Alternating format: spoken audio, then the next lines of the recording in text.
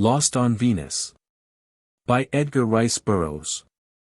Foreword.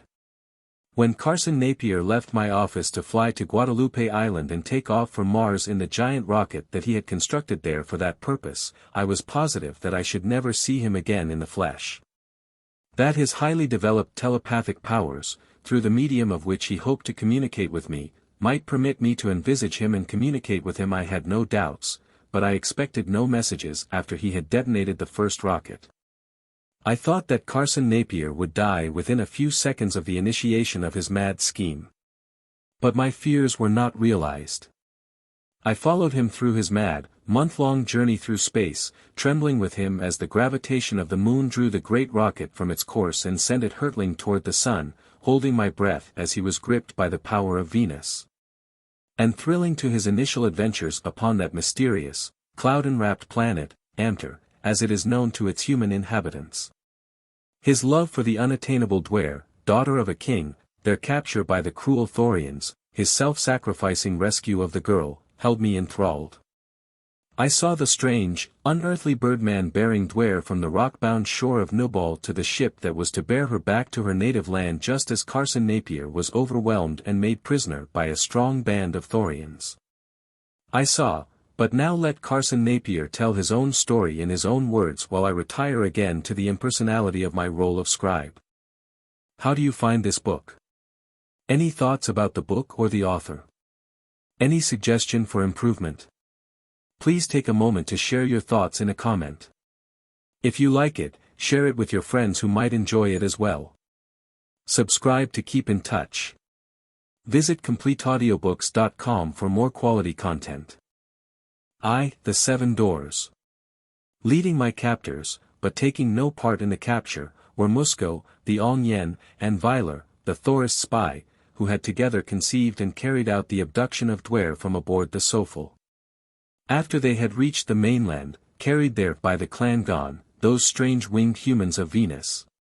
They had left Duare to her fate when the party was attacked by the hairy wild men from whom I had fortunately been able to rescue her with the aid of the Angan who had so heroically defended her. But now, though they had abandoned her to almost certain death, they were furious with me for having caused her to be carried from their clutches back to the deck of the Sofal by the last survivor of the Angans. And having me within their power, after someone else had disarmed me, they became courageous again and attacked me violently. I think they would have killed me on the spot had not a better idea suggested itself to another member of the Thorist party that had captured me. Vyler, who had been unarmed, seized a sword from one of his fellows and set upon me with the evident intention of hacking me to pieces, when this man intervened. "Wait," he cried. "What has this man done that he should be killed swiftly and without suffering?" "What do you mean?" demanded Vyler, lowering the point of his weapon. This country in which we were was almost as strange to Vyler as to me, for he was from the distant mainland of Thora proper. While the party who had assisted in my capture were natives of this land of Nubal who had been induced to join the Thorists in their worldwide attempt to foment discord and overthrow all established forms of government and replace them with their own oligarchy of ignorance. As Vyler hesitated, the other explained. "In capture," he said, "we have far more interesting ways of disposing of enemies than spitting them on a sword." "Explain," commanded the Ong-Yen, Musco.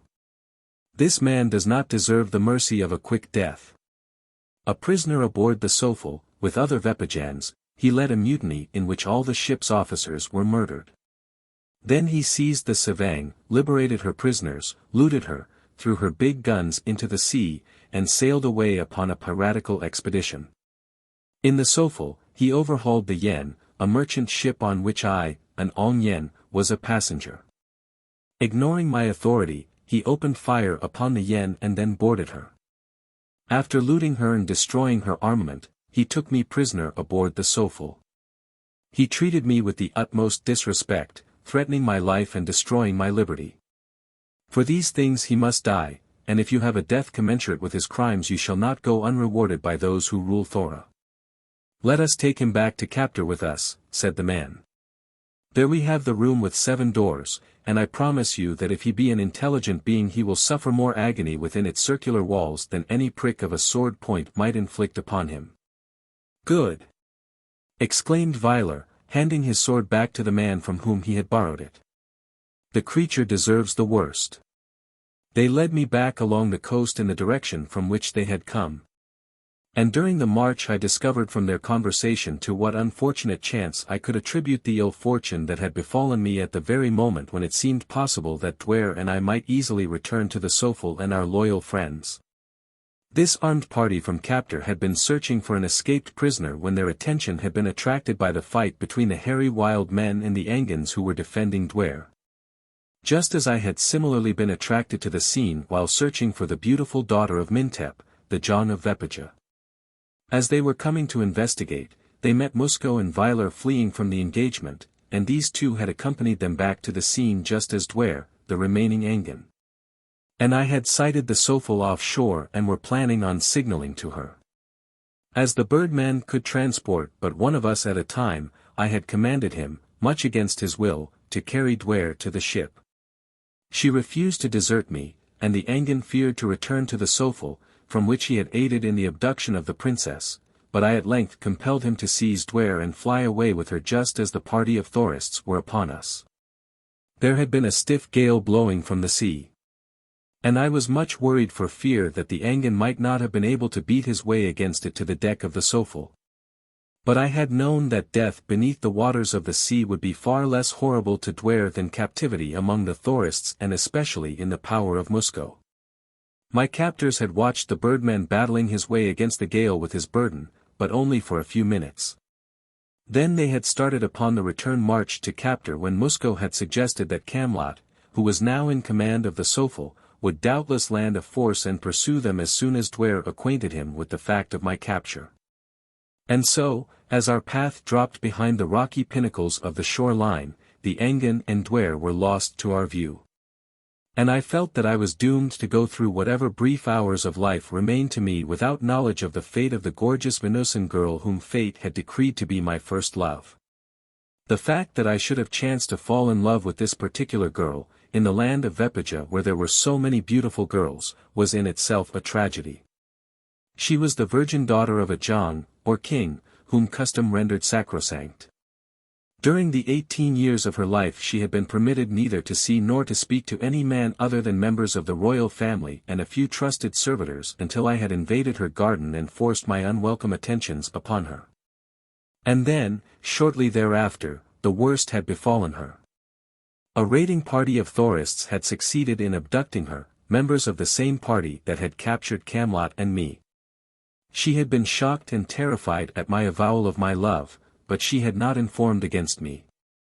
She had seemed to despise me up until the last moment upon the summit of the rocky cliffs overlooking the raging Venusian sea, when I had ordered the Angan to carry her to the Sofel. Then, with outstretched hands, she had implored, "Do not send me away from you, Carson. Do not send me away. I love you."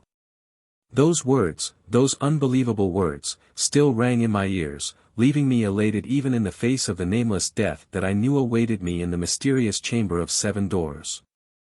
The Thorists from Captor who formed my escort were much intrigued by my blonde hair and blue eyes, for such were unknown to any of the Venusians I had yet encountered. They questioned Vylar concerning me. But he insisted that I was a Vepajan, and as the Vepajans are the deadliest enemies of the Thorists he could not more effectually have sealed my doom even had I not been guilty of the offences charged against me by Musco. He says that he comes from another world far from Amter, but he was captured in Vepaja in company with another Vepajan, and he was well known to Duare, the daughter of Mintep, the John of Vepaja. What other world could there be but Amter? Scoffed one of the soldiers. None, of course, assented another. Beyond Amter lie only boiling rocks and fire. The cosmic theory of the Amtorians is as wrapped in impenetrable fog as is their world by the 2 great cloud envelopes that surround it. From the spouting lava of their volcanoes they visualize a sea of molten rock upon which floats Amter, a vast disk. The occasional rents in the enveloping clouds, through which they glimpse the fiery sun and feel his consuming heat assure them that all is fire above. And when these rents occur at night they believe the myriad stars to be sparks from the eternal, fiery furnace that fuses the molten sea beneath their world. I was almost exhausted by what I had passed through since the screeching of the hurricane and the plunging of the Sofel had awakened me the preceding night. After the great wave had swept me overboard, I had had a battle with the great waves that would have wholly sapped the strength of a less powerful man than I. And then, after I had reached shore, I had walked far in search of Duare and her abductors only to have my strength further sapped by a strenuous battle with the savage Nobargans, the hairy beast men, who had attacked her abductors. And now I was about all in as, topping a rise, there burst upon my view a walled city lying close to the sea at the mouth of a little valley. I guessed that this was Captor, our destination. And though I knew that death awaited me there, I could not but look forward to the city with anticipation, since I guessed that food and drink might also await me behind those substantial walls. The city gate through which we entered was well guarded, suggesting that Captor had many enemies. And all the citizens were armed, with swords, or daggers, or pistols, the last similar to those I had first become acquainted with in the house of Duran, the father of Camlot, in the tree city of Coab, which is the capital of Mintep's island kingdom, Vepaja. These weapons discharge the lethal R-ray, which destroys animal tissue, and are far more deadly than the 45 automatics with which we are familiar, since they discharge a continuous stream of the destructive rays as long as the mechanism which generates them is kept in action by the pressure of a finger. There were many people on the streets of Captor, but they seemed dull and apathetic. Even the sight of a blonde-haired, blue-eyed prisoner aroused no interest within their sodden brains. To me they appeared like beasts of burden, performing their dull tasks without the stimulus of imagination or of hope. It was these that were armed with daggers, and there was another class that I took to be the soldier class who carried swords and pistols. These seemed more alert and cheerful, for evidently they were more favored, but had no appearance of being more intelligent than the others. The buildings for the most part were mean hovels of a single story, but there were others that were more pretentious, 2- and even 3-story buildings.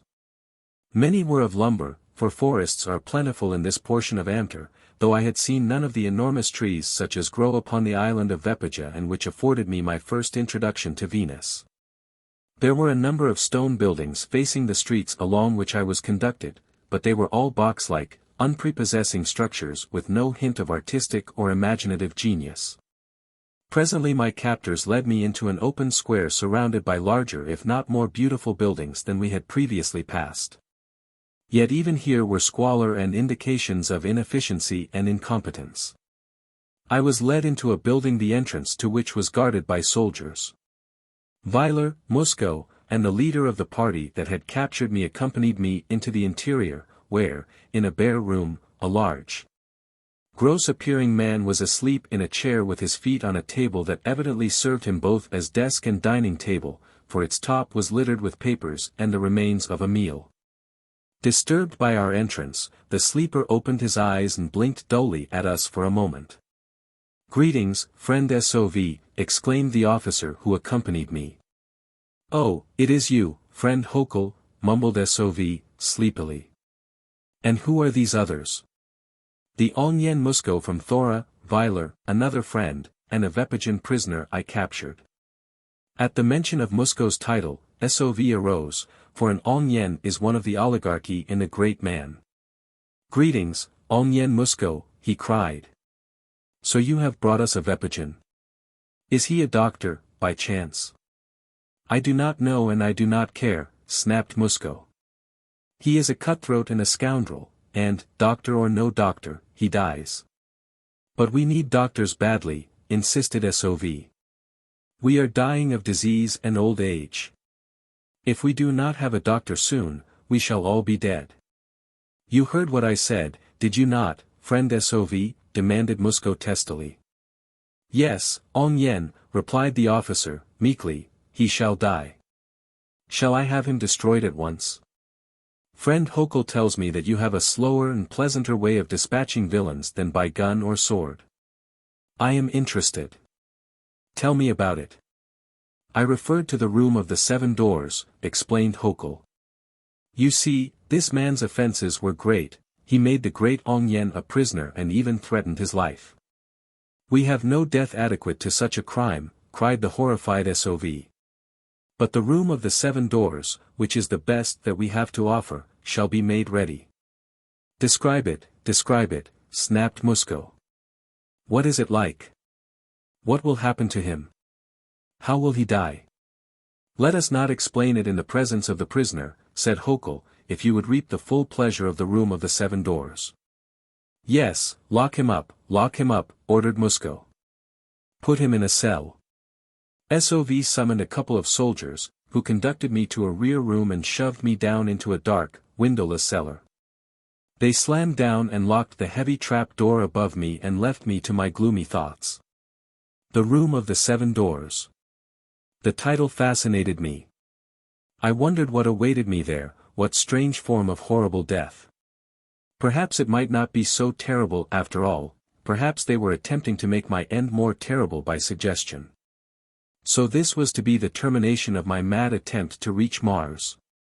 I was to die alone in this far-flung outpost of the Thorists in the land of Nubal that was scarcely more than a name to me. And there was so much to see upon Venus, and I had seen so little. I recalled all that Thanus had told me, the things concerning Venus that had so stimulated my imagination, sketchy tales, little more than fables, of Carbal, the cold country, where roamed strange and savage beasts and even more strange and more savage men. And Trabol, the warm country, where lay the island of Vepaja toward which chance had guided the rocket in which I had journeyed from Earth. Most of all had I been interested in Strabel, the hot country, for I was positive that this corresponded with the equatorial regions of the planet and that beyond it lay a vast, unexplored region entirely unguessed of by the inhabitants of the southern hemisphere, the North Temperate Zone. One of my hopes when I seized the Sofal and set myself up as a pirate chieftain was that I might find an ocean passage north to this terra incognita. What strange races, what new civilizations might I not discover there? But now I had reached the end, not only of hope, but of life as well. I determined to stop thinking about it. It was going to be too easy to feel sorry for myself if I were to keep on in that vein, and that would never do, it unnerves a man. I had enough pleasant memories stored away inside my head, and these I called to my aid. The happy days that I had spent in India before my English father died were food for glorious recollection. I thought of old Chand Kabi, my tutor, and of all that I had learned from him outside of school books, not the least of which was that satisfying philosophy which I found it expedient to summon to my aid in this, my last extremity. It was Chand Kabi who had taught me to use my mind to the fullest extent of its resources and to project it across illimitable space to another mind attuned to receive its message. Without which power the fruits of my strange adventure must die with me in the room of the 7 doors. I had other pleasant recollections to dissolve the gloom that shrouded my immediate future. They were of the good and loyal friends I had made during my brief sojourn on this distant planet, Camelot, my best friend on Venus, and those 3 musketeers, of the Sofal, Gamfor, the farmer, Chiron, the soldier, and Zog, the slave. These had been friends indeed. And then, pleasantest memory of all, there was Duare. She was worth all that I had risked, her last words to me compensated even for death. She had told me that she loved me, she, the incomparable, the unattainable, she, the hope of a world, the daughter of a king. I could scarcely believe that my ears had not tricked me, for always before, in the few words she had deigned to fling me, she had sought to impress upon me the fact that not only was she not for such as I, but that she abhorred me. Women are peculiar. How long I remained in that dark hole, I do not know. It must have been several hours, but at last I heard footsteps in the room above, and then the trap door was raised and I was ordered to come up. Several soldiers escorted me back to the filthy office of SOV, where I found that officer seated in conversation with Musco, Weiler, and Hokel. A jug and glasses, together with the fumes of strong drink, attested the manner in which they had enlivened their conference. Take him to the room of the 7 doors, SOV directed the soldiers who guarded me. And as I was escorted into the open square, the 4 who had condemned me to death followed. A short distance from SOV's office the soldiers turned into a narrow, crooked alley. And presently we came to a large open space in the center of which were several buildings, one a circular tower rising above the others from the center of a large enclosure that was surrounded by a high stone wall. Through a small gate we passed into a covered passageway, a gloomy tunnel, at the end of which was a stout door which one of the soldiers opened with a great key that Hokel passed to him. Then the soldiers stood aside and I entered the room, followed by SOV, Musco, Weiler, and Hokel. I found myself in a circular apartment in the walls of which were 7 identical doors placed at regular intervals about the circumference, so that there was no way of distinguishing one door from another. In the center of the room was a circular table upon which were 7 vessels containing 7 varieties of food and 7 cups containing liquids. Depending above the center of the table was a rope with a noose in the end of it, the upper end of the rope being lost in the shadows of the high ceiling, for the chamber was but dimly lighted. Suffering with thirst, as I was, and being half famished for food, the sight of that laden table aroused my flagging spirits. It was evident that even if I were about to die I should not die hungry. The Thorists might be cruel and heartless in some respects, but it was clear that there was some kindliness in them, else they would never furnish such an abundance of food to a condemned man. "Attend," snapped SOV, addressing me. "Listen well to what I shall say to you." Musco was inspecting the room with a gloating smile on his thick lips. "We shall leave you here alone presently," continued SOV. "If you can escape from this building your life will be spared. As you see, there are 7 doors leading from this room, none of them has bolt or bar. Beyond each is a corridor identical to that through which we just approached the chamber. You are free to open any of the doors and enter any of these corridors. After you pass through a door, a spring will close it. And you cannot open it again from the opposite side, the doors being so constructed that from the corridor there is nothing to lay hold upon wherewith to open them, with the exception of the secret mechanism of that one which led us into the room. Through that one door lies life, beyond the others, death. In the corridor of the second door you will step upon a hidden spring that will cause long, sharp spikes to be released upon you from all directions. And upon these you will be impaled and die. In the third corridor a similar spring will ignite a gas that will consume you in flames. In the fourth, our rays will be loosed upon you, and you will die instantly. In the fifth, another door will open at the far end and admit a tharbin." "What is a tharbin?" I asked. SOV looked at me in astonishment. "You know as well as I," he growled. "I have told you that I am from another world," I snapped. "I do not know what the word means." "It will do no harm to tell him," suggested Weiler, "for if, by chance, he does not know, some of the horror of the room of the 7 doors may be lost upon him." "Not a bad thought," interjected Musco. "Describe the tharbin, friend SOV." "It is a terrible beast," explained SOV, "a huge and terrible beast. It is covered with stiff hair, like bristles, and is of a reddish color with white stripes running lengthwise of its body, its belly being of a bluish tinge. It has great jaws and terrible talons, and it eats naught but flesh." At that instant a terrific roar that seemed to shake the building broke upon our ears. "That is the tharbin," said Hokel with a grin. "He has not eaten for 3 days, and he is not only very hungry, but he is very angry."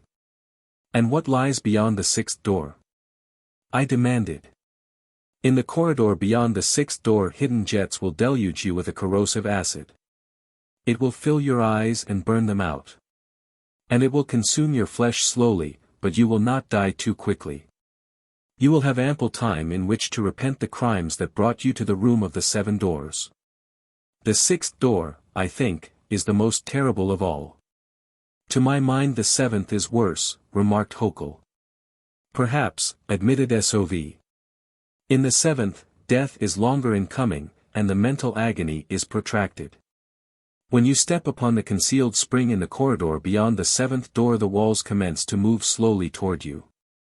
Their movement is so slow as to be almost imperceptible, but eventually they will reach you and slowly crush you between them." "And what is the purpose of the noose above the table?" I asked. "In the agony of indecision as to which door is the door to life," explained SOV, "you will be tempted to destroy yourself, and the noose is there for that purpose.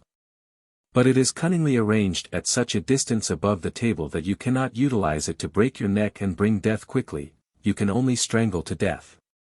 It appears to me that you have gone to considerable pains to destroy your enemies, I suggested.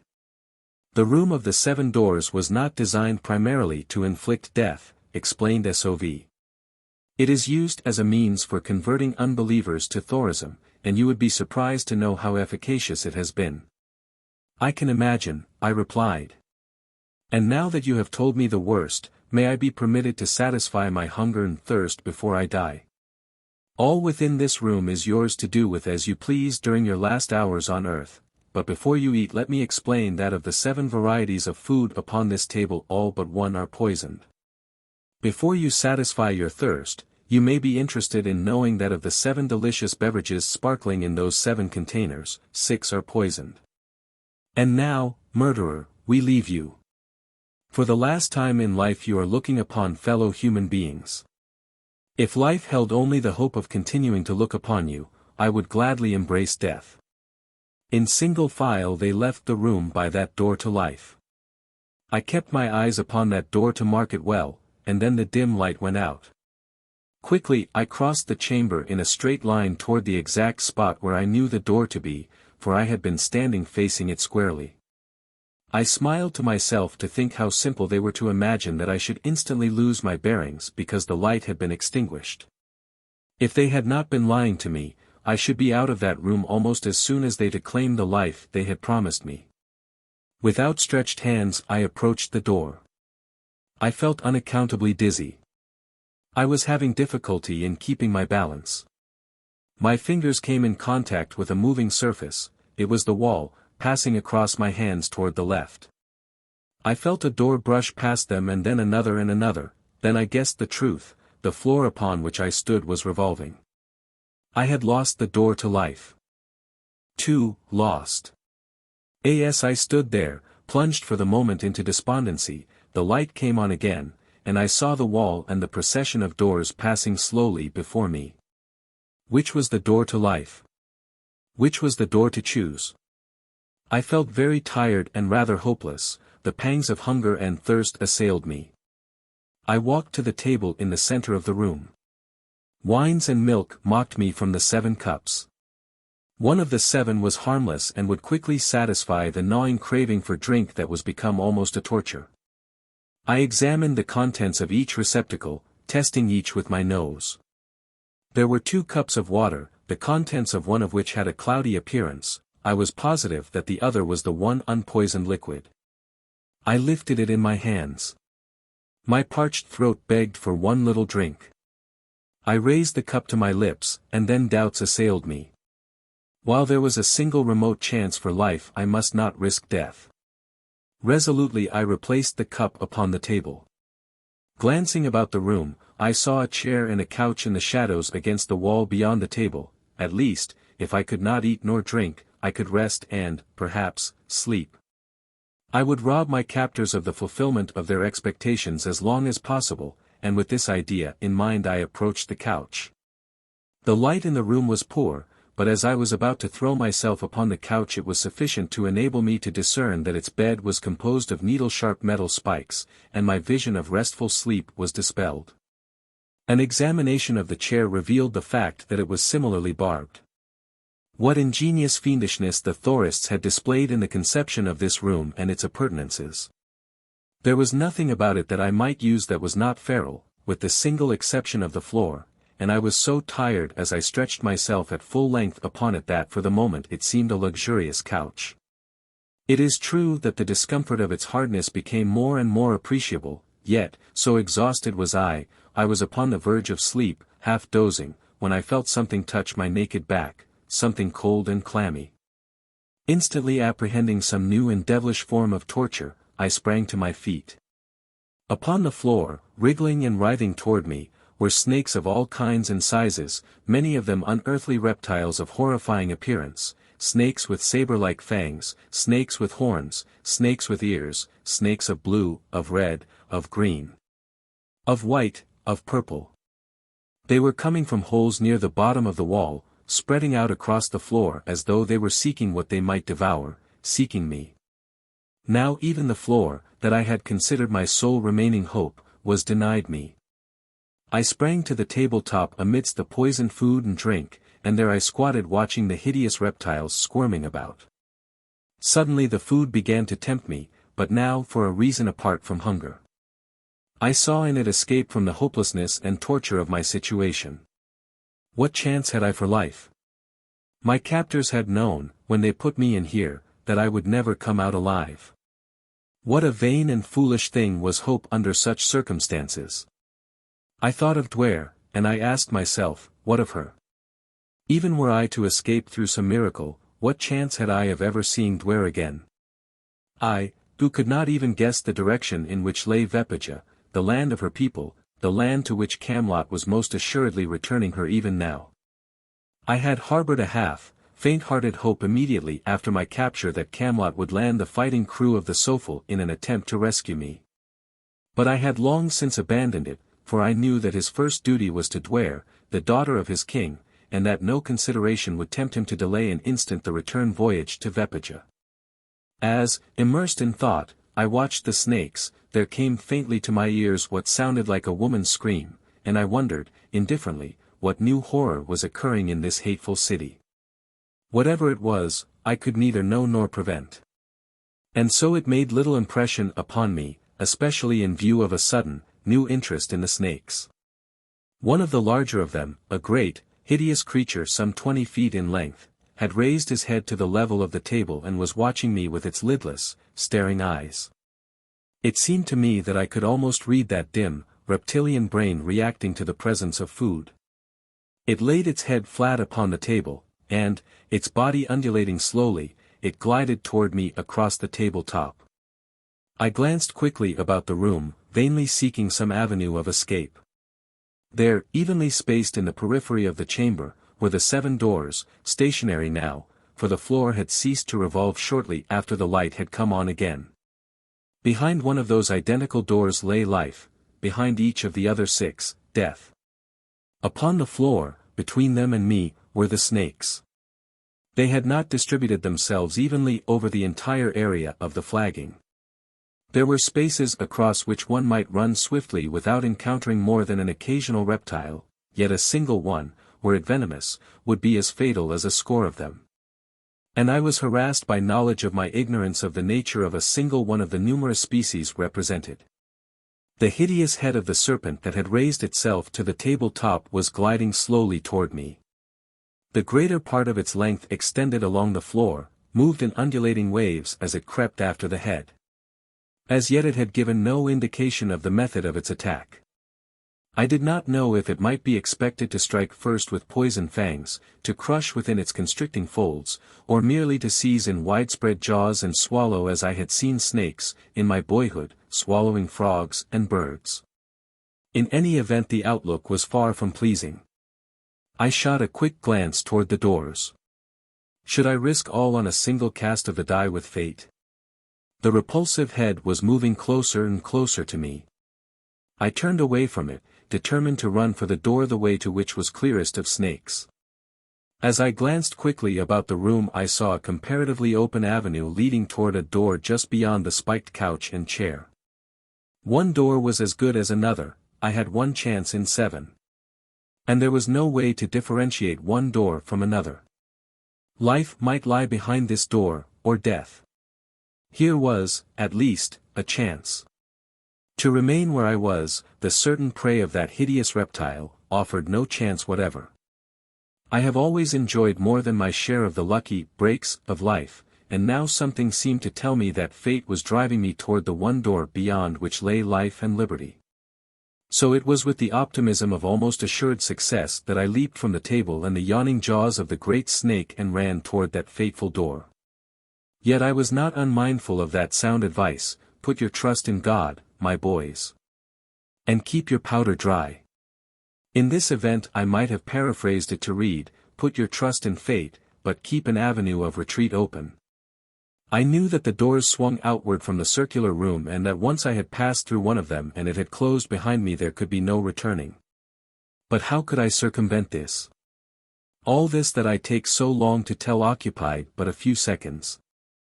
I ran swiftly across the room, eluding the 1 or 2 snakes that were in my path. But I could not be unaware of the hissing and screaming that arose about me nor fail to see the snakes writhing and wriggling forward to intercept or pursue me. What prompted me to seize the spiked chair as I passed it I do not know, the idea seemed to come to me like an inspiration. Perhaps, subconsciously, I hoped to use it as a weapon of defense, but it was not thus that it was to serve me. As the nearer snakes were closing upon me I reached the door. There was no time now for further deliberation. I pushed the door open and stepped into the gloomy corridor beyond. It was exactly like the corridor through which I had been brought to the room of the 7 doors. Hope sprang high within my breast, but I braced the door open with the spiked chair. I was keeping my powder dry. I had taken but a few steps beyond the doorway when my blood was frozen by the most terrifying roar that I have ever heard, and in the gloom ahead I saw 2 blazing balls of fire. I had opened the door of the 5th corridor that led to the lair of the Tharbin. I did not hesitate. I knew that death awaited me in the darkness of that gloomy hole. No, it was not awaiting me, it was coming charging toward me. I turned and fled for the temporary safety that the light and space of the larger room would give me, and as I passed through the doorway I sought to snatch the chair away and let the door close in the face of the savage beast that was pursuing me. But something went wrong. The door, impelled by a powerful spring, closed too quickly, before I could drag the chair out of the way, wedging it tightly so that I could not free it, and there it stuck, holding the door half open. I had been in tight places before, but nothing like this. Before me were the snakes and, dominating them, the huge creature that had sought me on the table. Behind me was the roaring Tharbin. And now the only haven that I could think of was that very tabletop from which I had so thankfully escaped a few seconds before. To the right of the doorway was a small open space in which there were no snakes. And, hurdling those hissing and striking at me from the threshold, I leaped to it at the very instant that the Tharbin sprang into the room. For the instant I was held in the power of a single urge, to reach the top of the table. How futile and foolish the idea may have been did not occur to me, my mind clung to it to the effacement of all other thoughts. And perhaps because of my very singleness of purpose I would have reached my goal in any event. But when I stood again among the dishes and cups of poisoned food and drink and turned to face my fate I saw that another factor had intervened to save me for the moment and permit me to attain the questionable sanctuary of the tabletop. Halfway between the door and the table the Tharbin, a fighting, rearing, roaring monster, was being set upon by the snakes. He snapped and struck and clawed, ripping them to pieces, tearing them in halves. But still they came for him, hissing, striking, entwining. Bodies cut in 2, head severed still sought to reach him, and from all parts of the room came 10 to replace each that he disposed of. Immense and threatening, standing out above them all, rose the huge reptile that had sought to devour me. And the Tharbin seemed to realize that in this creature lay a foe worthy of its mettle, for while he brushed away the lesser snakes with irritable contempt, he always faced the great one and launched his most vicious attacks against it. But of what avail? With lightning-like movements the sinuous coils darted hither and thither, eluding every blow like some practiced boxer and striking with terrific force at every opening, burying its fangs deep in the bloody flesh of the Tharbin. The roars and screams of the carnivore mingled with the hisses of the reptiles to produce the most horrid din that the mind of man might imagine, or at least so it seemed to me, cooped up in this awful room filled with implacable engines of death. Which would win this struggle of the Titans? What difference could it make to me other than the difference as to which belly I should eventually fill? Yet I could not help watch the encounter with the excited interest of a disinterested spectator at some test of strength and skill. It was a bloody encounter, but the blood was all that of the Tharbin and the lesser snakes. The huge creature that was championing my cause that it might later devour me was so far unscathed. How it manipulated its huge body with sufficient quickness to avoid the savage rushes of the Tharbin is quite beyond me. Though perhaps an explanation lies in the fact that it usually met a charge with a terrific blow of its head that sent the Tharbin reeling back half-stunned and with a new wound. Presently the Tharbin ceased its offensive and began to back away. I watched the weaving, undulating head of the great snake following every move of its antagonist. The lesser snakes swarmed over the body of the Tharbin. It seemed not to notice them. Then, suddenly, it wheeled and sprang for the entrance to the corridor that led to its lair. This, evidently, was the very thing for which the snake had been waiting. It lay half-coiled where it had been fighting. And now like a giant spring suddenly released it shot through the air. And, so quickly that I could scarcely perceive the action, it wrapped a dozen coils about the body of the Tharbin, raised its gaping jaws above the back of the beast's neck, and struck. A horrible scream burst from the distended jaws of the stricken carnivore as the coils tightened suddenly about it, then it was limp. I breathed a sigh of relief as I thought for how long an entire Tharbin might satisfy the hunger of this 20-foot snake and distract its mind from other sources of food supply. And as I anticipated this respite, the mighty victor unwound its coils from about the body of its victim and turned its head slowly in my direction. I gazed spellbound for a moment into those cold, lidless eyes, then I was horror-stricken as I saw the creature gliding slowly toward the table. It did not move swiftly as in battle, but very slowly. There was a seemingly predetermined finality, an inevitableness, in that undulating approach that was almost paralyzing in its frightfulness. I saw it raise its head to the level of the table top, I saw the head glide among the dishes toward me. I could stand it no longer.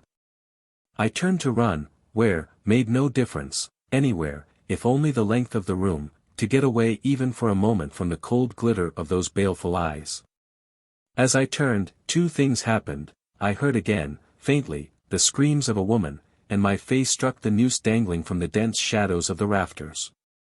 The screams made little impression upon me, but the noose gave birth to a new thought, not the thought that it was placed there to arouse, but another. It suggested an avenue of momentary escape from the snakes. Nor was I long in availing myself of it.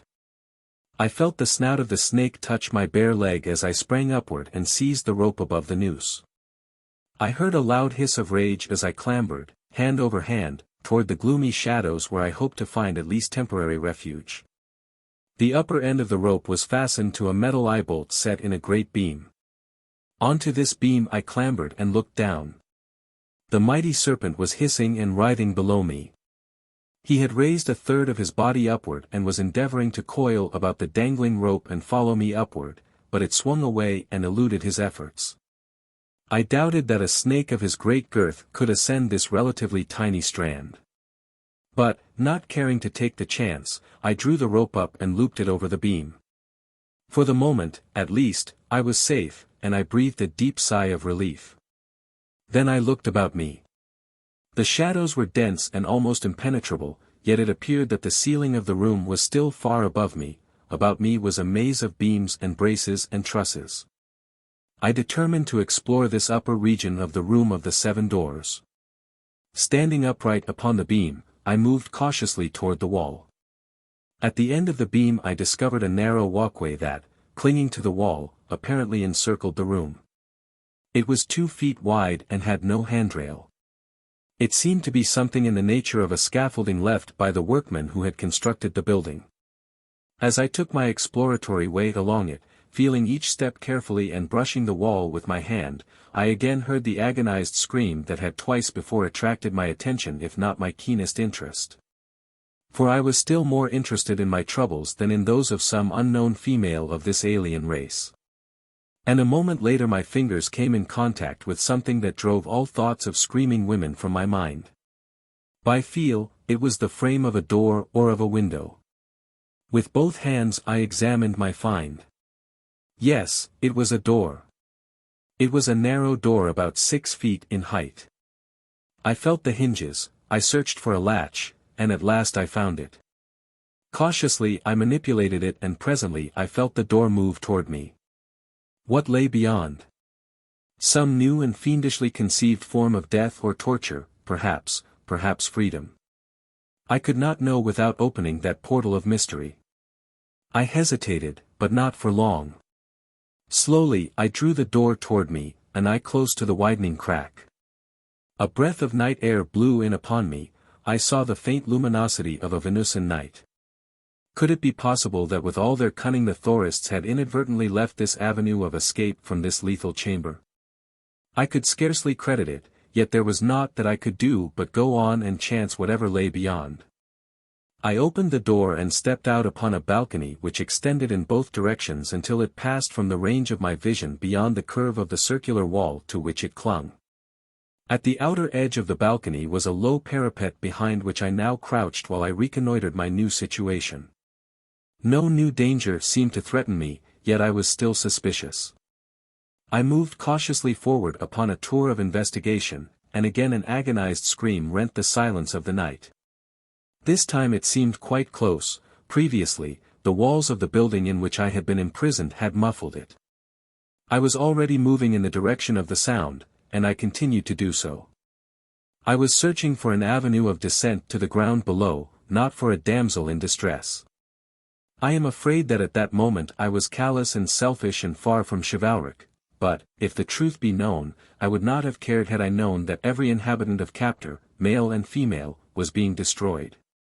Rounding the curve of the tower, I came in sight of another building standing but a few yards distant, and at the same instant I saw something that greatly aroused my interest and even my hope.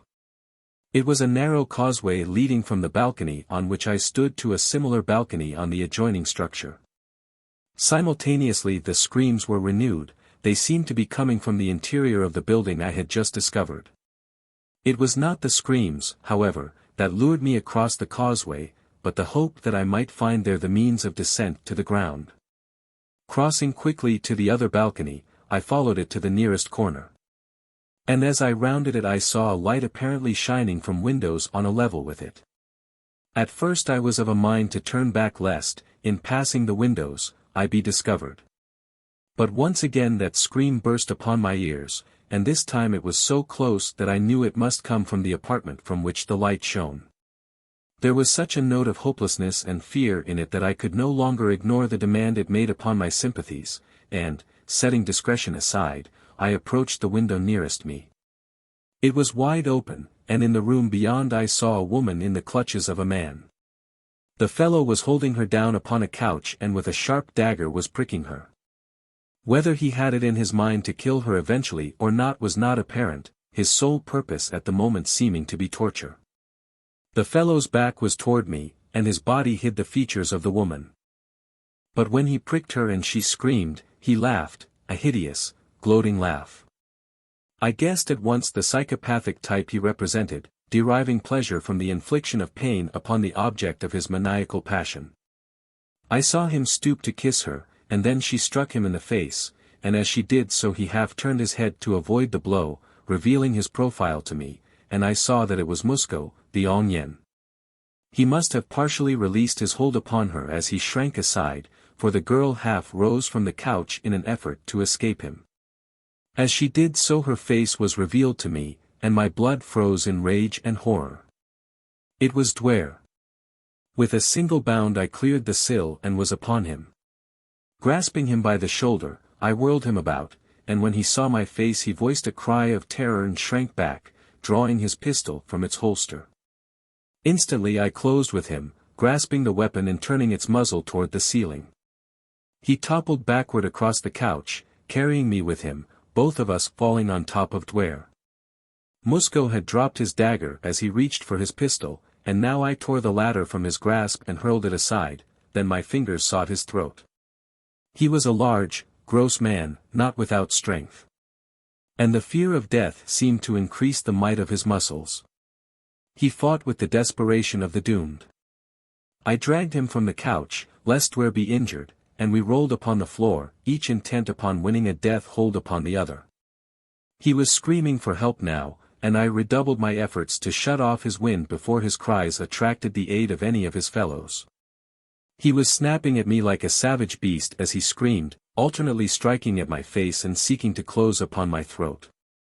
I was exhausted from all that I had passed through and from loss of sleep and lack of food. I realized that I was weakening rapidly, while Musco seemed to my frenzied imagination to be growing stronger. I knew that if I were not to be vanquished and Duare lost, I must overcome my antagonist without further loss of time. And so, drawing away from him to get greater distance for a blow, I drove my fist full into his face with all my remaining strength. For an instant he wilted, and in that instant my fingers closed upon his throat. He struggled and writhed and struck me terrific blows, but, dizzy and half-stunned though I was, I clung to him until at last he shuddered convulsively, relaxed, and sank to the floor. If ever a man were dead, Musco appeared so as I arose and faced Duare, who, half-sitting, had crouched upon the cot where she had been a silent witness to this brief duel for possession of her. "You," she cried. "It cannot be." "It is," I assured her. Slowly she arose from the couch as I approached it and stood facing me as I opened my arms to press her to me. She took a step forward, her hands went up, then she stopped in confusion. "No," she cried. "It is all a mistake." "But you told me that you loved me, and you know that I love you," I said, bewildered. "That is the mistake," she said. "I do not love you." Fear, gratitude, sympathy, nerves distraught by all that I had passed through, brought strange words to my lips that I might not have meant. I felt suddenly cold and weary and forlorn.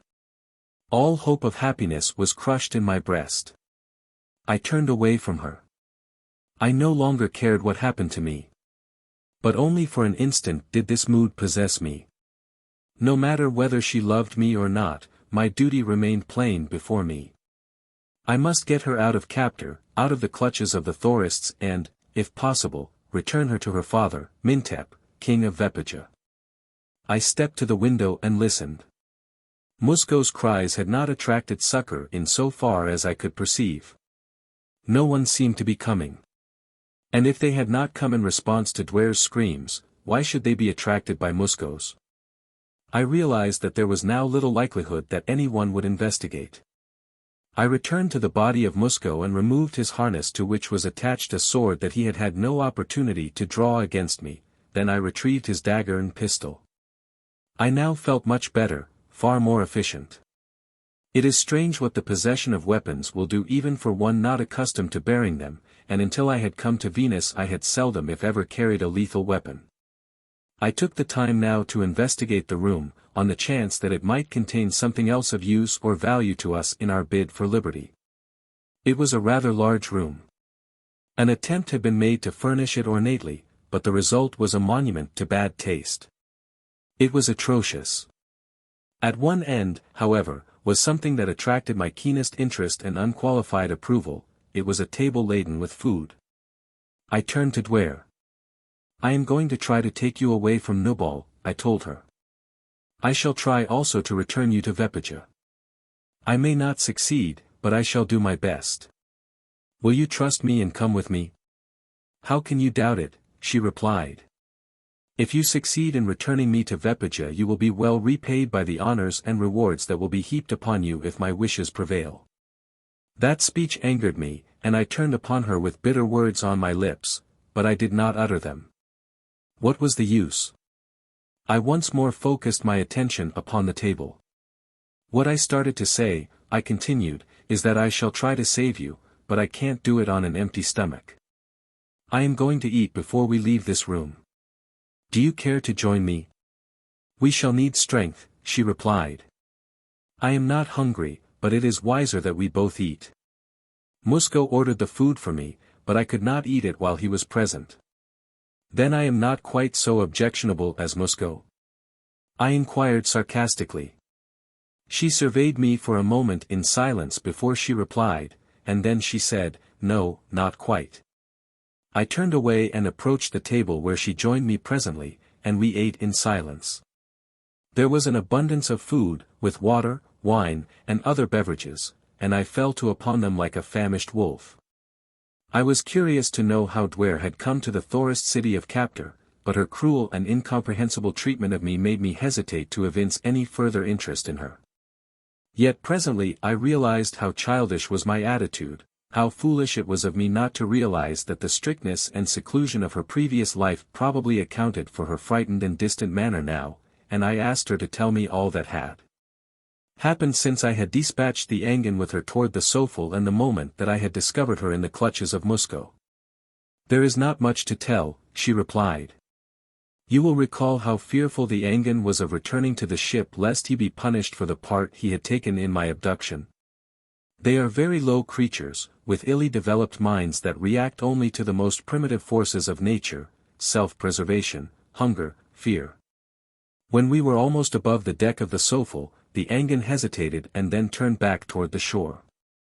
I asked him what he was doing, why he did not continue on and place me aboard the ship, and he replied that he was afraid. He said they would kill him because he had helped to steal me. I promised him that I would protect him and that no harm would befall him, but he would not believe me. He replied that the Thorists, who had been his original masters, would reward him if he brought me back to them. That much he knew, but he had only my word that Camelot would not have him killed. He doubted my authority with Camelot. I pleaded and threatened but all to no purpose. The creature flew directly to this hideous city and delivered me to the Thorists. When Musco learned that I had been brought here he exercised his authority and claimed me as his own. The rest you know. And now, I said, we must find a way out of captor and back to the coast. Perhaps the Sofal has not departed. It is possible that Camelot has landed a party to search for us. It will not be easy to escape from captor, Duare reminded me. As the Angan brought me here, I saw high walls and hundreds of sentries. What makes you hope that you can scale the one or elude the others? I shook my head. I can only try. First we must get out of this building, I said. Do you recall any of its details as you were brought through it? Yes. There is a long hallway from the front of the building on the ground floor leading directly to stairs that lie at the back of the first floor. There are several rooms opening from each side of the hall. There were people in the two front rooms, but I could not see into the others as the doors were closed. It is possible that all of the rooms are occupied. We shall have to investigate, and if there are sounds of life below we must wait until all are asleep. In the meantime I am going out on the balcony and see if I can discover some safer way to the ground. When I went to the window I found that it had started to rain. I crept around the building until I could look down onto the street that passed before it. There was no sign of life there, it was likely that the rain had driven all within doors. In the distance I could dimly make out the outlines of the city wall at the end of the street. Everything was faintly illumined by the strange night light that is so peculiar a feature of the Amtorian scene. There was no stairway or ladder leading from the balcony to the ground. Our only avenue of descent was by way of the interior stairs. I returned to Duare. Come, I said. We might as well try it now as later. Wait, she exclaimed. I have a thought.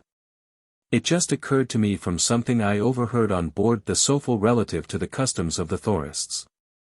Musco is an Augnian. I corrected her, for I thought him dead. That is immaterial. The point is that he was one of the rulers of the so-called free land of Thora. His authority, especially here, where there is no other member of the oligarchy, would be absolute. Yet he was unknown to any of the natives of Captor. What proof did he bring of his identity or his high position? I do not know, I admitted.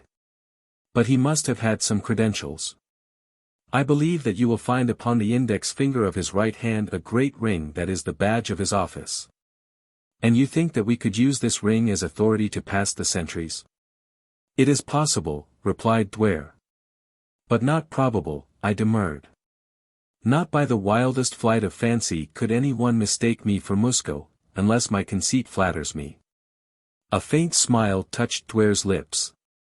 I am believing that it will not be necessary for you to look like him, she explained. These people are very ignorant. Probably only a few of the common warriors saw Musco when he arrived. Those same men would not be on watch now. Furthermore, it is night, and with the darkness and the rain the danger that your imposture will be discovered is minimized. It is worth trying, I agreed, and, going to the body of Musco, I found the ring and removed it from his finger. It was too large for me, as the Augnian had gross, fat hands, but if anyone was stupid enough to accept me as the Ong Yen he would not notice so minor a discrepancy as an ill-fitting ring. Now Duare and I crept silently out of the chamber to the head of the stairs, where we paused, listening.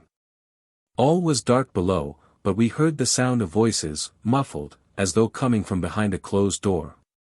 Slowly, stealthily, we descended the stairs. I felt the warmth of the girl's body as it brushed mine, and a great longing seized me to take her in my arms and crush her to me. But I only continued on down the stairway as outwardly cool and possessed as though no internal fire consumed me. We had reached the long hallway and had groped our way about half the distance to the door that opened upon the street, a feeling of optimism enveloping me. When suddenly a door at the front end of the corridor opened and the passageway was illuminated by the light from the room beyond. I saw a portion of the figure of a man standing in the open doorway. He had paused and was conversing with someone in the room he was about to quit. In another moment he might step into the corridor. Which way would he turn? At my elbow was a door. Gingerly I tripped the latch and pushed the door open. The room beyond was in darkness, but whether or not it was occupied I could not tell. Stepping through the doorway I drew Duare in after me and partially closed the door again, standing close to the aperture, watching and listening. Presently I heard the man who had been standing in the other doorway say, "Until tomorrow, friends, and may you sleep in peace." Then the door slammed and the hallway was plunged into darkness again. Now I heard footsteps. They were coming in our direction. Very gingerly I drew the sword of Musco, the Ong Yen. On came the footsteps. They seemed to hesitate before the door behind which I waited, but perhaps it was only my imagination. They passed on.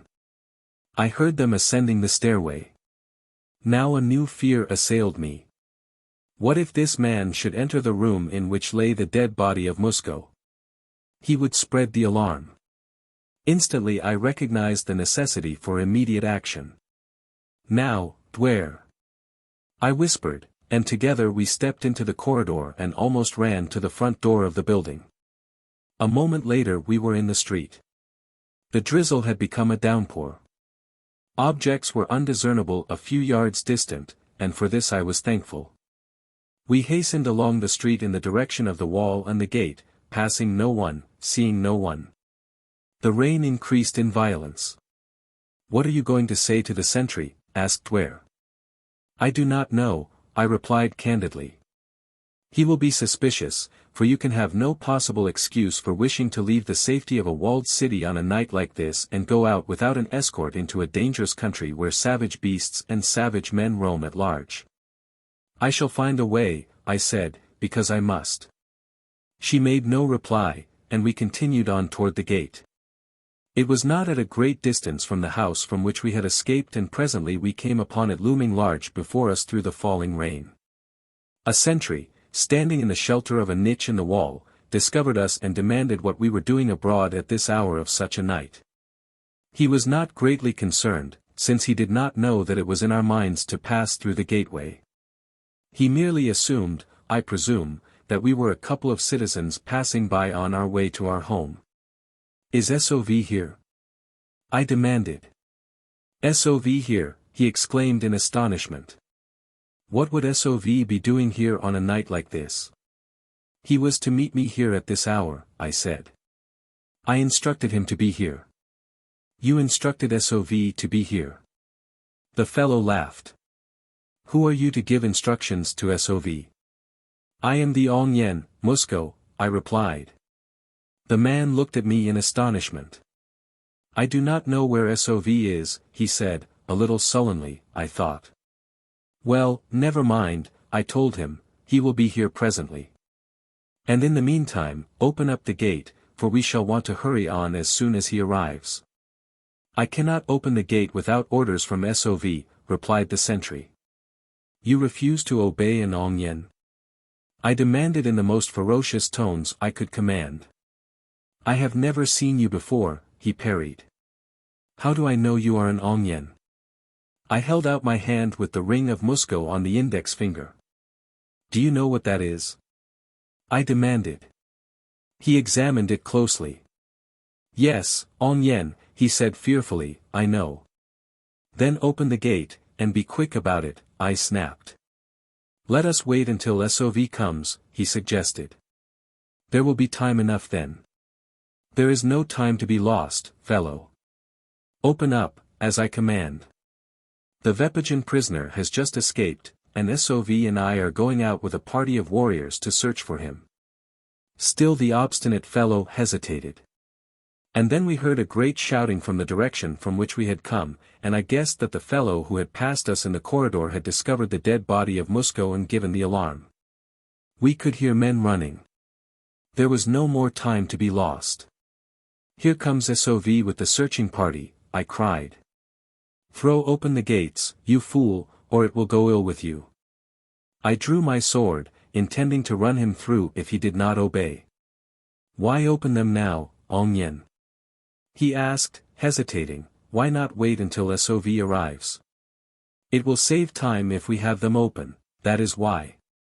Make haste now, and open them. As finally, he turned to do my bidding, I heard the excited voices of the approaching men grow louder as they neared us. I could not see them yet for the rain, but as the gate swung open I glimpsed the oncoming figures through the murk. Taking Duare by the arm I started through the gate. The sentry was still suspicious and wanted to stop us, but he was not sure of himself. Tell SOV to hurry, I said, and before the man could bolster his courage to do his duty, Duare and I hastened into the outer darkness and were lost to his view in the rain.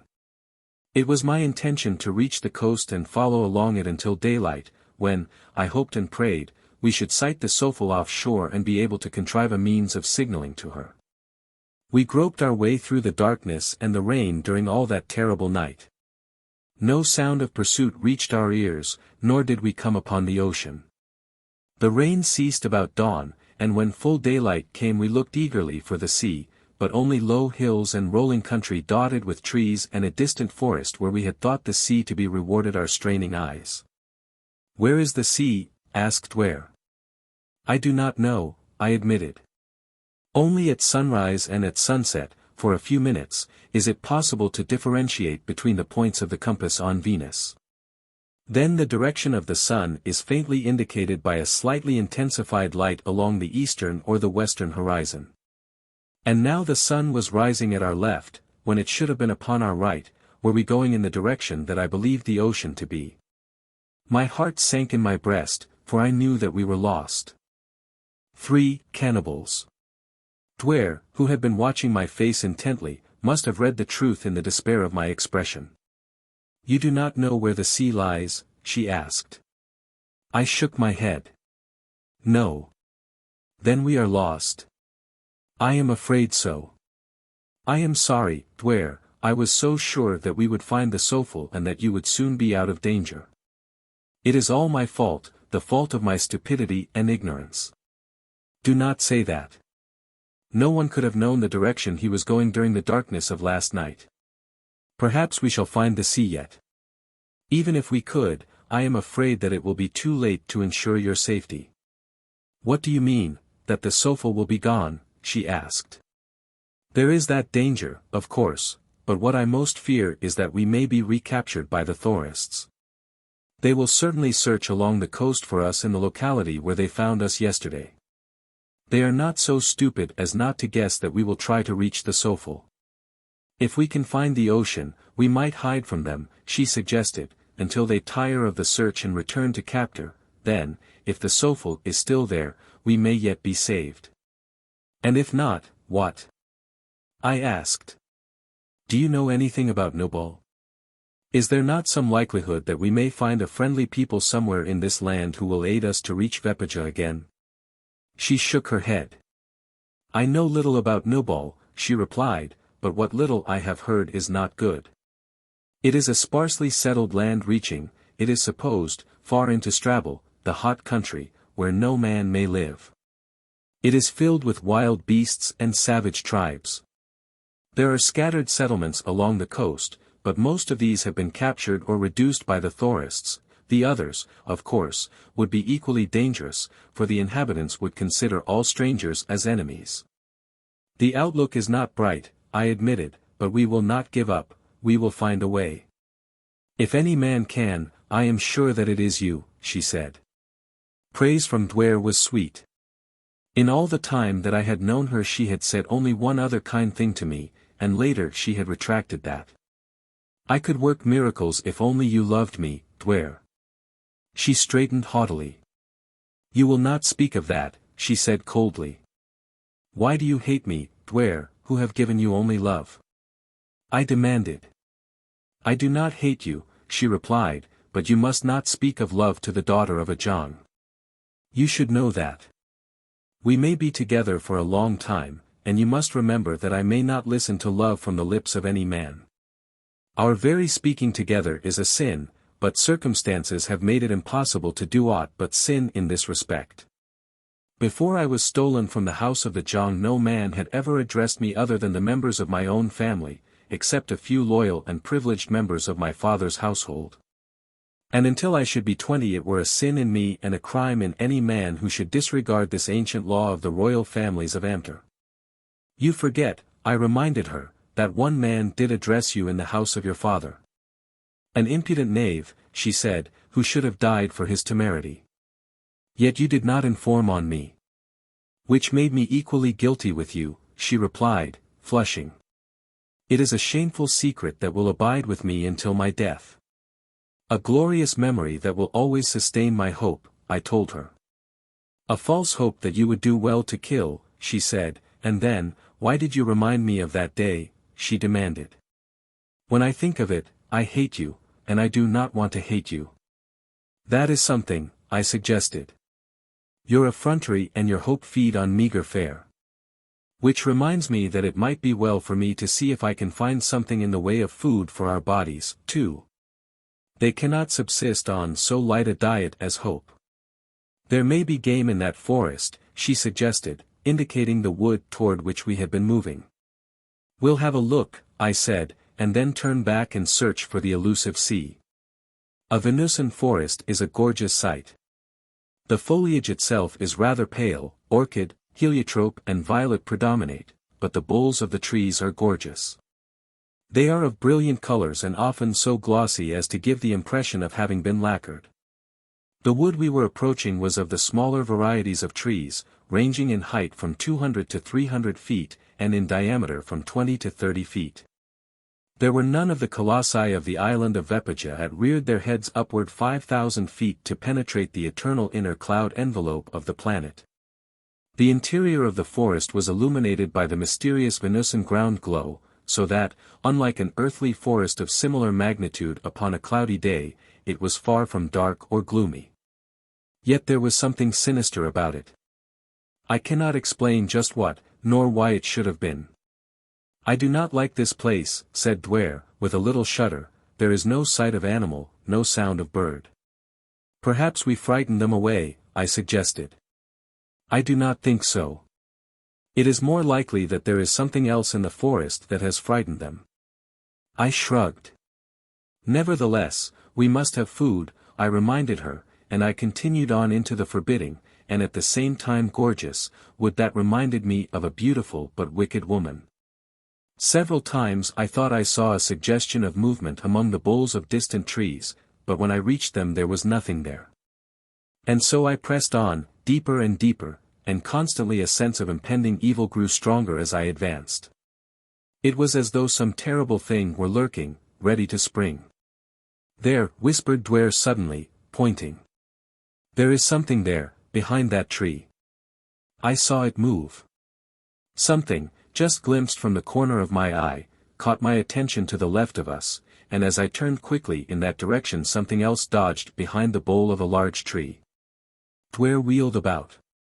There are things all around us, she exclaimed. Can you make out what they are? I asked. I thought that I saw a hairy hand, but I am not sure. They move quickly and keep always out of sight. Oh, let us go back. This is an evil place, and I am afraid. Very well, I agreed. Anyway, this doesn't seem to be a particularly good hunting ground, and after all that is all that we are looking for. As we turned to retrace our steps a chorus of hoarse shouts arose upon all sides of us, half human, half bestial, like the growls and roars of animals blending with the voices of men. And then, suddenly, from behind the boles of trees a score of hairy, man-like creatures sprang toward us. Instantly I recognized them, Nobargans, the same hairy, man-like creatures that had attacked the abductors of Duare, whom I had rescued from them. They were armed with crude bows and arrows and with slings from which they hurled rocks, but, as they closed upon us, it appeared that they wished to take us alive, for they launched no missiles at us. But I had no mind to be thus taken so easily, nor to permit Duare to fall into the hands of these savage beast-men. Raising my pistol, I loosed the deadly array upon them, and as some fell others leaped behind the boles of the trees. "Do not let them take me," said Duare in a level voice unshaken by emotion. "When you see there is no further hope of escape, shoot me." The very thought of it turned me cold, but I knew that I should do it before permitting her to fall into the hands of these degraded creatures. A Nobargan showed himself, and I dropped him with my pistol. Then they commenced to hurl rocks at me from behind. I wheeled and fired, and in the same instant my light went out. When I regained consciousness I was aware first of an incredible stench, and then of something rough rubbing against my skin, and of a rhythmic jouncing of my body. These sensations were vaguely appreciable in the first dim light of returning reason. With the return of full control of my faculties they were accounted for. I was being carried across the shoulder of a powerful Nobargan. The odor from his body was almost suffocating in its intensity, and the rough hair abrading my skin was only a trifle more annoying than the motion that his stride imparted to my body. I sought to push myself from his shoulder. And, realizing that I was no longer unconscious, he dropped me to the ground. All about me were the hideous faces and hairy bodies of the Nobargans, and permeating the air the horrid stench that emanated from them. They are, I am sure, the filthiest and most repulsive creatures I have ever seen. Presumably they are one of evolution's first steps from beast to man, but they are no improvement upon the beast. For the privilege of walking upright upon 2 feet, thus releasing their hands from the mean servitude of ages, and for the gift of speech they have sacrificed all that is fine and noble in the beast. It is true, I believe, that man descended from the beasts, and it took him countless ages to rise to the level of his progenitors. In some respects he has not succeeded yet, even at the height of his vaunted civilization. As I looked about, I saw Duare being dragged along by her hair by a huge Nobargan. It was then that I discovered that my weapons had been taken from me. So low in the scale of intelligence are the Nobargans, they cannot use the weapons of civilized man that fall into their hands, and so they had simply thrown mine aside, and so, even though I was disarmed, I could not see Duare suffering this ignominy and abuse without making an effort to aid her. I sprang forward before the beasts at my side could prevent, and hurled myself upon the creature that dared to maltreat this daughter of a Jong, this incomparable creature who had aroused within my breast the first exquisite tortures of love. I seized him by one hairy arm and swung him around until he faced me, and then I struck him a terrific blow upon the chin that felled him. Instantly his fellows broke into loud laughter at his discomfiture. But that did not prevent them from falling upon me and subduing me, and you may be assured that their methods were none too gentle. As the brute that I had knocked down staggered to his feet his eyes fell upon me, and with a roar of rage he charged me. It might have fared badly with me had not another of them interfered. He was a burly creature, and when he interposed himself between me and my antagonist the latter paused. "Stop," commanded my ally, and had I heard a gorilla speak I could not have been more surprised. It was my introduction to a remarkable ethnological fact: all the races of mankind on Venus, at least those that I have come in contact with, speak the same tongue. Perhaps you can explain it, I cannot. When I have questioned Amtorian savants on the matter, they were merely dumbfounded by the question, they could not conceive of any other condition, therefore there had never been any occasion to explain it. Of course the languages differ in accordance with the culture of the nations, those with the fewest wants and the fewest experiences have the fewest words. The language of the Nobargans is probably the most limited. A vocabulary of 100 words may suffice them. But the basic root words are the same everywhere. The creature that had protected me, it presently developed, was the Jong, or king, of this tribe. And I later learned that his act was not prompted by humanitarian considerations but by a desire to save me for another fate. My act had not been entirely without good results, for during the balance of the march Duare was no longer dragged along by her hair. She thanked me for championing her.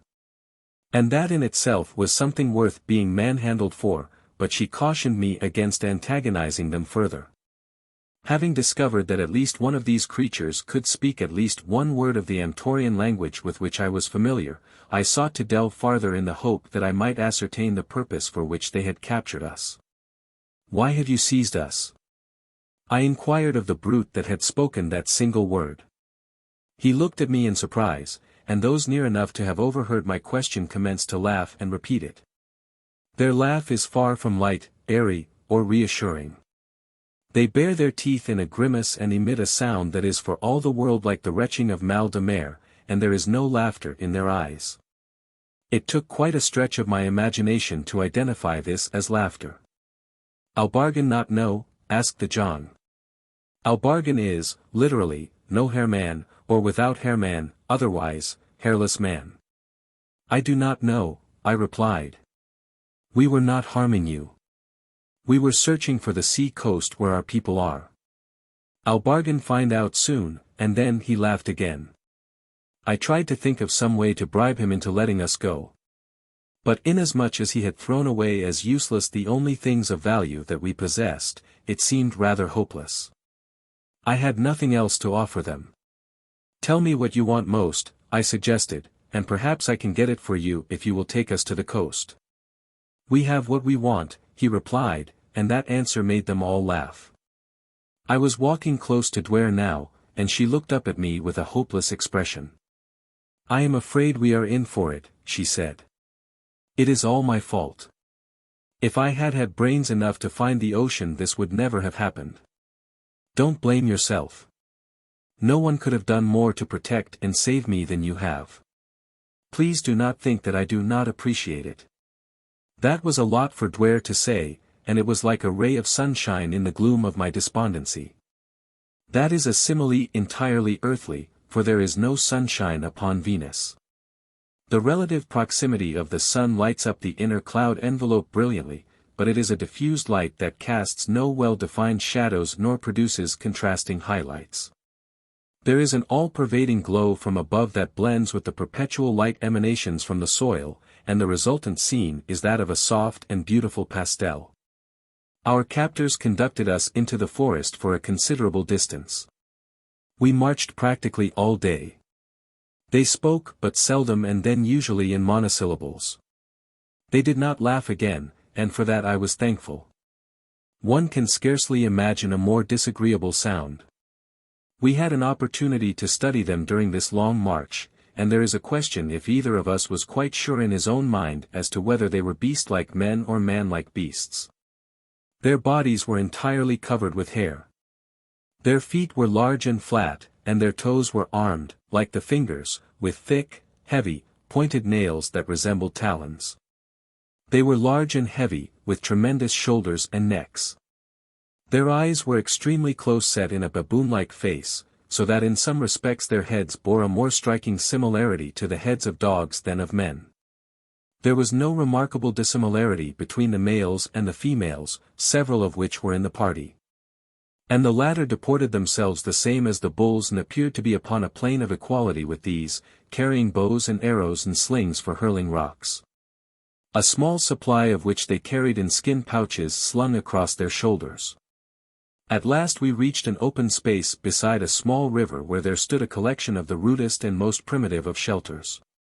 These were constructed of branches of all sizes and shapes thrown together without symmetry and covered with a thatch of leaves and grasses. At the bottom of each was a single aperture through which one might crawl on hands and knees. They reminded me of the nests of pack rats built upon a gargantuan scale. Here were other members of the tribe, including several young, and at sight of us they rushed forward with excited cries. It was with difficulty that the Jong and other members of the returning party kept them from tearing us to pieces. The former hustled us into one of their evil-smelling nests and placed a guard before the entrance, more to protect us from his fellows, I suspect, than to prevent our escape. The hut in which we were was filthy beyond words.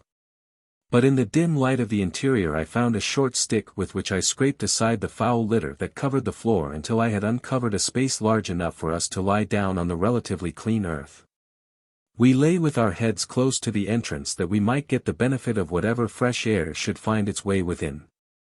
Beyond the entrance we could see a number of the savages digging 2 parallel trenches in the soft earth. Each was about 7 feet long and 2 feet wide.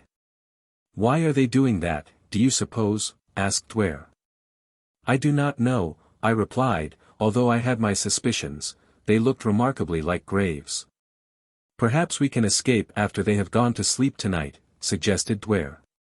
"We shall certainly take advantage of the first opportunity," I replied, but there was no hope within me. I had a premonition that we should not be alive and the Nobargans slept next.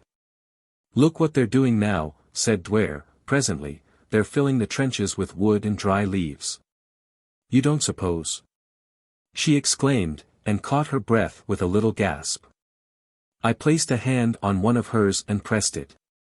We must not conjure unnecessary horrors in our imaginations, but I feared that she had guessed what I had already surmised, that my graves had become pits for cooking fires. In silence we watched the creatures working about the 2 trenches. They built up walls of stone and earth about a foot high along each of the long sides of each pit, then they laid poles at intervals of a few inches across the tops of each pair of walls. Slowly before our eyes we saw 2 grills take shape. "It is horrible," whispered Duare.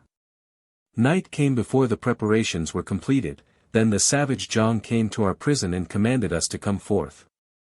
As we did so we were seized by several shes and bulls who carried the long stems of tough jungle vines.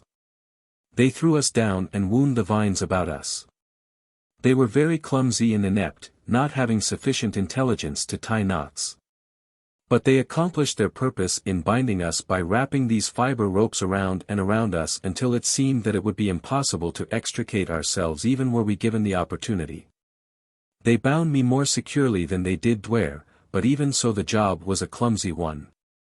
Yet I guessed that it would be adequate to their purpose as they lifted us and laid us on the 2 parallel grills. This done, they commenced to move slowly about us in a rude circle, while near us, and also inside the circle, squatted a bull that was engaged in the business of making fire in the most primitive manner, twirling the end of a sharpened stick in a tinder-filled hole in a log. From the throats of the circling tribesmen issued strange sounds that were neither speech nor song. Yet I guessed that they were groping blindly after song just as in their awkward circling they were seeking self-expression in the rhythm of the dance. The gloomy wood, feebly illumined by the mysterious ground glow, brooded darkly above and about the weird and savage scene. In the distance the roar of a beast rumbled menacingly. As the hairy men-things circled about us the bull beside the log at last achieved fire. A slow wisp of smoke rose lazily from the tinder. The bull added a few dry leaves and blew upon the feeble spark. A tiny flame burst forth, and a savage cry arose from the circling dancers. It was answered from the forest by the roar of the beast we had heard a short time before. Now it was closer, and was followed by the thundering voices of others of its kind. The Nobargans paused in their dancing to look apprehensively into the dark wood, voicing their displeasure in grumblings and low growls. Then the bull beside the fire commenced to light torches, a quantity of which lay prepared beside him, and as he passed them out the others resumed their dancing. The circle contracted, and occasionally a dancer would leap in and pretend to light the faggots beneath us. The blazing torches illumined the weird scene, casting grotesque shadows that leaped and played like gigantic demons. The truth of our predicament was now all too obvious, though I knew that we both suspected it since long before we had been laid upon the grills, we were to be barbecued to furnish the flesh for a cannibal feast. The very horror of it fascinated me. Duare turned her head toward me. "Goodbye, Carson Napier," she whispered. "Before I go, I want you to know that I appreciate the sacrifice you have made for me. But for me you would be aboard the Sofal now, safe among loyal friends. I would rather be here with you, Duare, I replied, than to be anywhere else in the universe without you. I saw that her eyes were wet as she turned her face from me, but she did not reply, and then a huge, shaggy bull leaped in with a flaming torch and ignited the faggots at the lower end of the trench beneath her. 4. Fire. From the surrounding forest came the roars of hungry beasts, but the sounds affected me none, so horrified was I by the hideous fate that had overtaken Duare. I saw her struggling with her bonds, as I struggled with mine. But in the clumsily wound coils of the tough lianas we were helpless. Little flames below her feet were licking the larger faggots. Duare had managed to wriggle toward the head of the grill, so that the flames were not as yet directly beneath her, and she was still struggling with her bonds. I had been paying little attention to the nobargans, but suddenly I realized that they had ceased their crude dancing and singing. Glancing toward them, I saw that they were standing looking off into the forest, the torches dangling in their hands, nor had they as yet lighted the faggots beneath me. Now I took note again of the thunderous roars of the beasts. They sounded very close. I saw dim figures slinking amidst the shadows of the trees and blazing eyes gleaming in the half-light. Presently a huge beast slunk out of the forest into the clearing, and I recognized it. I saw the stiff hair, like bristles. It was standing erect along the shoulders, neck, and spine. I saw the white, longitudinal stripes marking the reddish coat, and the bluish belly and the great, snarling jaws. The creature was a tharbin, a huge lion-like carnivore. The nobargans were also watching it. Presently they commenced to cry out against it and cast rocks at it from their slings in an obvious effort to frighten it away, but it did not retreat. Instead it came closer slowly, roaring horribly, and behind it came others, 2, 3, a dozen, 2 score, slinking from the concealing shadows of the forest. All were roaring, and the hideous volume of those mighty voices shook the ground. And now the nobargans fell back. The great beasts invading the village increased their speed, and suddenly the hairy savages turned and fled. After them, roaring and growling, sprang the tharbans. I am abandoning the Amtorian plural prefix, clo, in favor of the less cumbersome and more familiar English form. The speed of the clumsy appearing nobargans was a revelation to me, and as they disappeared into the dark mazes of the forest it was not apparent that the tharbans were gaining on them. Though as the latter raced past me they seemed to be moving as swiftly as a charging lion. The beasts paid no attention to Duare or me. I doubt that they even saw us, their whole attention being fixed upon the fleeing savages. Now I turned again toward Duare, just in time to see her roll herself from the grill to the ground as the licking flames were about to reach her feet. For the moment she was safe, and I breathed a little prayer of thanksgiving. But what of the future? Must we lie here until inevitably the nobargans returned or some prowling beast of the forest discovered us? Duare looked up at me. She was struggling steadily with her bonds. I believe that I can free myself, she said. I am not bound so tightly as you. If only I can do it before they return. I watched her in silence. After what seemed an eternity, she got one arm free. After that the rest was comparatively easy, and when she was free she quickly released me. Like two phantoms in the eerie light of the Amtorian night we faded into the shadows of the mysterious forest, and you may rest assured that we took a direction opposite to that in which the lions and the cannibals had disappeared. The momentary elation that escaped from the clutches of the nobargans had given me passed quickly as I considered our situation. We too were alone, unarmed, and lost in a strange country that brief experience had already demonstrated to be filled with dangers and that imagination peopled with 100 menaces even more frightful than those we had encountered. Raised in the carefully guarded seclusion of the house of a Jang, Duare was quite as ignorant of the flora, the fauna, and the conditions existing in the land of Nubal as was I, an inhabitant of a far distant planet. And notwithstanding our culture, our natural intelligence, and my considerable physical strength we were still little better than babes in the woods. We had been walking in silence, listening and looking for some new menace to our recently won respite from death, when Duare spoke in low tones, as one might who is addressing a question to himself. And should I ever return to the house of my father, the Jang, who will believe the story that I shall tell? Who will believe that I, Duare, the daughter of the Jang, passed through such incredible dangers alive? She turned and looked up into my face. Do you believe, Carson Napier, that I ever shall return to Vepaja? I do not know, Duare, I replied honestly. To be perfectly frank, it seems rather hopeless inasmuch as neither of us knows where we are or where Vepaja is, or what further dangers may confront us in this land. And what if we never find Vepaja, Duare? What if you and I go on for many years together? Must it always be as strangers, as enemies? Is there no hope for me, Duare? No hope to win your love? Have I not told you that you must not speak to me of love? It is wicked for a girl under 20 to speak or even think of love, and for me, the daughter of a Jang, it is even worse. If you persist, I will not talk to you at all. After this we walked on in silence for a long time. We were both very tired and hungry and thirsty, but for the time we subordinated all other desires to that of escaping the clutches of the Nobargans, but at last I realized that Duare had about reached the limit of her endurance and I called a halt. Selecting a tree, and lower branches of which were within easy reach, we climbed upward until I chanced upon a rude nest-like platform that might have been built by some arboreal creature or formed by debris falling from above during a storm.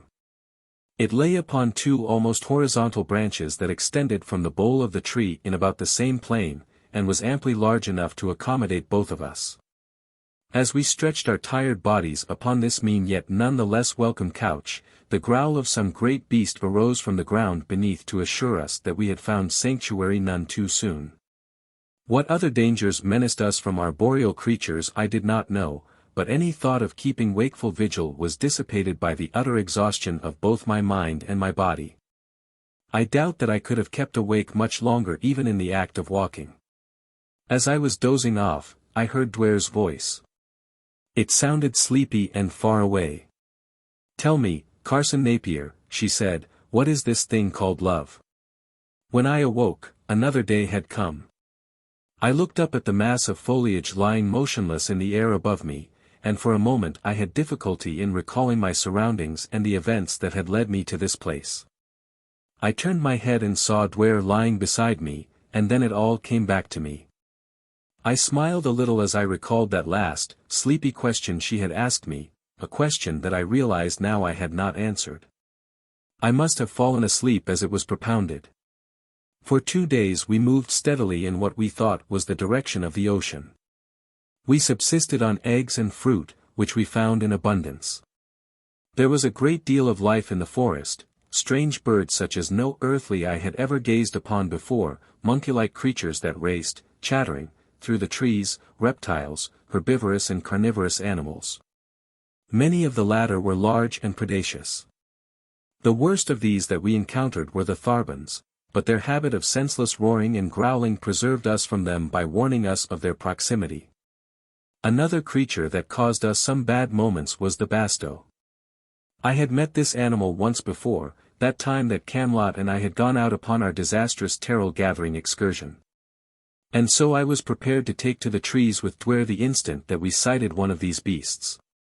Above the eyes, the head of a basto resembles the American bison, having the same short powerful horns and the thick hair upon its poll and forehead.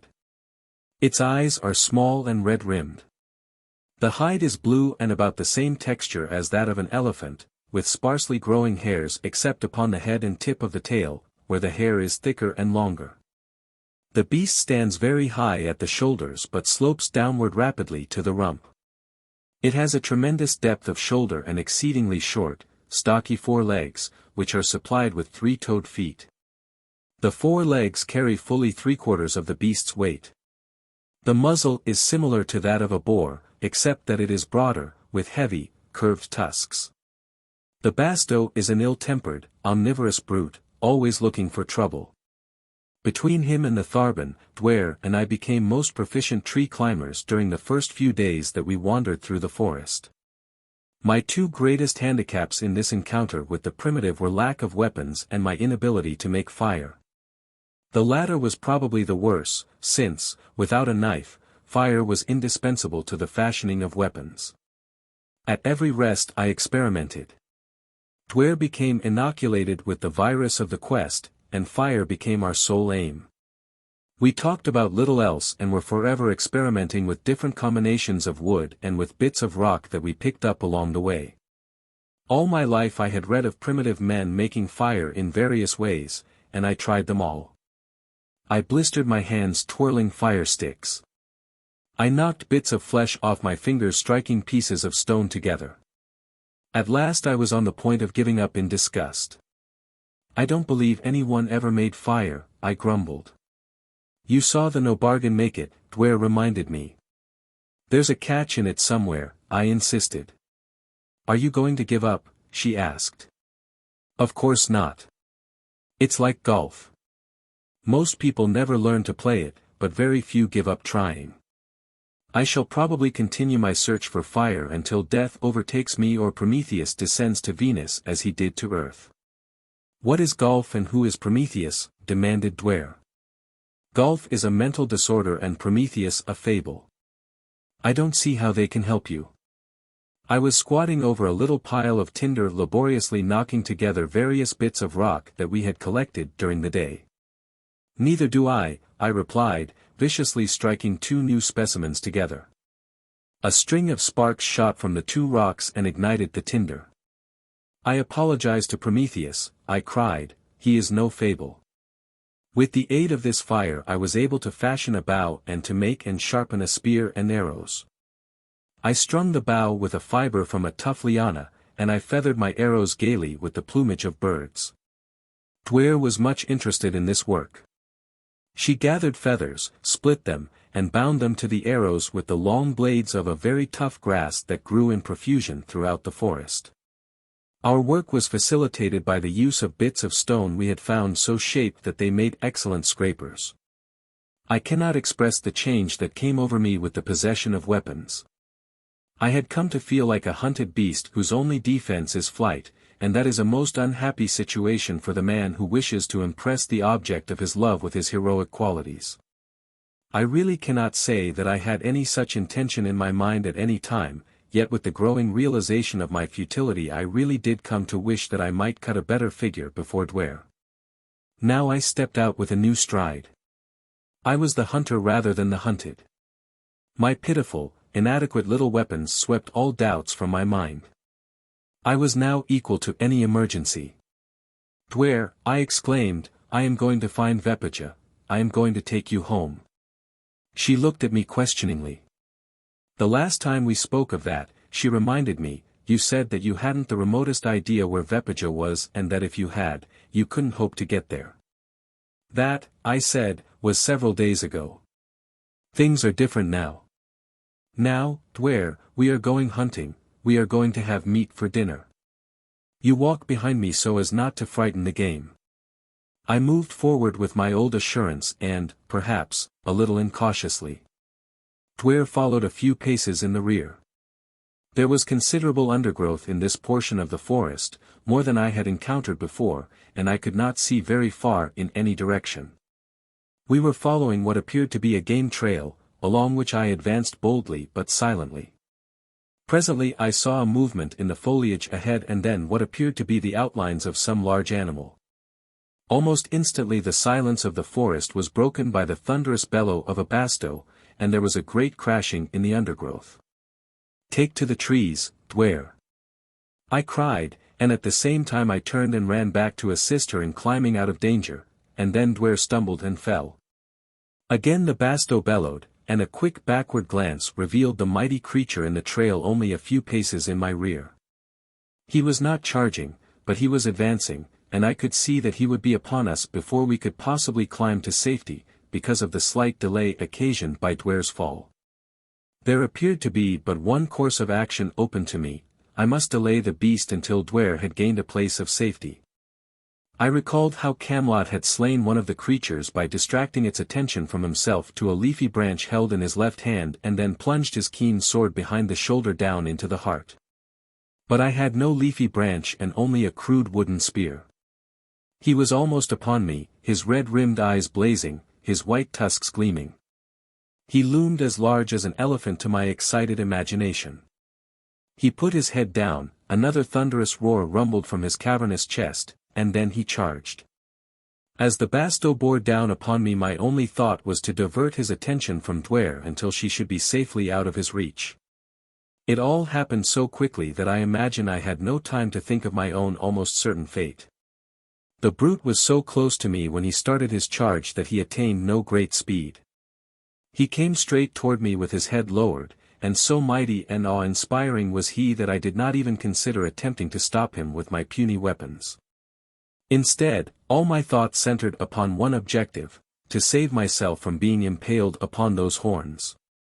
I grasped them, one with each hand, as the basto struck me, and, thanks to my unusual strength, I succeeded in breaking the force of the impact as well as diverting the horns from my vitals. The instant that he felt my weight, the brute ripped upward with his head in an effort to gore and toss me, and in the latter he succeeded beyond anything that I might have expected and, I imagine, beyond what he intended. With almost the force of an explosion I was hurtled upward to crash through the foliage and the branches of the tree above, dropping my weapons as I went. Fortunately my head came in contact with no large limb, and so I retained consciousness through it all. I also retained my presence of mind and, clutching frantically, I succeeded in grasping a branch across which my body had fallen. From there I dragged myself to the safety of a larger limb. My first thought was of Duare. Was she safe? Had she been able to climb out of danger before the basto disposed of me and was upon her, or had he reached and gored her? My fears were almost immediately allayed by the sound of her voice. "Oh, Carson, Carson. Are you hurt?" she cried. The anguish of her tones was ample reward for any hurts I might have sustained. "I think not," I replied, just shaken up a bit. "Are you all right? Where are you?" "Here, in the next tree." "Oh, I thought he had killed you." I was testing out my joints and feeling of myself for possible injuries.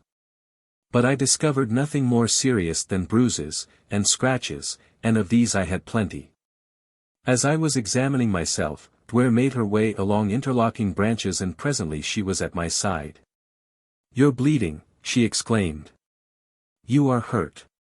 "These are nothing but scratches," I assured her, "only my pride is hurt." "Your pride? Why should that be hurt? I was so sure of myself just a moment ago, so self-satisfied with my new and wonderful weapons, and now look at me. Disarmed and glad to be up a tree and safe from the first creature I met. You have nothing to be ashamed of, you should be very proud of what you did." I saw. I glanced behind me as I got to my feet, and I saw you standing right in the path of that terrible beast so that it would not reach me. Perhaps, I suggested, I was too terrified to run, just paralyzed by fear. She smiled and shook her head. "I know better than that, I know you too well. Any risk would be worth taking if it won your approval." She was silent for a moment, looking down at the basto. The brute was pawing the ground and bellowing. Occasionally it would pause and look up at us. "It seems very angry," said Duare. "I wish it would go away. It is waiting for us to fall out of the tree, I should judge by the way it keeps looking up at us. I wonder how much longer it will hang around." "We could get away from it by going through the trees," suggested Duare. "They grow very close together here." "And abandon my new weapons?" I demanded. "Oh, I forgot them. Of course we mustn't do that. He'll probably go away in a few minutes, as soon as he realizes we are not coming down." But he didn't go away in a few minutes. He bellowed and pawed and gored the ground for half an hour, and then he lay down beneath the tree. "That fellow's an optimist," I remarked. "Why? What makes you think that?" "He thinks that if he waits long enough we'll probably come down of our own volition," I explained. Duare laughed. "Maybe he thinks we'll die of old age and fall down. That's a joke on him. He doesn't know that we have been inoculated with the serum of longevity. In the meantime, the joke is on us, and I am getting hungry." "Look, Duare," I whispered, as I caught sight of something dimly visible through the tangled undergrowth beyond the basto. "What is it?" she asked. "I don't know, but it's something large. It is creeping silently through the brush, Carson. Do you suppose it is something that has caught our scent, some other terrible beast of prey?" "Well, we are up a tree," I reassured her. "Yes, and many of these creatures climb trees. I wish you had your weapons. If that basto would look the other way for a minute, I'd go down and get them." "No, you mustn't do that, one or the other of them would get you. Here it comes now, Duare. Look. It's a tharbin," she whispered. The bull against lion. The evil face of the fierce carnivore was protruding from the underbrush a short distance beyond and behind the basto. The latter did not see it, nor did his nostrils catch the scent of the great cat-like creature. "It's not looking at us," I said, "it's watching the basto." "Do you suppose," commenced Duare, and then her words were drowned by the most blood-curdling scream I have ever heard. It came from the savage throat of the tharbin at the instant it sprang toward the basto. The latter beast, lumbering to its feet, was caught at a disadvantage. The tharbin leaped full upon its back, sinking talons and fangs deep into the tough flesh. The bellowing of the basto mingled with the roars and growls of the tharbin in a hideous diapason of bestial rage that seemed to rock the forest. The huge bull wheeled in a frenzy of pain and sought to sink its horn in the thing upon its back.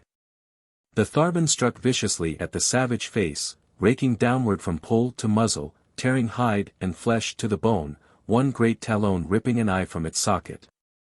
Its head a bloody mass of torn flesh, the basto threw itself upon its back with almost cat-like agility, seeking to crush the life from its tormentor, but the tharbin leaped to one side and, as the bull scrambled to its feet, sprang in again. This time the basto, wheeling with lowered head and incredible swiftness, caught the tharbin full upon its horns and tossed it high into the foliage of the tree above. A screaming, clawing hellion of unrestrained primitive rage and hate, the great carnivore hurtled upward within a few feet of Duare and me, and then, still clawing and screaming, it fell back. Like a huge cat, that it most closely resembled, it came down feet first. With ready horns and tail stiffly erect, the basto waited to catch it and toss it again. Full on those powerful horns the tharbin fell.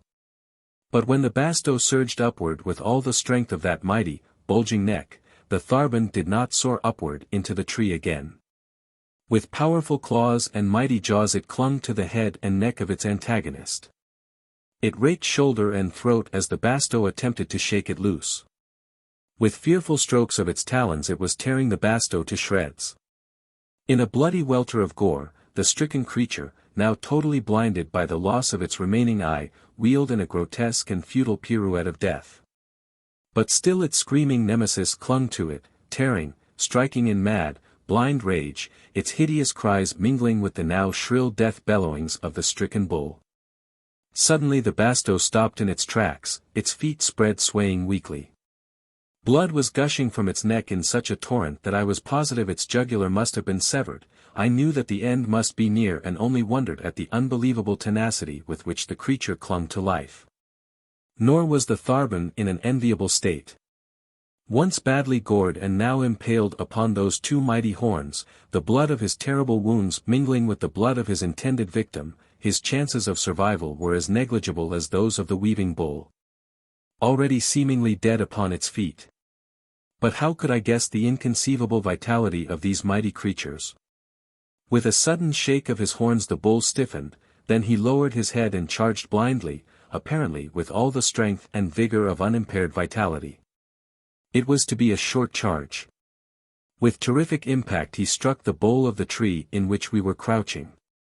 The branch upon which we sat swayed and snapped like a loose spar in a gale, and Duare and I were toppled from our perch. Clutching futilely for support, we shot downward on top of the tharbin and the basto.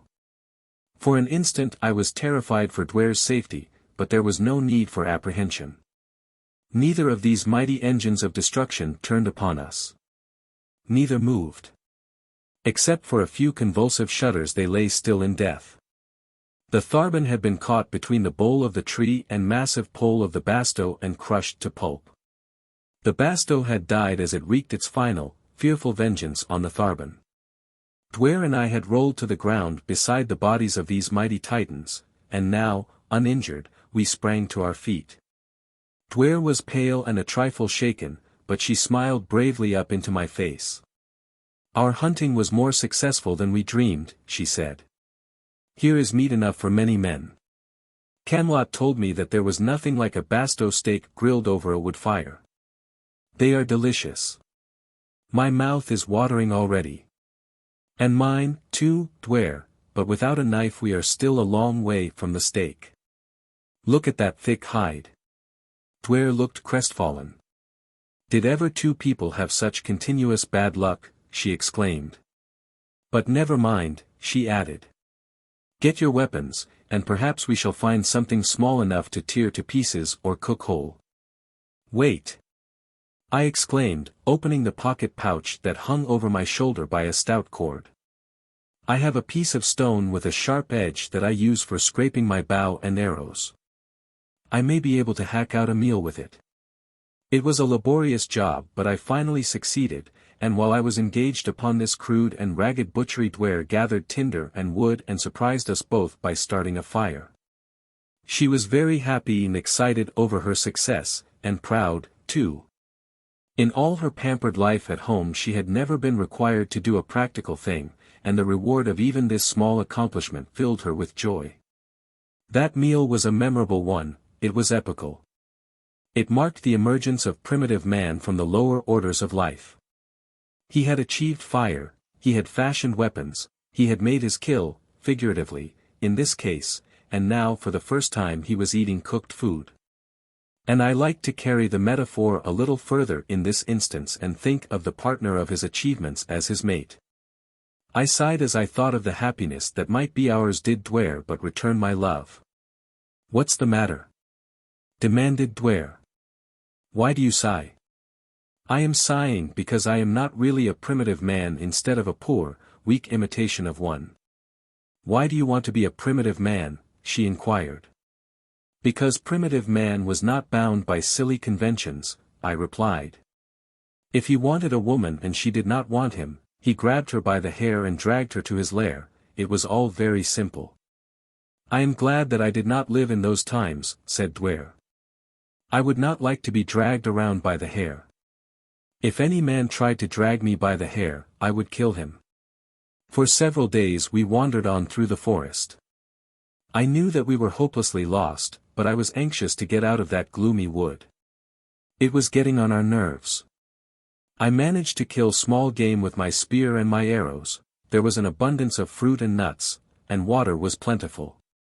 In the matter of food we lived like kings, and we were fortunate in our encounters with the more formidable creatures we met. Luckily for us we saw none that were arboreal, though I am positive that this was merely by the luckiest chance, for the woods of Antler harbor many terrible creatures that live wholly in the trees. Duare, notwithstanding all the hardships and dangers she was constantly undergoing, seldom complained. She remained remarkably cheerful in the face of what was now palpably the absolute certainty that we could never hope to find the distant island where her father was king. Sometimes she was sober and silent for long periods, and I guessed that at these times she was sorrowing, but she did not share her sorrows with me. I wished that she would. We often share our sorrows with those we love. But one day she suddenly sat down and began to cry. I was so surprised that I just stood there for several minutes staring at her before I could think of anything to say, and then I didn't think of anything very brilliant. "Why, Duare?" I cried. "What's the matter? Are you ill?" She shook her head and sought to stifle her sobs. "I'm sorry," she managed to say at last. "I didn't mean to, I've tried not to, but this forest. Oh, Carson, it's on my nerves. It haunts me even in my sleep. It is endless, it goes on and on forever, gloomy, forbidding, filled with terrible dangers." "There," she exclaimed, and rising she shook her head as though to dispel unwelcome visions. "I'm all right now, I won't do it again." She smiled through her tears.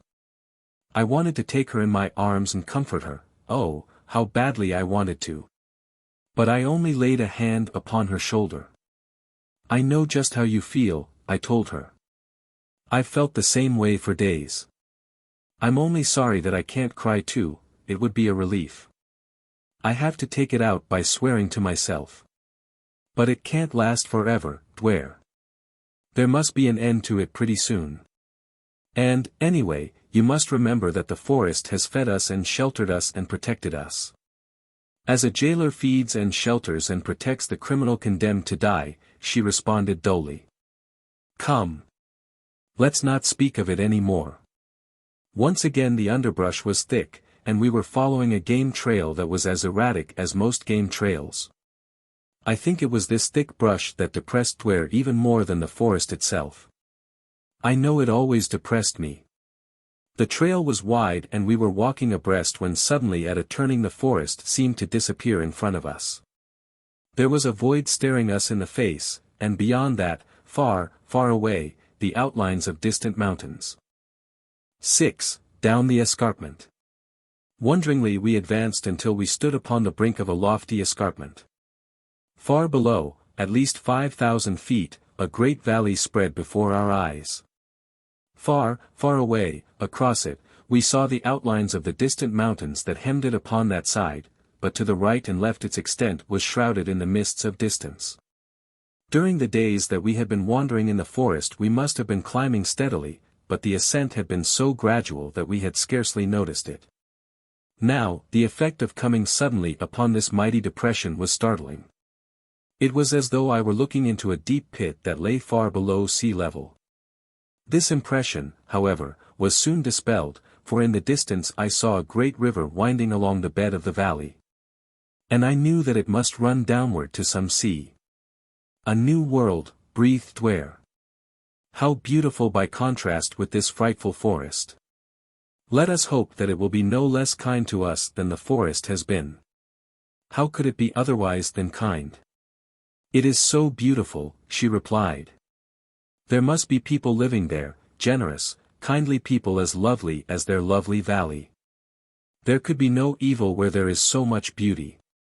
Perhaps they will help us to return to my Vepaja. I am sure they will. I hope so, Duare, I said. See, she exclaimed. There are little rivers running into the big river, and there are level plains dotted with trees, and there are forests, too, but no terrible forest that stretches on and on seemingly without end as this that we are escaping. Do you see any cities or signs of man, Carson? I shook my head. I cannot be positive. We are very high above the valley, and the large river, where it is probable the cities would be, is far away. Only a very great city with tall buildings would be visible from here, and the haze that hangs over the valley might even hide a large city from us. We shall have to go down into the valley to find out. I can scarcely wait, exclaimed Duare. The trail on which we had approached the edge of the escarpment turned sharply to the left and skirted the brink, but from it a smaller trail branched and dropped over the edge. This trail was little better than a faintly marked footpath, and it zigzagged down the almost vertical face of the escarpment in a manner calculated to send the cold chills up one's back if he happened to be affected by such things. Few creatures go up and down here, remarked Duare, as she looked over the edge of the escarpment at the dizzy trail. Perhaps we had better go on farther, there may be an easier way down, I suggested, thinking that she might be fearful. No, she demurred. I wanted to get out of the forest, and here is my chance.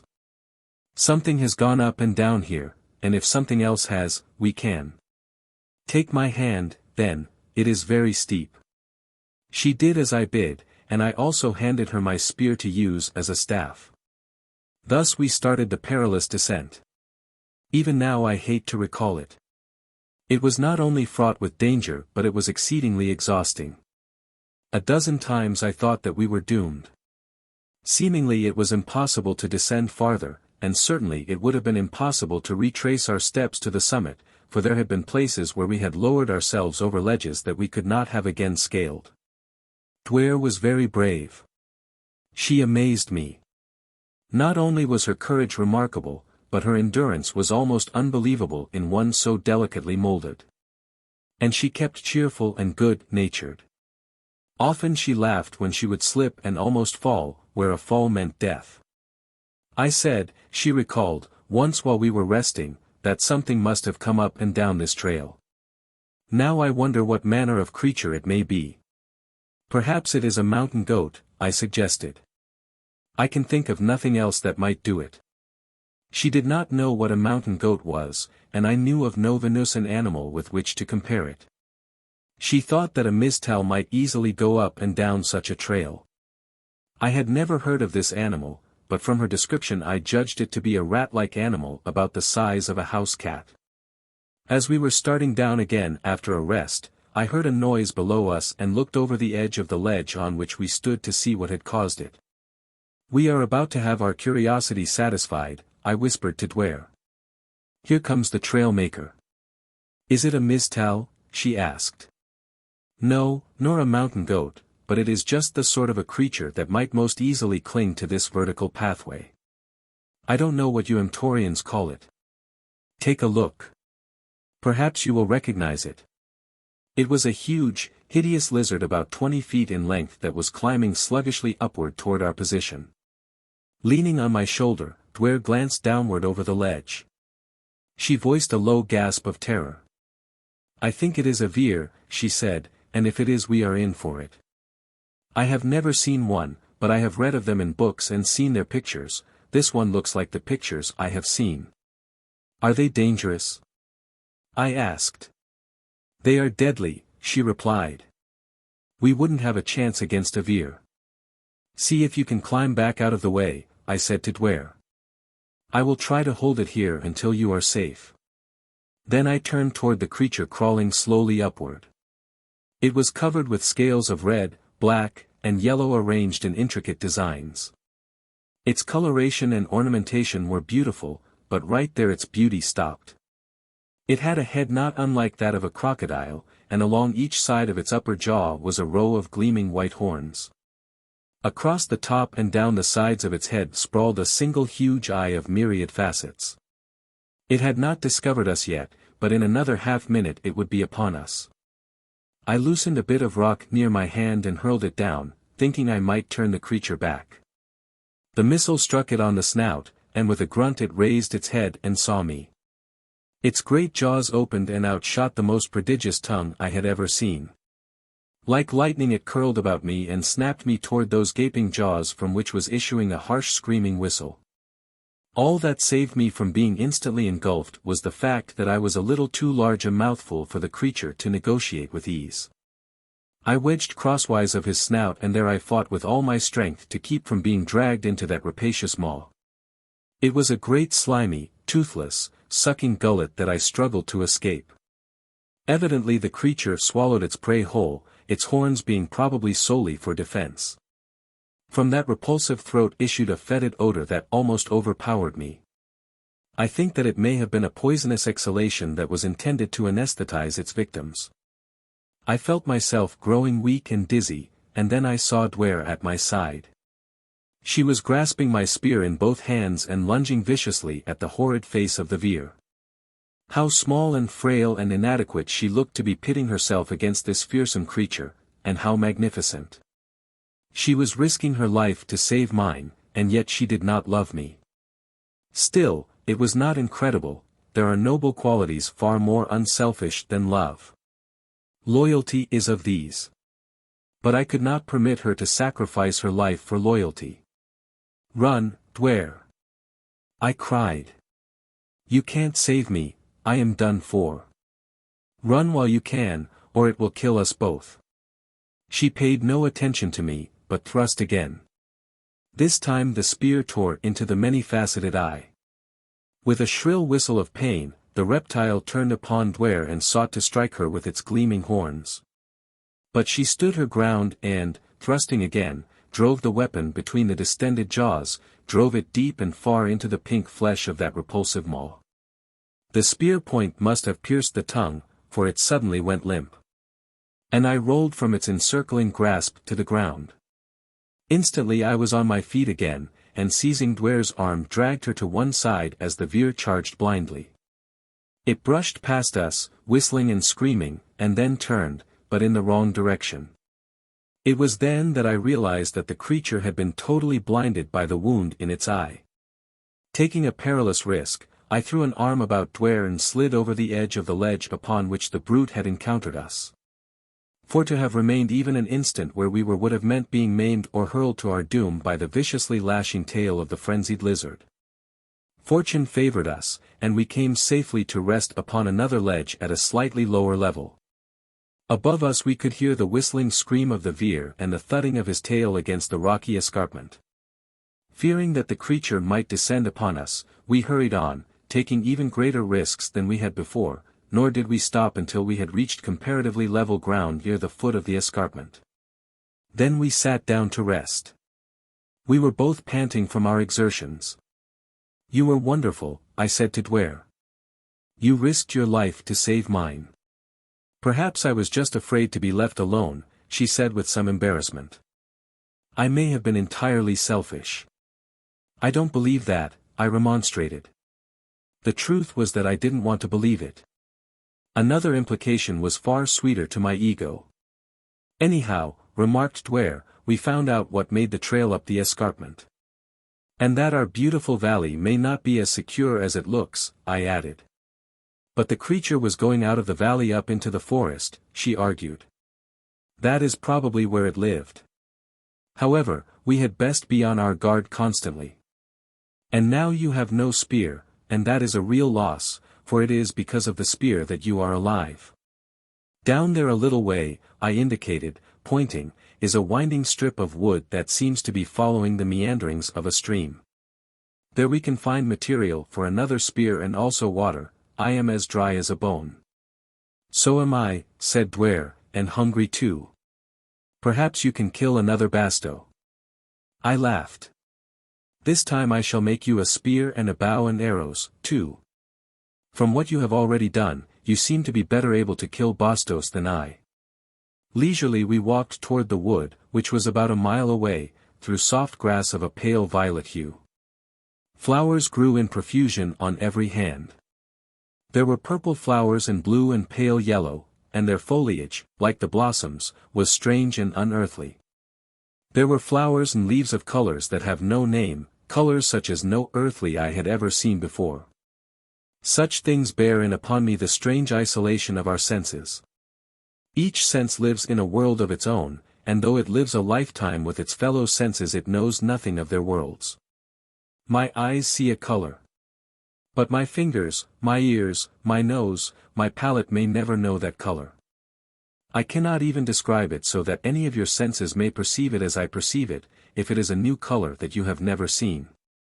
Even less well might I describe an odor or a flavor or the feel of some strange substance. Only by comparison might I make you see the landscape that stretched before our eyes, and there is nothing in your world with which I may compare it, the glowing fog bank overhead, the pale soft pastels of field and forest and distant misty mountains, no dense shadows and no high lights, strange and beautiful and weird, intriguing, provocative, compelling, always beckoning one on to further investigation, to new adventure. All about us the plain between the escarpment and the forest was dotted with trees, and, lying beneath them or grazing in the open, were animals that were entirely new to my experience either here or on earth. That several distinct families and numerous genera were represented was apparent to even a cursory survey. Some were large and cumbersome, others were small and dainty. All were too far away for me to note them in detail. And for that I was glad, for I guessed that among that array of wild beasts there must be some at least which might prove dangerous to man. But, like all animals except hungry carnivores and men, they showed no disposition to attack us so long as we did not interfere with them or approach them too closely. "I see that we shall not go hungry here," remarked Duare. "I hope some of those little fellows are good to eat," I laughed.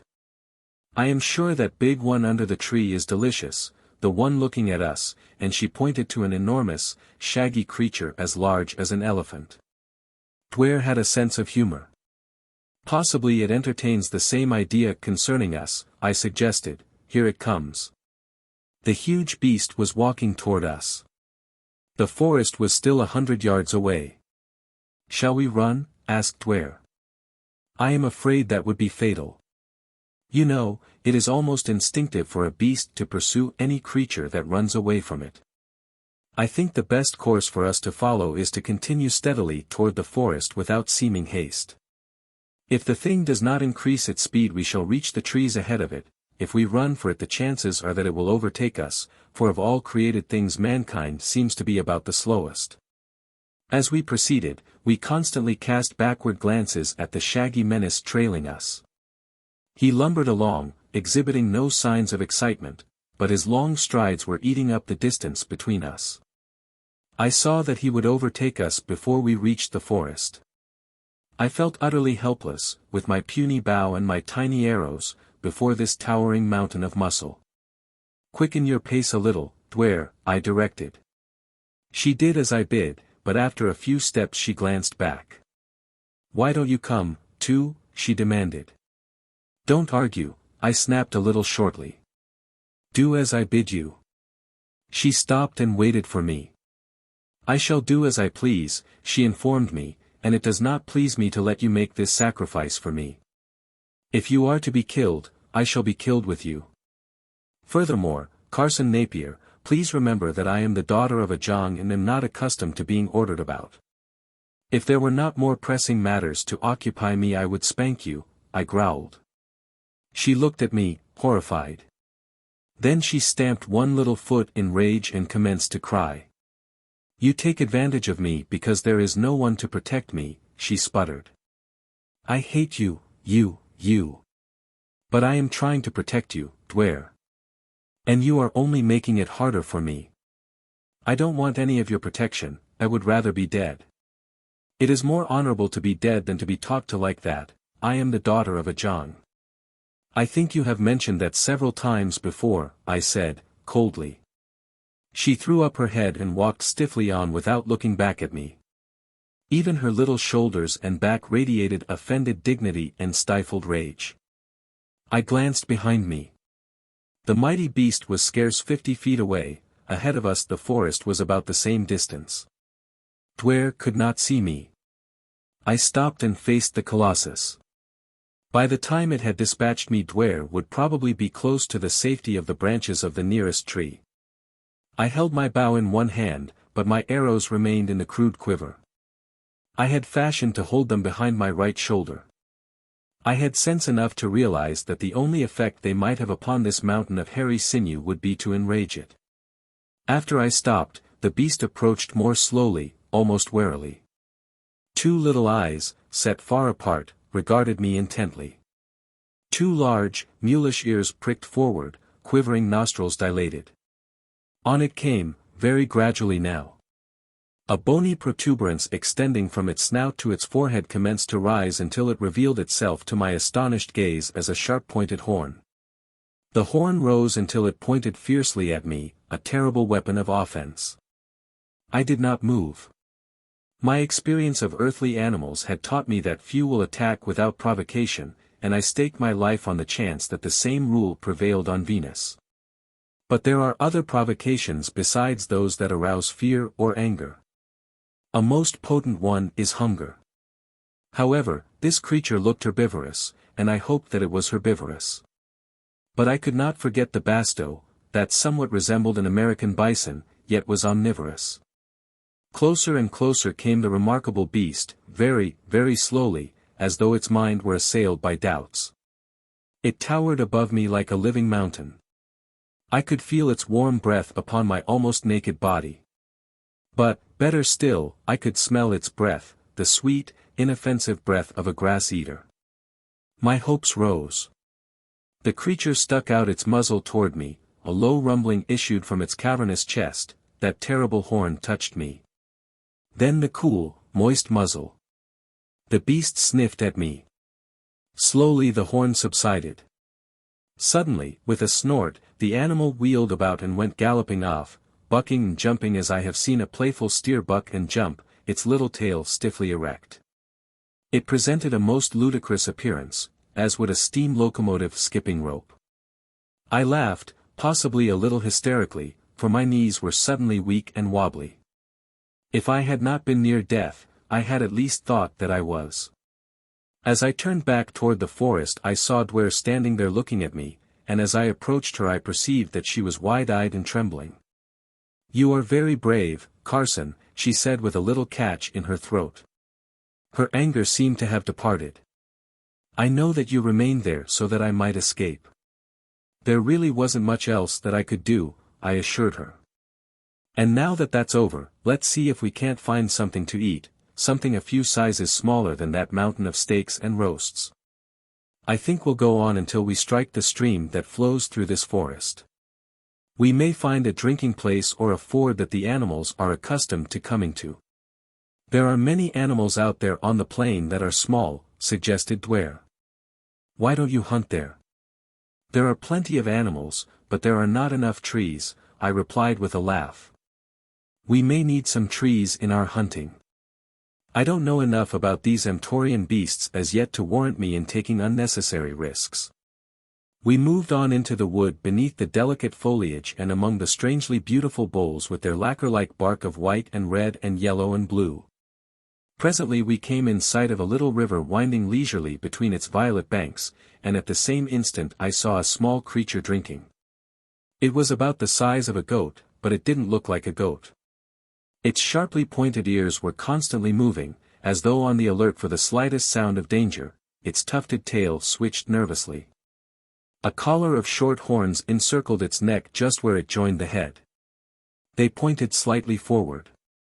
There must have been a dozen of them. I could not but wonder what their specific purpose might be until I recalled the veer from whose horrible maw I had so recently escaped. That necklace of short horns would most certainly have discouraged any creature that was in the habit of swallowing its prey whole. Very gently, I pushed Duare behind a tree and crept forward, fitting an arrow to my bow. As I was preparing to shoot, the creature threw up its head and turned half around. Probably it had heard me. I had been creeping on it from behind, but its change of position revealed its left side to me, and I planted my first arrow squarely in its heart.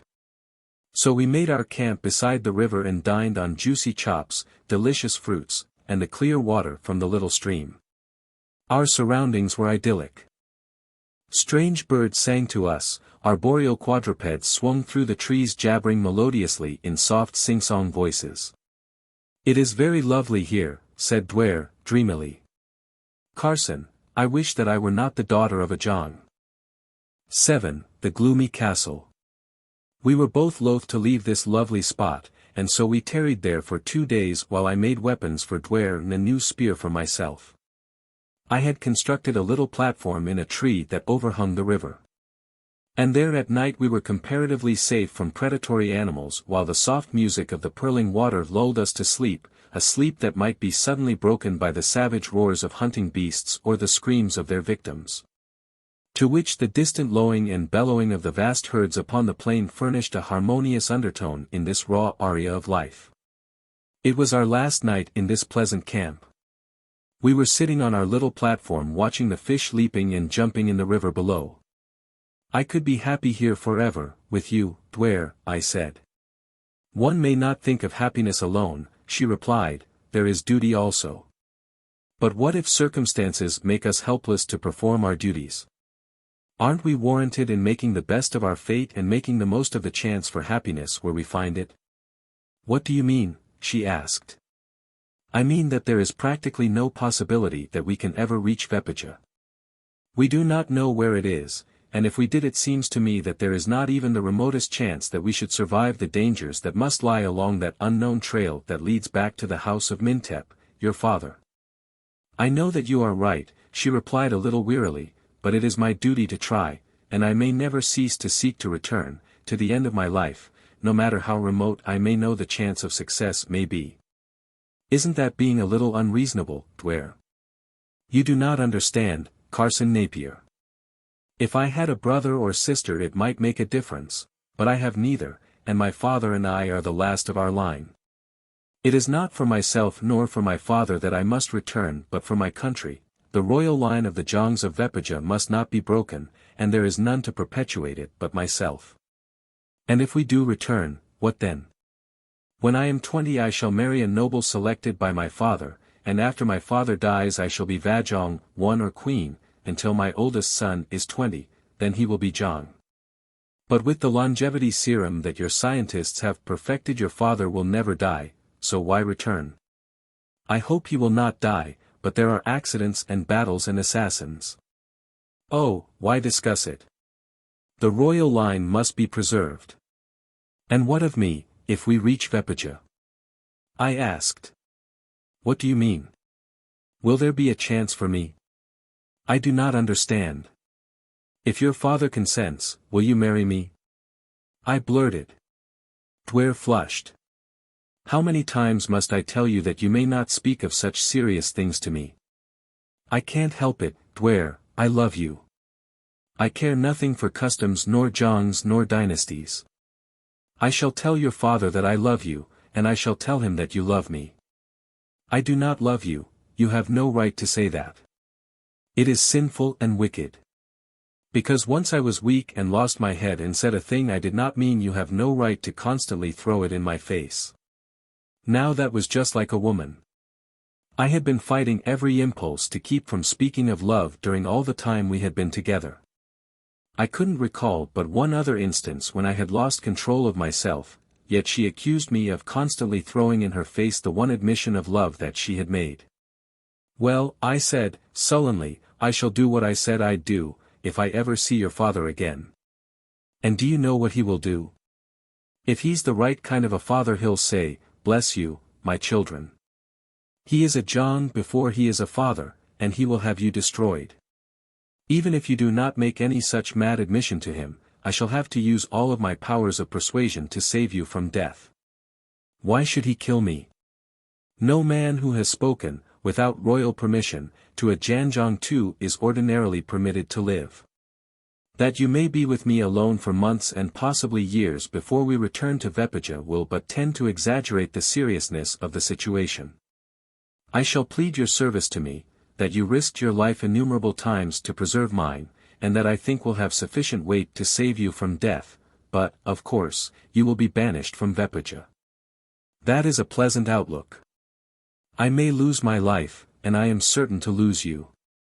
Under such circumstances, do you think that I will prosecute the search for Vepaja with much enthusiasm or diligence? Perhaps not with enthusiasm, but with diligence, yes. You will do it for me, because of that thing which you call love. I have learned that you will do anything for that. Possibly you are right, I said, and I knew that she was. The next day we started, in accordance with a plan we had formulated, to follow the little river down toward the big river along which we would continue to the sea. Where we should go from there was problematical. We decided to wait until we reached the sea before making any further plans. What lay before us we could not guess. Had we been able to we might have fled back to the comparative safety of the gloomy forest we had so recently quitted with delight. Late in the afternoon we were taking a short cut across open ground where the river made a great bend. It was rather rough going, for there were many rocks and boulders and the surface of the land was cut by gullies. Large boulders or outcroppings of rock were numerous and cut off our view in all directions when we were on the higher ground, while from the bottoms of the gullies we could see only a short distance ahead. As we clambered up the bank of a particularly deep gully I chanced to glance back and saw a strange animal standing on the opposite rim watching us. It was about the size of a German police dog, but there the similarity ceased. It had a massive, curved beak remarkably similar to that of a parrot, and its body was covered with feathers, but it was no bird, for it went on 4 legs and had no wings. Forward of its 2 short ears were 3 horns, one in front of either ear and the third growing midway between the others. As it turned part way around to look back at something we could not see, I saw that it had no tail. At a distance its legs and feet appeared bird-like. Do you see what I see, Duare? I asked, nodding in the direction of the weird creature, or am I suffering from a touch of fever? Of course I see it, she replied, but I don't know what it is. I am sure that there is no such creature on the island of Vepaja.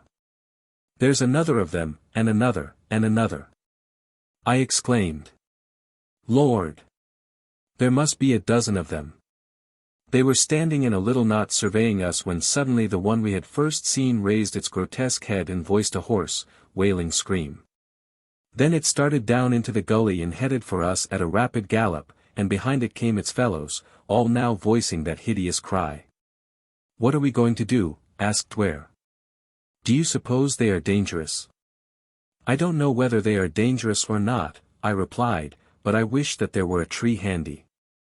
"A forest does have its advantages," admitted Duare. "What are we going to do?" "It would do no good to run. So we might as well stand here and have it out with them. We'll have some advantage as they come up the bank of the gully." I fitted an arrow to my bow and Duare did likewise, then we stood waiting for them to come within range. They loped easily across the bottom of the gully and started the ascent. They didn't seem to be in much of a hurry, that is, they didn't seem to be extending themselves to their full speed, probably because we were not running away from them. Perhaps this surprised them, for they presently slowed down to a walk and advanced warily. They had ceased their baying. The feathers along their backs rose stiffly erect as they slunk toward us. Aiming carefully at the foremost, I loosed an arrow. It struck the beast full in the chest, and with a scream it stopped and tore at the feathered shaft protruding from its body. The others halted and surrounded it. They made a strange cackling sound. The wounded creature staggered and sank to the ground, and instantly its fellows were upon it, tearing and rending. For a moment it fought fiercely to defend itself, but futilely. As the others commenced to devour their fallen comrade I motioned Duare to follow me, and we turned and ran toward the trees we could see about a mile away where the river turned back across our line of march. But we hadn't gone far before we heard again the infernal screaming that told us that the pack was on our trail. This time they overtook us while we were at the bottom of a depression, and once again we made a stand. Instead of attacking us directly, the beasts slunk about just out of range, as though they knew the danger line beyond which they would be safe, then slowly they circled us until we were surrounded. "If they charge now, all at once," said Duare, "we are sure to be finished. Perhaps if we succeed in killing a couple of them the others will stop to devour them, thus giving us another chance to get closer to the wood." I argued with an assumed optimism that I did not feel. As we waited for the next move of our antagonists, we heard a loud shout in the direction from which we had come. Looking quickly up, I saw a man seated upon the back of a 4-footed animal at the rim of the depression in which we stood. At the sound of the human voice, the beasts surrounding us looked in the direction of the interruption and immediately commenced to cackle. The man on the beast rode slowly down toward us, and as he came to the ring of beasts they moved aside and let him pass through their savage ranks. "It is fortunate for you that I came when I did," said the stranger, as the beast he rode stopped in front of us. "These Khazars of mine are a ferocious lot." He was eyeing us intently, especially Duare. "Who are you, and where are you from?" he demanded. "We are strangers, and we are lost," I replied. "I am from California." I did not wish to tell him that we were from Vepaja until we knew more of him. If he was a Thorist he was an enemy. And the less he knew about us the better, especially that we were from the country of Mintep, the Jong, than whom the Thorists have no more bitter enemy, nor any they hate more venomously. "California," he repeated. "I never heard of such a country. Where is it?" "In North America," I replied, but he only shook his head. "And who are you?" I asked, "and what country is this?" "This is Nubal, but that of course you already know. This part of it is known as Morav. I am Skor, the Jong of Morav. But you have not told me your names." "This is Duare," I replied, "and I am Carson." I did not give my surname as they are seldom used on Venus. "And where were you going?" "We were trying to find our way to the sea." "From where did you come?" "Recently we were in captor," I explained. I saw his eyes narrow ominously. "So you are Thorists," he snapped. "No," I assured him, "we are not. We were prisoners of the Thorists." I hoped that my guess had been a good one and that he was not kindly disposed toward the Thorists. The slender thread upon which I hung my hopes was no more substantial than the frown that had clouded his brow at my admission that we had just come from captor. To my relief his expression changed. "I am glad that you are not Thorists. Otherwise I would not help you. I have no use for the breed." "You will help us, then?" I asked. "With pleasure," he replied. He was looking at Duare as he spoke, and I did not exactly relish the tone of his voice nor the expression on his face. The Khazars were circling around us, cackling and whistling. When one of them approached us too close, Score would flick it with the lash of a long whip he carried, and the creature would retreat, screaming and cackling the louder. "Come," he said presently, "I will take you to my house, then we may discuss plans for the future. The woman may ride behind me on my Zoret, you may walk. It is not far." "I prefer to walk," said Duare. "I am accustomed to it now." Score's eyes narrowed a bit. He started to speak, and then he checked himself. Finally he shrugged. "As you will," he said, and turned the head of his mount back in the direction from which he had come. The creature he rode, which he called a Zoret, was unlike any beast that I had ever seen before. It was about the size of a small horse. Its long, slender legs suggested great speed. Its feet were round and nailless and heavily calloused on the bottoms. Its almost vertical pasterns suggested that it might be a hard-gaited beast, but this was not so.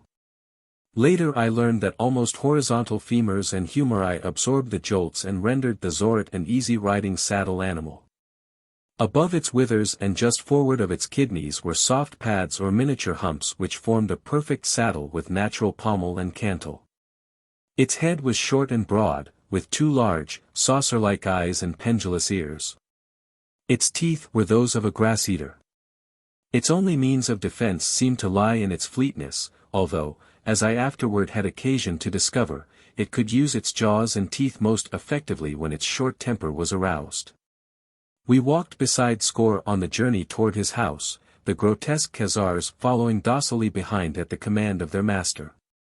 The way led toward the great bend of the river, that we had sought to avoid by taking a short cut, and a forest that lined its banks.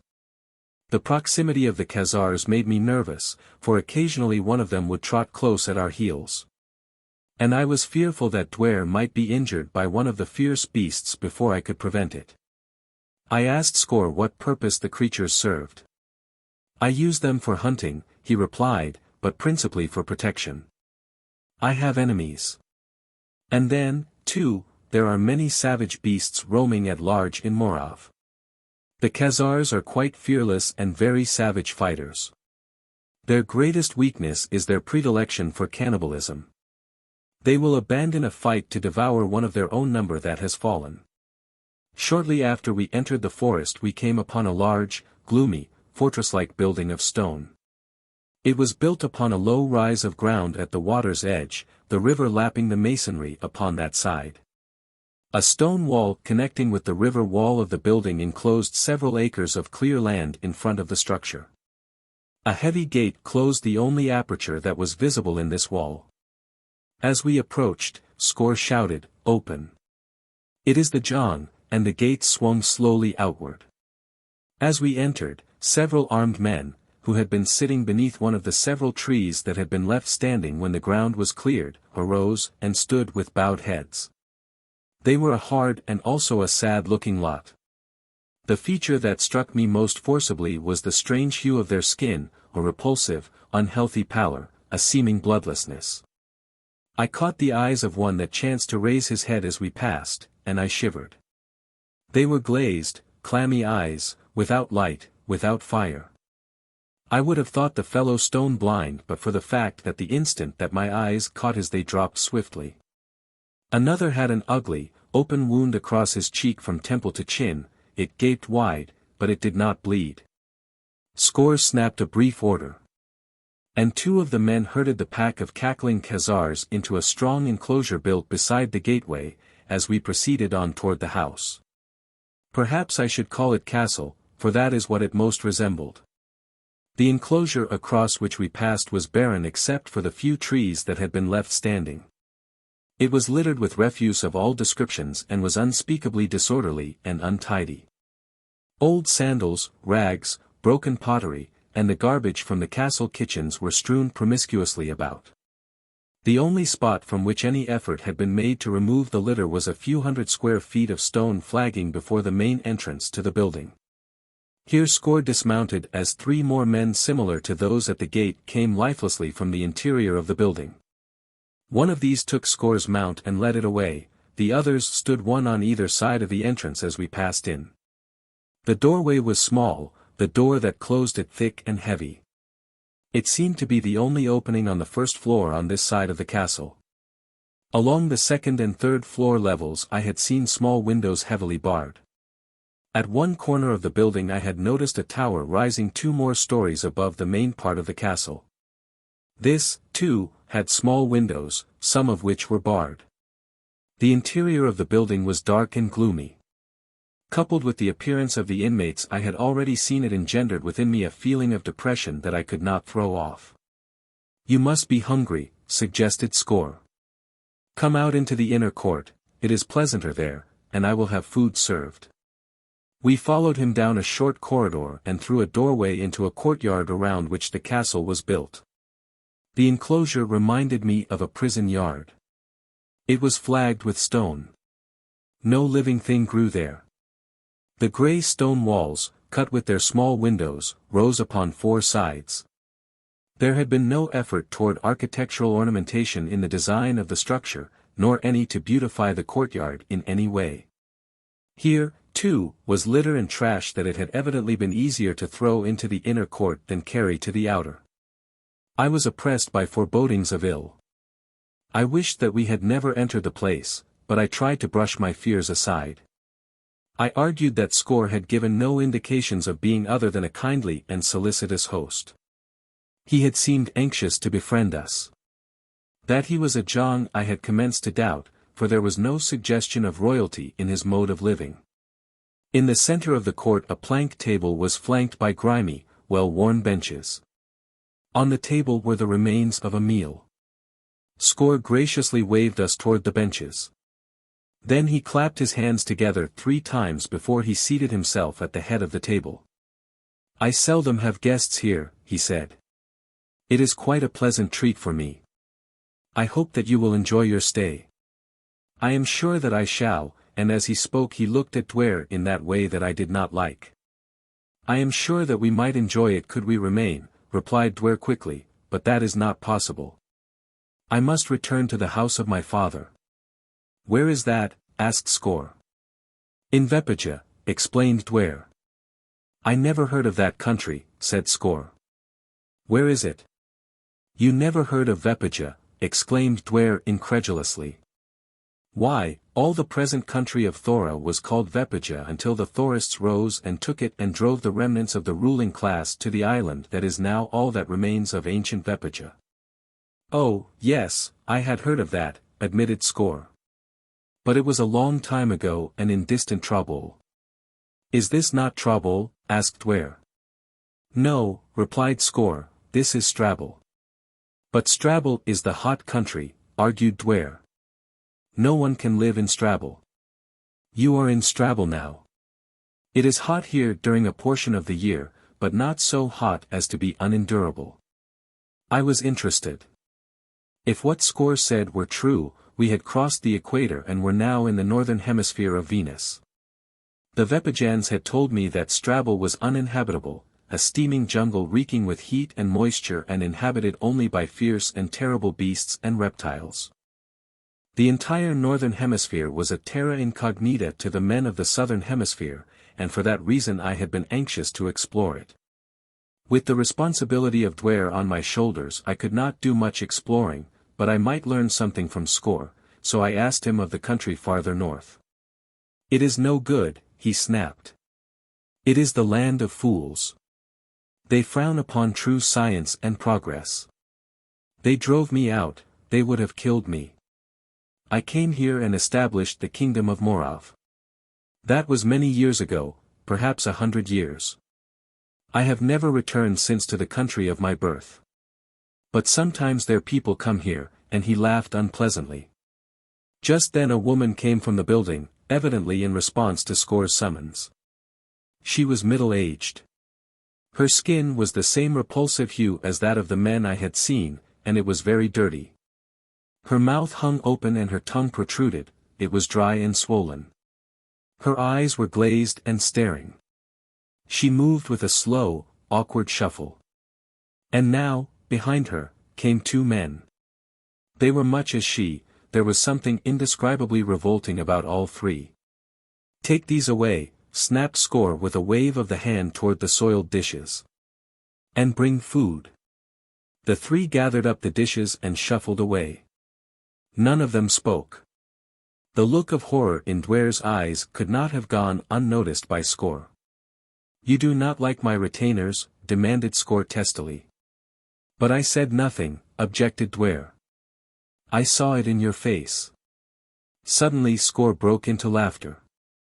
There was no mirth in it, nor was there laughter in his eyes but another expression, a terrible glint that passed as quickly as it had come. "They are excellent servants," he said in normal tones, "they do not talk too much, and they do whatever I tell them to do." Presently the three returned carrying vessels of food. There was meat, partially raw, partially burned, and wholly unpalatable, there were fruits and vegetables, none of which appeared to have been washed, there was wine. It was the only thing there fit for human consumption. The meal was not a success. Duare could not eat. I sipped my wine and watched Score eat ravenously of all the filthy mess. From a partially open doorway several small animals came scurrying across the flagging toward the table. Score flung them a bone upon which he had been gnawing, and they commenced to fight for it while Score looked on laughing. And these creatures were rodents about the size of earthly house cats. I saw Duare surreptitiously removing the food from her plate and dropping it on the floor when Score was not looking at her. Following her strategy, I did the same. Thus we avoided eating the food without offending our host, and the Mistles had a hearty meal. Darkness was falling as Score arose from the table. "I will show you to your rooms," he said. "You must be tired." His tone and manner were those of the perfect host. "Tomorrow you shall set out again upon your journey." Relieved by this promise we followed him into the house. It was a dark and gloomy abode, chill and cheerless. We followed him up a stairway to the second floor and into a long, dark corridor. Presently he stopped before a door and threw it open. "May you sleep well," he said to Duare, bowing and motioning her to enter. Silently Duare crossed the threshold and Score closed the door behind her. Then he conducted me to the end of the corridor, up 2 flights of stairs and ushered me into a circular room that I guessed was in the tower I had seen when we entered the castle. "I hope you awaken refreshed," he said politely and withdrew, closing the door behind him. I heard his footsteps descending the stairs until they were lost in the distance. I thought of Duare down there alone in this gloomy and mysterious pile. I had no reason to believe that she was not safe, but nevertheless I was apprehensive. Anyway, I had no intention of leaving her alone down there. If anything should happen, I wanted to be where I could protect her. I waited until he had had plenty of time to go to his own quarters wherever they might be, then I stepped to the door, determined to go to Duare. I laid my hand upon the latch and sought to open it. It was locked from the outside. Quickly I went to the several windows. Each was heavily barred. Faintly from the distant recesses of that forbidding pile I thought I heard a mocking laugh. 8. The Girl in the Tower. The tower room in which I found myself imprisoned was lighted only by the mysterious night glow that relieves the nocturnal darkness of Venus, which would otherwise have been impenetrable. Dimly I saw the furnishings of the room, they were meager. The place had more the aspect of a prison cell than a guest chamber. I crossed to a chest of drawers and investigated it. It was filled with odds and ends of worn and useless apparel, bits of string, a few lengths of rope which, I had an ugly suspicion, might once have served as bonds. I paced the floor worrying about Duare. I was helpless. I could do nothing. It would be vain to pound upon the door or call for release. The will that had incarcerated me was supreme here. Only by the voluntary act of that will could I be released. Seating myself on a rude bench before a small table, I tried to plan. I sought to discover some loophole for escape. Apparently there was none. I arose and once again examined the window bars and the sturdy door. They were impregnable. Finally I crossed to a rickety couch that stood against the wall and lay down upon the worn and odorous hide that covered it. Absolute silence reigned, the silence of the tomb. For a long time it was unbroken, then I heard a sound above me. I listened, trying to interpret it. It was like the slow padding of naked feet, back and forth, to and fro above my head. I had thought that I was on the top floor of the tower, but now I realized that there must be another room above the one in which I had been placed, if the sound I heard was that of human feet. Listening to that monotonous padding had a soporific effect upon my jaded nerves. I caught myself dozing a couple of times. I did not wish to go to sleep, something seemed to warn me that I must remain awake, but at last I must have succumbed. How long I slept I do not know. I awoke with a start, conscious that something touched me. A dim figure was leaning over me. I started to rise. Instantly strong fingers clutched my throat, cold, clammy fingers, the fingers of death they seemed. Struggling, I sought the throat of my antagonist. I closed upon it, it, too, was cold and clammy. I am a strong man, but the thing upon my chest was stronger. I struck at it with closed fists. From the doorway came a low, hideous laugh. I felt my scalp stiffen to the horror of it all. I sensed that death was close, and a multitude of thoughts raced through my mind. But uppermost among them were thoughts of Duare and harrowing regret that I must leave her here in the clutches of the fiend I was now certain was the instigator of this attack upon me. I guessed that its purpose was to dispose of me and thus remove the only possible obstacle that might stand between himself and Duare, whom he evidently desired. I was still struggling when something struck me on the head, then came oblivion.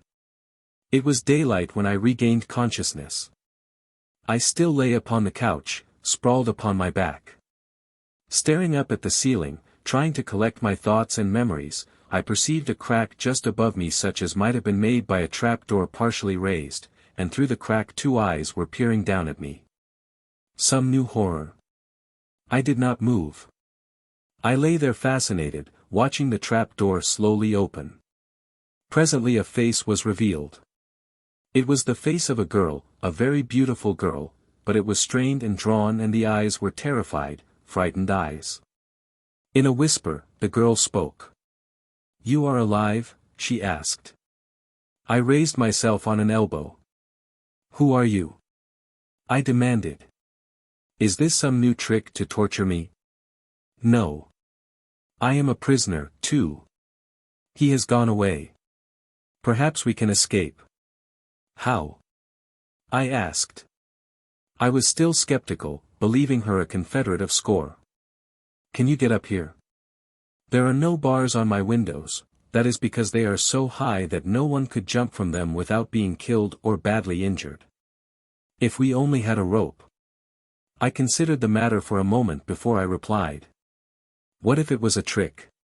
Could I be any worse off in one room in this accursed castle than in another? "There is rope down here," I said. "I will get it and come up. Perhaps there is not enough to be of any use to us, but I will bring what there is." "How will you get up?" she asked. "That will not be difficult. Wait until I get the rope." I went to the chest of drawers and took out all the rope and string that I had discovered there the previous night, then I shoved the chest across the floor until it was directly beneath the trapdoor. From the top of the chest I could easily reach the edge of the floor above. Handing the rope up to the girl, I quickly drew myself up into the room with her, then she closed the trap and we stood facing each other. Despite her disheveled and frightened appearance, I found her even more beautiful than I had at first thought her, and as her fine eyes met mine in mutual appraisal my fears of treachery vanished. I was sure that no duplicity lurked behind that lovely countenance. "You need not doubt me," she said as though she had read my thoughts, "though I cannot wonder that you doubt everyone in this terrible place." "Then how can you trust me?" I asked. You know nothing of me. I know enough, she replied. From that window I saw you when you and your companion came yesterday with Score, and I knew that he had 2 more victims. I heard them bring you to the room below last night. I did not know which one of you it was. I wanted to warn you then, but I was afraid of Score. I walked the floor for a long time trying to decide what to do. Then it was you I heard walking. Yes. Then I heard them come again. I heard sounds of a scuffle and Score's awful laugh. Oh, how I hate and fear that laugh. After that it was quiet. I thought they had killed you, if it was you, or taken the girl away, if it was she they had imprisoned in the room below. Oh, the poor thing. And she is so beautiful. I hope she got away safely, but I am afraid there can be little hope of that. Got away? What do you mean? I demanded. She escaped very early this morning. I do not know how she got out of her room, but from the window I saw her cross the outer courtyard. She climbed the wall on the river side, and she must have dropped into the river. I did not see her again. Duare has escaped. You are sure it was she? It was the beautiful girl who came here with you yesterday. About an hour after she got away, Score must have discovered that she was gone. He came out of the castle in a terrible rage. He took with him all of the miserable creatures that watched the gate, and all his fierce Khazars, and set out in pursuit. Possibly never again may we have such an opportunity to escape. Let's get busy, then. I exclaimed. Have you a plan? Yes, she replied. With the rope we can lower ourselves to the castle roof and from there to the courtyard. There is no one watching the gate, the Khazars are gone. If we are discovered we shall have to trust to our legs, but there are only 3 or 4 of Score's retainers left in the castle and they are not very alert when he is not here. I have my weapons, I reminded her. Score did not take them from me, and if any of his people try to stop us I will kill them. She shook her head. You cannot kill them, she whispered, shuddering. What do you mean? I demanded. Why can I not kill them? Because they are already dead. I looked at her in astonishment as the meaning of her words slowly filtered to my shocked brain to explain the pitiful creatures that had filled me with such disgust on the previous day. But, I exclaimed, how can they be dead? I saw them move about and obey the commands of Score. I do not know, she replied, it is Score's terrible secret. Presently you will be as they, if we do not escape. And the girl who came with you, and I, after a while. He will keep us a little longer in the flesh for the purpose of his experiments. Every day he takes a little blood from me. He is seeking the secret of life. He says that he can reproduce body cells, and with these he has instilled synthetic life into the poor creatures that he has resurrected from the grave. But it is only a parody on life. No blood flows in those dead veins, and the dead minds are animated only by the thoughts that Score transmits to them by some occult, telepathic means. But what he most desires is the power to reproduce germ cells and thus propagate a new race of beings fashioned according to his own specifications. That is why he takes blood from me, that is why he wanted the girl you call Duare. When our blood has become so depleted that death is near, he will kill us and we will be like these others. But he would not keep us here, he would take us to the city where he rules as John. Here he keeps only a few poor, degraded specimens. But he says that in Cormer he has many fine ones. So he is a John. I doubted it. He made himself a Jong and created his own subjects, she said. And he kept you only to draw blood from you? Yes. He is not like other men, he is not human. How long have you been here? A long time, but I am still alive because Score has been away most of the time in Cormer. Well, we must get away, too, before he returns. I want to search for Duare. She will be helpless out there alone. I went to one of the windows, none of which was barred, and looked down on the castle roof below, a distance of about 20 feet. Then I got the rope and examined it carefully. There were several pieces, in all about 40 feet, more than enough. Also it was stout rope. I tied the pieces together and then returned to the window. The girl was at my elbow. "Can anyone see us from here?" I asked. "The creatures are not very alert," she replied. "Those that score left here are the servants. They remain in a room on the first floor on the other side of the castle. When he is away they just sit. After a while 2 of them will bring food for us. And we should get away before they come, for sometimes they forget to go back to their quarters, then they sit around outside my door for hours. You will notice that there is a grill in the door. They would see us if we attempted to escape while they were there." "We'll start now," I said. Then I made a loop in one end of the rope and passed it around the girl's body so that she could sit in it while I lowered her to the roof. Without an instant's hesitation she stepped to the sill of the window and lowered herself over the edge until she was seated securely in the loop. Bracing my feet against the wall, I let her down rapidly until I felt the rope go slack in my hands.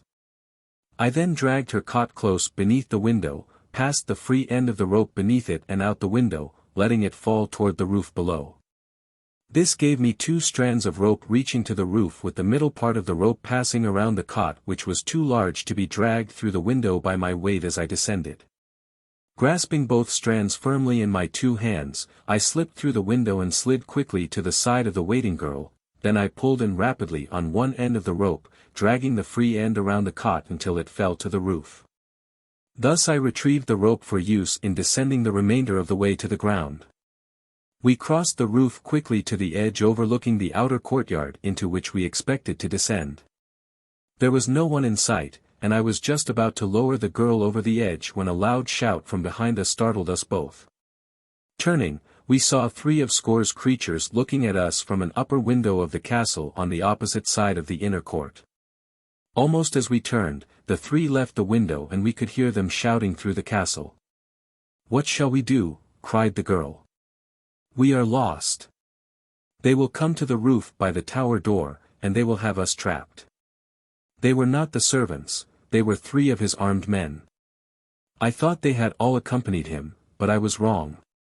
I said nothing, but I seized her hand and started toward the far end of the castle roof. A sudden hope had flared within me, born of an idea suggested by what the girl had told me of Duare's escape. We ran as fast as we could, and when we reached the edge we looked down upon the river lapping the castle wall 2 stories below. I passed the rope about the girl's waist. She asked no question, she made no comment. Quickly she climbed over the low parapet, and I commenced lowering her toward the river below. Hideous mouthings arose behind me. I turned and saw 3 dead men running toward me across the roof. Then I lowered away so rapidly that the rope burned my fingers, but there was no time to lose. I feared that they would be upon me before I could lower the girl to the dubious safety of the swirling waters. Nearer and nearer sounded the hurrying footsteps and the incoherent yammerings of the corpses. I heard a splash, and the rope went slack in my fingers. I glanced behind. The nearest of the creatures was already extending his hands to seize me. It was one of those that I had noticed at the gate the day before. I recognized it by the bloodless gash across its cheek. Its dead eyes were expressionless, glazed and staring, but its mouth was contorted in a ghastly snarl. Immediate recapture faced me, there was but a single alternative. I sprang to the top of the parapet and leaped. I have always been a good diver, but I doubt that I ever made a prettier swan dive in my life than I did that day from the parapet of the gloomy castle of Score, the Jong of Morov. As I rose to the surface of the river, shaking the water from my eyes, I looked about for the girl. She was nowhere to be seen. I knew that she could not have reached the river bank in the short time that had elapsed since I had lowered her into the water. For the masonry of the castle and the walls which extended it both above and below the building offered not even a handhold for hundreds of feet in both directions, and the opposite shore was too far away. I cast about me in all directions as the current carried me downstream, and I saw her head rise above the surface of the water a short distance below me. Swiftly I struck out for her. She went down again just before I reached her, but I dived for her and brought her to the surface. She was still conscious but almost out. She lay very limp. Glancing back at the castle, I saw that my would-be captors had disappeared from the roof. And I guessed that they would shortly appear on the bank of the river ready to seize us when we emerged. But I had no intention of emerging on their side. Dragging the girl with me, I struck out for the opposite shore. The river here was considerably deeper and broader than at the point we had first encountered it farther upstream. Now it was quite a river. What strange creatures inhabited its depths I had no means of knowing. I could only hope that none would discover us. The girl lay very quiet, she did not struggle at all. I began to fear that she was dead and I exerted myself still more to reach the bank quickly. The current bore us downstream, and I was glad of that, for it was taking us farther away from the castle and retainers of Score. At last I reached the bank and dragged the girl out onto a little patch of pale violet grass and set to work to resuscitate her, but even as I commenced she opened her eyes and looked up at me. A shadow of a smile touched her lips. "I shall be all right in a minute," she said weakly. I was so frightened. "Don't you know how to swim?" I asked. She shook her head. "No. And you let me lower you into the river without telling me." I was amazed by the sheer bravery of her act. "There was nothing else to do," she said simply. "Had I told you, you would not have lowered me, and we both should have been recaptured. I do not see even now how you got down before they seized you." "I dived," I explained.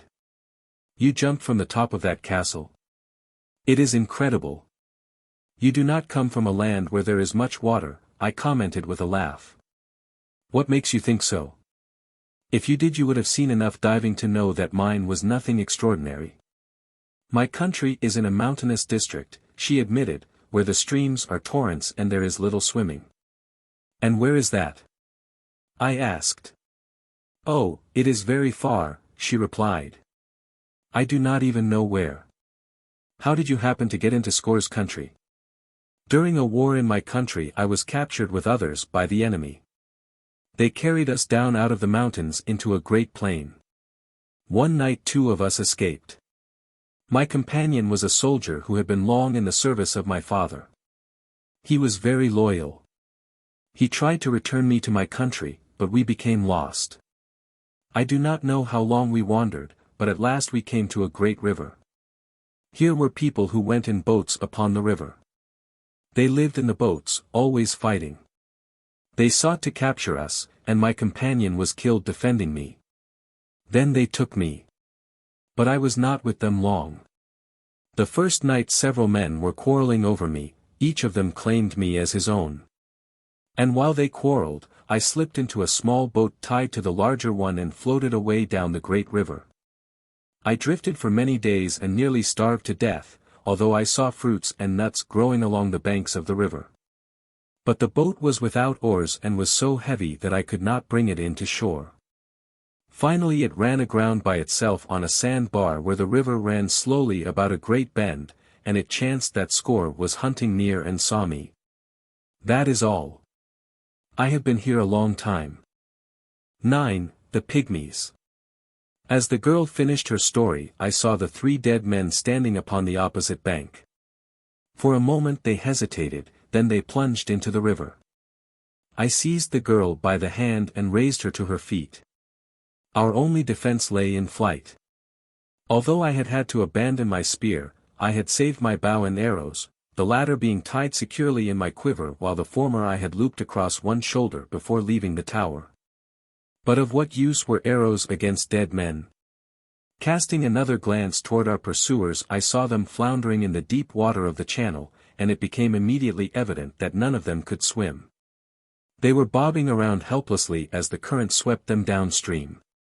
Sometimes they floated on their backs, sometimes on their faces. Most of the time their heads were under water. "We haven't much to fear from them," I said. "They will all drown." "They cannot drown," replied the girl with a shudder. "I hadn't thought of that," I admitted. "But at least there is little likelihood that they will reach this shore." Certainly not before they have been carried a long distance downstream. We shall have plenty of time to escape them. Then let's be going. I hate this place. I want to get away from it. I cannot go away until I have found Duare, I told her.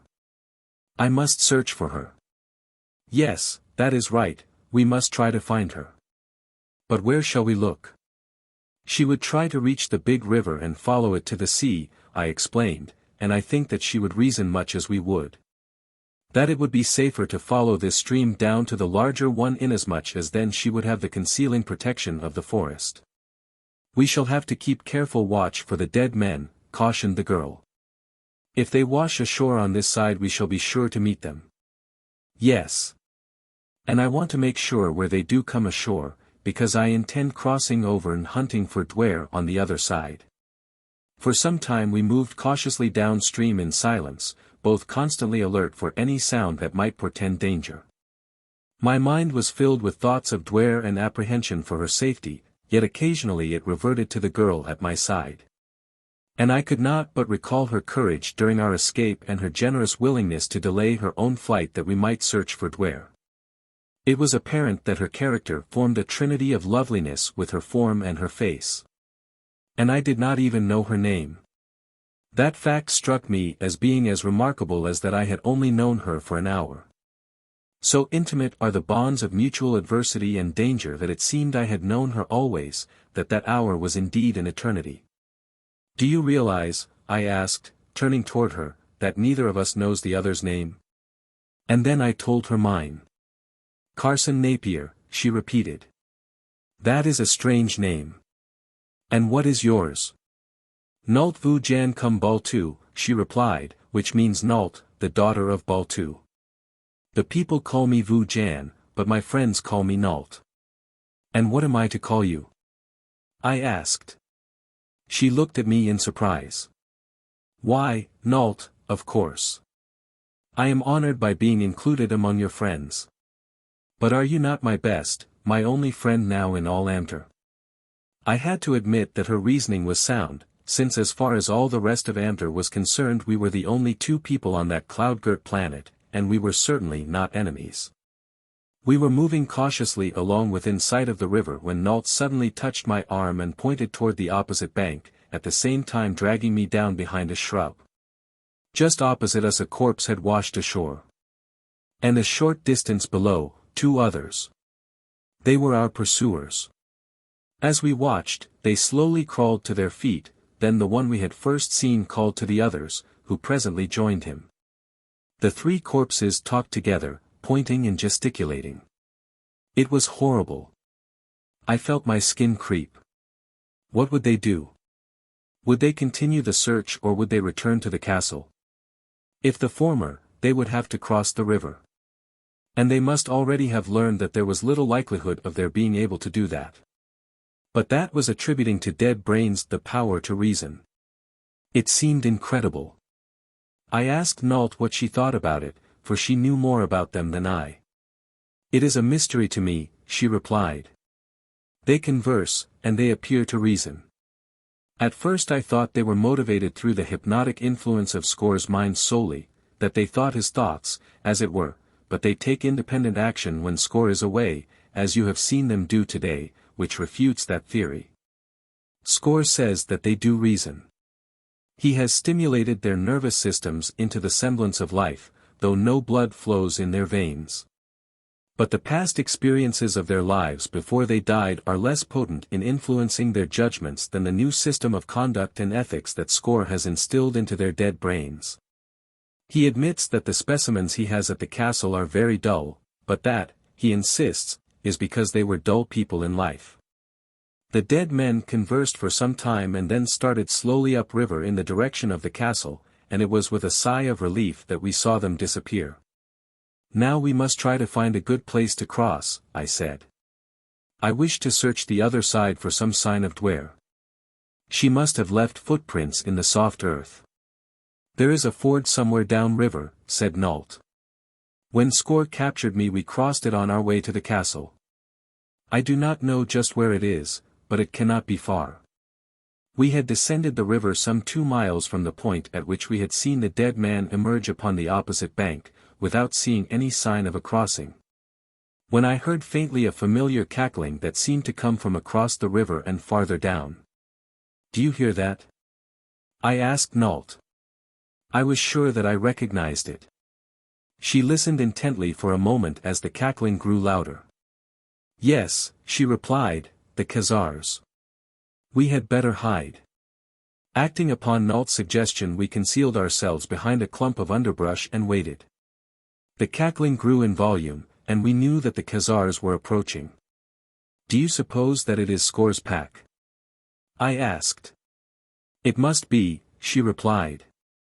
"There is no other pack in this vicinity, according to Score. Nor any wild Khazars?" "No. He says that there are no wild ones on this side of the big river. They range on the opposite side. These must be Score's."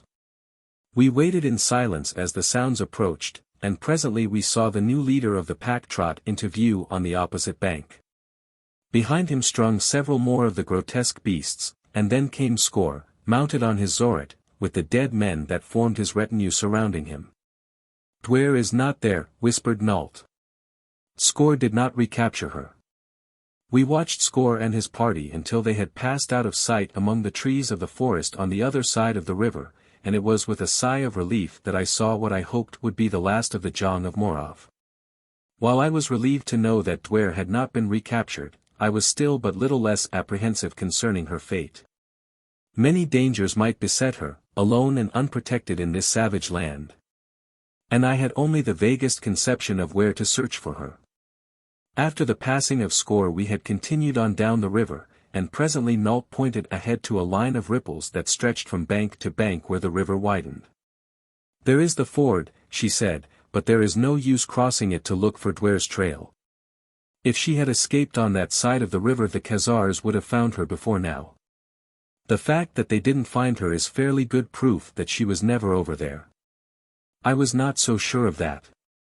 I did not know that Duare could swim nor that she could not, but the chances were highly in favor of the latter possibility, since Duare had been born and reared in the tree city of Kuad 1,000 feet or more above the ground.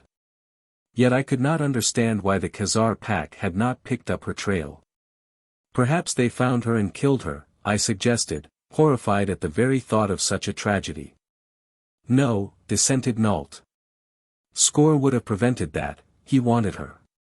But something else might have killed her. They might have found her dead body. Score would have brought it back with him and invested it with the synthetic life that animates his retinue of dead," argued Nault. Still I was not convinced. "How do the Khazars trail?" I asked. "Do they follow the spoor of their quarry by scent?" Nault shook her head. "Their sense of smell is extremely poor, but their vision is acute. In trailing, they depend wholly upon their eyes. Then it is possible that they might not have crossed Duare's trail at all and so missed her." "Possible, but not probable," replied Nault. "What is more probable is that she was killed and devoured by some beast before Score was able to recapture her." That explanation had already occurred to me, but I did not wish to even think about it. "Nevertheless," I said, "we might as well cross over to the other bank. If we are going to follow the big river downstream, we shall have to cross this affluent sooner or later, and we may not find another ford as it grows broader and deeper toward its mouth." The ford was broad and well marked by ripples, so we had no difficulty in following it toward the opposite bank. However, we were compelled to keep our eyes on the water most of the time as the ford took 2 curves that formed a flattened S. And it would have been quite easy to have stepped off into deep water and been swept downstream had we not been careful. The result of our constant watchfulness approached disaster as we neared the left bank of the stream. The merest chance caused me to look up. I was slightly in advance of Nault as we walked hand in hand for greater safety. I stopped so suddenly at what I saw that the girl bumped into me. Then she looked up, and a little, involuntary cry of alarm burst from her lips. "What are they?" she asked. "I don't know," I replied. "Don't you?" "No. I never saw such creatures before." At the edge of the water, awaiting us, were half a dozen man-like creatures, while others like them were coming from the forest, dropping from the trees to shuffle awkwardly toward the ford. They were about 3 feet tall and entirely covered with long hair. At first I thought that they were monkeys, although they bore a startling resemblance to human beings, but when they saw that we had discovered them, one of them spoke, and the simian theory was exploded. "I am Ul," said the speaker. "Go away from the land of Ul." "I am Ul, I kill." "We will not harm you," I replied. "We only want to pass through your country." "Go away," growled Ul, bearing sharp fighting fangs.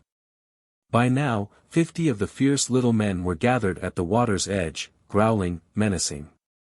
They were without clothing or ornaments and carried no weapons, but their sharp fangs and the bulging muscles of their shoulders and arms bespoke their ability to carry out Ul's threats.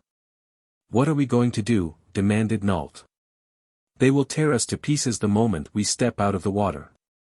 "Perhaps I can persuade them to let us pass," I said, but after 5 minutes of fruitless effort I had to admit defeat. Ul's only reply to my arguments was, "Go away. I kill.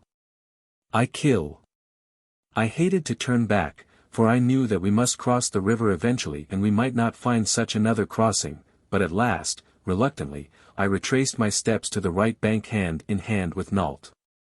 As we reached the shore, we glanced back. There stood the little, hairy men watching us in silence, then we turned into the forest and saw them no more.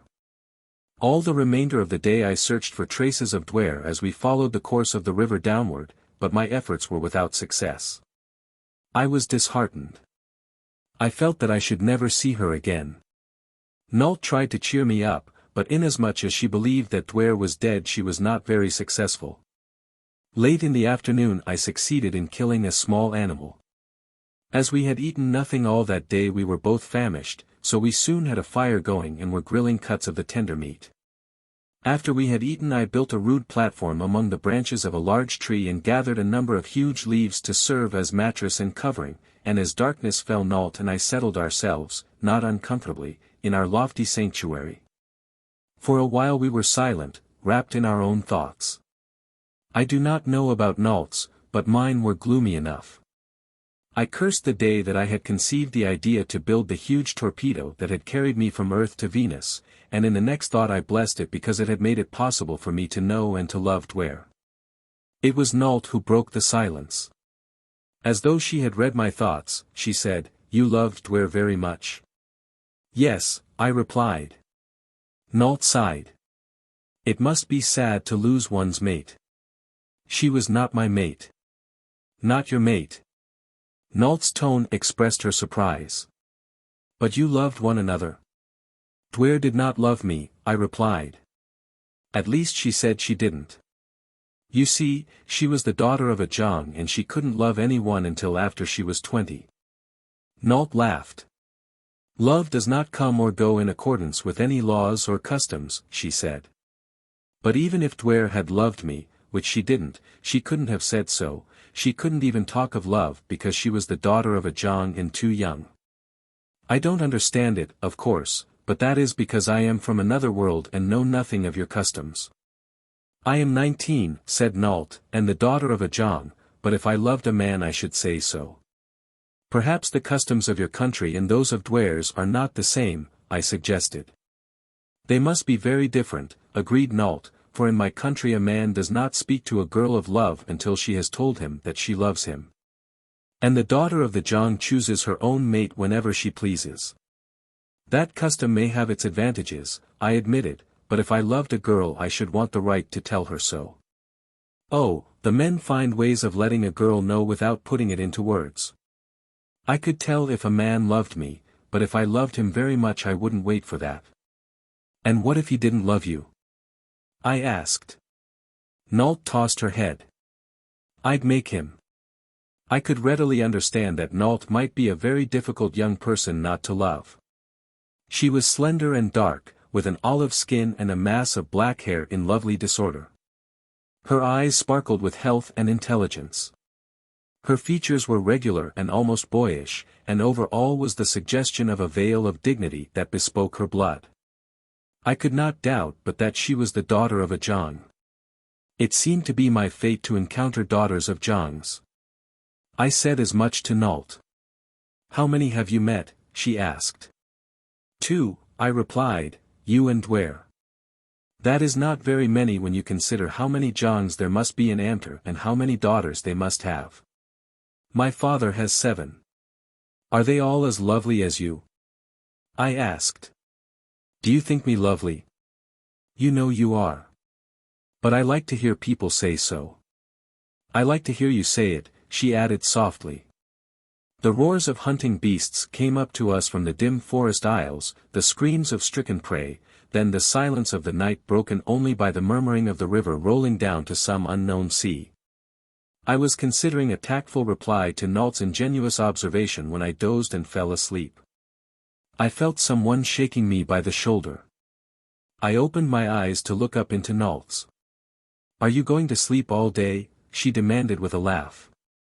It was broad daylight. I sat up and looked around. We have survived another night, I said. And face another day of, what? She demanded. Who knows? I gathered some fruit, and we cooked some more of the meat left from my kill of the previous day. We had a splendid breakfast, and then we set off again downstream in our quest for, what? If we do not find Duare today, I said, I shall have to admit that she is irrevocably lost to me. And then what? Asked Nault. You would like to return to your own country? Of course. Then we shall start up the big river toward your home. We shall never reach it, said Nault, but... But what? I demanded. I was thinking that we might be very happy while we were trying to reach Andu, she said. Andu? I queried. That is my country, she explained. The mountains of Andu are very beautiful. There was a note of wistfulness in her voice, her eyes were contemplating a scene that mine could not see. Suddenly I realized how brave the girl had been, how cheerful she had remained through the hardships and menacing dangers of our flight, all despite the probably hopelessness of her situation. I touched her hand gently. We shall do our best to return you to the beautiful mountains of Andu, I assured her. Nault shook her head. I shall never see them again, Carson. A great company of warriors might not survive the dangers that lie between here and Andu, 1,000 kobs of fierce and hostile country. 1,000 kobs is a long way, I agreed. It does seem hopeless, but we'll not give up. The Amtorians divide the circumference of a circle into 1,000 parts to arrive at their haida, or degree. And the kob is 1/10 of a degree of longitude at the equator, or what the Amtorians call the small circle, roughly about 2.5 Earth miles, therefore 1,000 kobs would be about 2,500 miles. A little mental arithmetic convinced me that Nault could not have drifted down the big river 2,500 miles without food, and I asked her if she was sure that Andu was that far away. No, she admitted, but it seems that far. We wandered a long time before we reached the river, and then I drifted for so long that I lost track of time. Nevertheless, if we found Duare, I was going to be faced by a problem. One girl must go down the valley in search of her own country, the other up the valley. And only one of them had even a hazy idea of where her country lay. The last second. During the afternoon of the second day of our search for Duare, Nault and I came to the big river that Duare and I had seen from the summit of the escarpment, the same river down which Nault had drifted into the clutches of Score. And it was a big river, comparable to the Mississippi. It ran between low cliffs of gleaming white limestone, flowing silently out of the mystery above, flowing silently toward the mystery below. Upon its broad expanse, from where it swept majestically into sight around a low promontory to where it disappeared again beyond a curve downstream, there was no sign of life, nor on either bank, only the girl, Nault, and I. I felt the awe of its grandeur and my own insignificance. I had no words to express my thoughts, and I was glad that Nault stood in silence that was almost reverential as we viewed the majesty and the desolation of the scene. Presently the girl sighed. It awoke me to the need of the moment. I could not stand mooning there in the face of the immediate necessity that confronted us. Well, I said, this is not crossing the river. I referred to the affluent that we had followed down from the castle of Score. I am glad that we do not have to cross the big river, remarked Nault. We may have enough trouble crossing this other, I suggested. It flowed at our left, making a sudden turn before it emptied into the larger stream. Below us was a great eddy that had strewn the nearer bank with flotsam, leaves, twigs, branches of all sizes, and even the boles of great trees. These things appeared to have been deposited during a period of high water. How are we going to cross? Asked Nault. There is no ford, and it seems too wide and swift to swim even if I were a good swimmer. She looked up at me quickly then as a new thought seemed to strike her. I am a burden to you, she said. If you were alone you would doubtless be able to cross easily. Pay no attention to me. I shall remain on this side and start up the river on my journey toward Andu, while you cross and search for Duare. I looked down at her and smiled. You really do not believe or hope that I will do anything of the sort. It would be the sensible thing to do, she said. The sensible thing to do is to build a raft with some of that stuff down there and float across the river. I pointed to the debris piled up on the bank. Why, we could do that, couldn't we? She cried. She was all eagerness and excitement now, and a moment later she pitched in and helped me drag out such pieces as I thought we could use in the construction of a raft. It was hard work, but at last we had enough material to float us in safety. The next job was to fasten the elements of our prospective raft together so securely that the river could not tear it to pieces before we had gained the opposite bank. We gathered lianas for that purpose, and though we worked as rapidly as we could it was almost dark before we had completed our rude ferry. As I contemplated the fruit of our labor, I saw Nault surveying the swirling waters of the eddy with a dubious eye. Are we going to cross now, she asked, or wait until morning? It is almost dark now, I replied. I think we had better wait until tomorrow. She brightened visibly and drew a deep sigh of relief. Then we had better think about eating now, she said. I had found the girls of Venus not unlike their earthly sisters in this respect. The meal that night was a matter of fruit and tubers, but it was sufficient. Once more I constructed a platform among the branches of a tree and prayed that no prowling arboreal carnivore would discover us. Each morning that I awoke on Venus it was with a sense of surprise that I still lived, and this first morning on the big river was no exception. As soon as we had eaten we went to our raft, and after some difficulty succeeded in launching it. I had equipped it with several long branches for poling and some shorter ones that we might use as oars after we got into the deep channel, but they were most inadequate makeshifts. I was depending almost exclusively on the eddy to carry us within striking distance of the opposite shore, where I hoped that we would then be able to pole the raft to the bank. Our craft floated much better than I had anticipated. I had feared that it would be almost awash and most uncomfortable, but the wood was evidently light, with the result that the top of the raft was several inches above the water. No sooner had we shoved off than the eddy seized us and commenced to bear us upstream and out toward the center. Our only concern now was to keep from being drawn into the vortex, and by pulling frantically we managed to keep near the periphery of the whirlpool until the water deepened to such a degree that our poles would no longer touch bottom. Then we seized the shorter branches and paddled desperately. It was grueling work, yet Nault never faltered.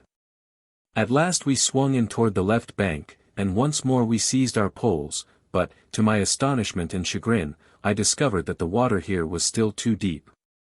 The current, too, was much stronger on this side than on the other. And our futile oars were almost useless. Remorselessly the river held us in its grip and dragged us back toward the vortex. We paddled furiously, and held our own. We were keeping away from the center of the eddy, but we were being carried farther from the left bank. Presently we were in mid-channel. We seemed to be hanging on the very edge of the eddy. Both of us were almost exhausted by this time, yet we might not pause for an instant. With a last, supreme effort we tore the raft from the clutches of the current that would have drawn us back into the embrace of the swirling titan. Then the main current of the mid-channel seized us, a fierce, relentless force. Our craft swirled and bobbed about absolutely beyond control, and we were swept down toward the great river. I laid aside my inadequate paddle. "We have done our best, Nault," I said, "but it wasn't good enough. Now all that we can do is to hope that this thing will hang together until we drift to one shore or the other somewhere along the big river." "It will have to be soon," said Nault. "Why?" I asked. "When Score found me he said that I was fortunate to have come to shore where I did, as farther down the river tumbles over falls." I looked at the low cliffs that lined the river on both sides. "There isn't any chance of making a landing here," I said. "Perhaps we shall have better luck lower down," suggested Nault. Down we drifted with the current, sometimes borne close to one shore, sometimes close to the other as the channel meandered from bank to bank, or again we rode far out on the center of the flood. Sometimes we saw little breaks in the cliffs where we might have made a landing, but we always saw them too late, and were carried past before we could maneuver our clumsy craft within reach. As we approached each bend we looked expectantly for some change in the shore line that would offer us some hope of landing, but always we were disappointed. And then, at last, as we swung around a headland, we saw two cities. One lay upon the left bank of the river, the other on the right directly opposite. The former appeared grey and drab even at a distance, while that upon the right bank shone white and beautiful and gay with its limestone walls and towers and its roofs of many colors. Nault nodded toward the city on the left bank. "That must be Cormer, this is about the location that Score told me his city occupied." "And the other?" I asked. "What is that?" She shook her head. "Score never mentioned another city." "Perhaps it is all one city built upon both banks of the river," I suggested. "No, I do not think so. Score told me that the people who dwelt across the river from Cormer were his enemies, but he never said anything about a city. I thought it was just some savage tribe." "Why, that is a splendid city, far larger and handsomer than Cormer." We could not, of course, see the entire expanse of either city, but as we drifted closer it was apparent that the city on our right extended along the river front for several miles. This we could see because at this point the river ran almost as straight as a canal for a greater distance than I could see. But the city on our left, which was Cormer, was much smaller, extending but about a mile along the water front. As far as we could see both cities were walled, a high wall extending along the river side of each. Cormer had a short quay in front of a gate about the center of this wall, while the quay of the other city appeared to be a long avenue extending as far as I could see. We had been drifting for some time opposite the right-hand city before we came close to Cormer. There were a few fishermen on the long quay of the former city, and others, possibly sentries, on top of the wall behind them. Many of these saw us and pointed at us and seemed to be discussing us, but at no time did we drift close enough to that side of the river so that we could obtain a close view of them. As we came down toward the quay of Cormer, a small boat pushed out into the river. It contained 3 men, 2 of whom were rowing while the third stood in the bow. That they were pulling out to intercept us appeared quite evident. "They are Score's men," said Nault. "What do you suppose they want of us?" I asked. "To capture us, of course, for Score, but they will never capture me." She stepped toward the edge of the raft. "What do you mean?" I demanded. "What are you going to do?" "I am going to jump into the river." "But you can't swim," I objected. "You will be sure to drown." "That is what I wish to do. I shall never let Score take me again." "Wait, Nault," I begged. "They haven't taken us yet." "Perhaps they won't." "Yes, they will," she said hopelessly. "We must never give up hope, Nault. Promise me that you will wait. Even in the last second you can still carry out your plan." "I will wait," she promised, "but in the last second you had better follow my example and join me in death rather than fall into the hands of Score and become one of those hopeless creatures that you saw at his castle. For then you will be denied even the final escape of death." The boat was now approaching closer, and I hailed its occupants. "What do you want of us?" I demanded. "You must come ashore with us," said the man in the bow. I was close enough now so that I could get a good look at the fellow. I had thought at first that they were some more of Score's living dead, but now I saw that this fellow's cheeks had the hue of health and blood. "We will not come with you," I called back to him. "Leave us alone, we are not harming you. Let us go our way in peace." "You will come ashore with us," said the man, as his boat drew closer. "Keep away, or I'll kill you," I cried, fitting an arrow to my bow. The fellow laughed, a dry, mirthless laugh. Then it was that I saw his eyes, and a cold chill swept over me. They were the dead eyes of a corpse. I loosed an arrow. It drove straight through the creature's chest, but he only laughed again and left the arrow sticking there. "Do you not know," cried Nault, "that you cannot kill the dead?" She stepped to the far side of the raft. "Goodbye, Carson," she said quietly, "the last second is here." "No. No, Nault," I cried. "Wait. It is not the last second." I turned again toward the approaching boat. Its bow was already within a foot of the raft. Before the fellow standing in it could grasp my intention, I leaped upon him. He struck at me with his dead hands, his dead fingers clutched for my throat. But my attack had been too quick and unexpected. I had carried him off his balance, and in the same instant I seized him and threw him overboard. The two other creatures had been rowing with their backs toward the bow and were unaware that any danger threatened them until I crashed upon their leader. As he went overboard, the nearer of the others rose and turned upon me. His skin, too, was painted in the semblance of life, but those dead eyes could not be changed. With a horrid, inarticulate scream he leaped for me. I met his rush with a right to the jaw that would have knocked a living man down for a long count. And while, of course, I couldn't knock the thing out, I did knock it overboard. A quick glance at the two in the water convinced me that my guess had not been amiss. Like their fellows at the castle, the two could not swim and were floating helplessly downstream with the current. But there was still another, and it was stepping across the thwarts toward me. I sprang forward to meet it, ripping in a blow toward the side of the jaw that would have sent it after the other two had it connected, but it did not. Our movements caused the boat to rock and threw me off my balance, and before I could regain my equilibrium the creature seized me. It was very powerful, but it fought without fire or enthusiasm, just the cold, deadly application of force. It reached for my throat, to reach for its throat was useless. I could not choke the life from something that had no life. The best that I could do was to try to evade its clutches and wait for an opening that might never come. I am rather muscular myself, and I did manage to push the thing from me for a moment, but it came right back. It didn't say anything, it didn't make any sound at all. There was no expression in its glazed eyes, but its dry lips were drawn back over yellow teeth in a snarling grimace. The sight of it and the touch of those cold, clammy fingers almost unnerved me, these and the strange odor that emanated from it, the strange odor that is the odor of death. It was sickening. As it came toward me the second time it came with lowered head and outstretched arms. I leaped for it, and locked my right arm about its head from above. The back of its neck was snug against my armpit as I seized my own right wrist with my left hand and locked my hold tighter.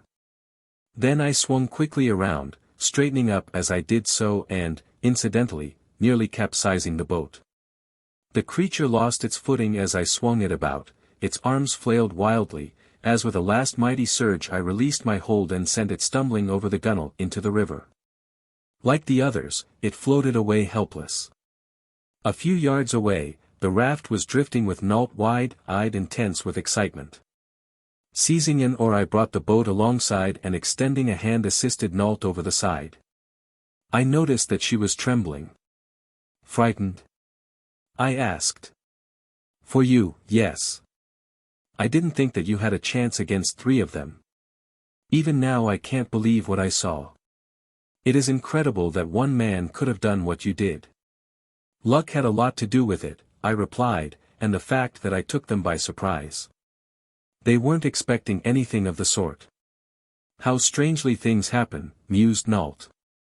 A moment ago I was about to drown myself in sheer desperation, and now everything is changed. The danger is over, and instead of an inadequate raft we have a comfortable boat. Which proves that one should never give up hope. I shan't again, while you are with me, she promised.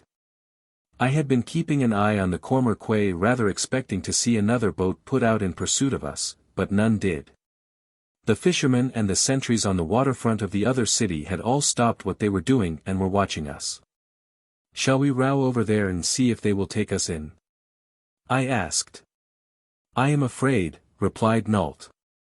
We have a saying in Andu that the farther strangers are away the better friends they are. You think that they would harm us? I asked. Nault shrugged. I do not know, but the chances are that they would kill you and keep me. Then we won't take the chance, but I would like to remain near here for a while and search for Duare. You can't land on the left bank until we are out of sight of Cormer, said Nault, or they would be after us in no time. And if we land in sight of this other city these people would take after us, if what you fear be true. Let's go downstream until we are out of sight of both cities, suggested the girl, and then wait until night before coming back near Cormer to search, for that is where you will have to search for Duare. Following Nault's suggestion we drifted slowly downstream. We soon passed Cormer, but the white city on the right bank extended on for a couple of miles farther. I should say that its full length along the river front was fully 5 miles, and along all that length was the broad quay backed by a gleaming white wall pierced by an occasional gate. I counted 6 or 7 along the full length of the water front. Just below the city the river turned to the right, and almost immediately the cliffs shut off our view of both cities. Simultaneously the aspect of the country changed. The limestone cliffs ended abruptly, the river running between low banks. Here it spread out to considerable width, but farther ahead I could see where it narrowed again and entered a gorge between cliffs much higher than any that we had passed. They were wooded cliffs, and even from a distance I could see that they were not of the white limestone that formed those with which we had now become familiar. There came to my ears faintly an insistent sound that was at first little more than a murmur, but as we drifted down the river it seemed to grow constantly in volume. Do you hear what I hear? I demanded, or am I the victim of head noises? That distant roaring? Yes, it has become a roar now. What do you suppose it can be? It must be the falls that Score told me of, said Nault. By Jove! That's just what it is, I exclaimed. And the best thing that we can do is to get to shore while we can. The current had carried us closer to the right bank at this point, and just ahead of us I saw a small stream emptying into the river. There was an open forest on the farther side of the stream and scattered trees on the nearer. It appeared an ideal location for a camp. We made the shore easily, for the current here was not swift. I ran the boat into the mouth of the small stream, but there was not water enough to float it. However, I managed to drag it up far enough to tie it to an overhanging limb of a tree where it was out of sight of any possible pursuers from Cormer who might come down the river in search of us. Now, I said, the thing that interests me most at present is securing food. That is something that always interests me, admitted Nault, with a laugh. Where are you going to hunt? That forest on the other side of this little stream looks as though it should be filled with game. She was facing the forest as she spoke, while my back was toward it. Suddenly the expression on her face changed, and she seized my arm with a little cry of alarm. Look, Carson. What is that? 11, to live or die. As I turned at Nault's warning cry, I thought that I saw something dodge behind low bushes on the opposite bank. What was it, Nault? I demanded. Oh, it couldn't be what I thought I saw, she whispered excitedly. I must be mistaken. What did you think you saw? There's another, there, look, she cried. And then I saw it. It stepped from behind the bole of a large tree and stood eyeing us, its fangs bared in a snarl.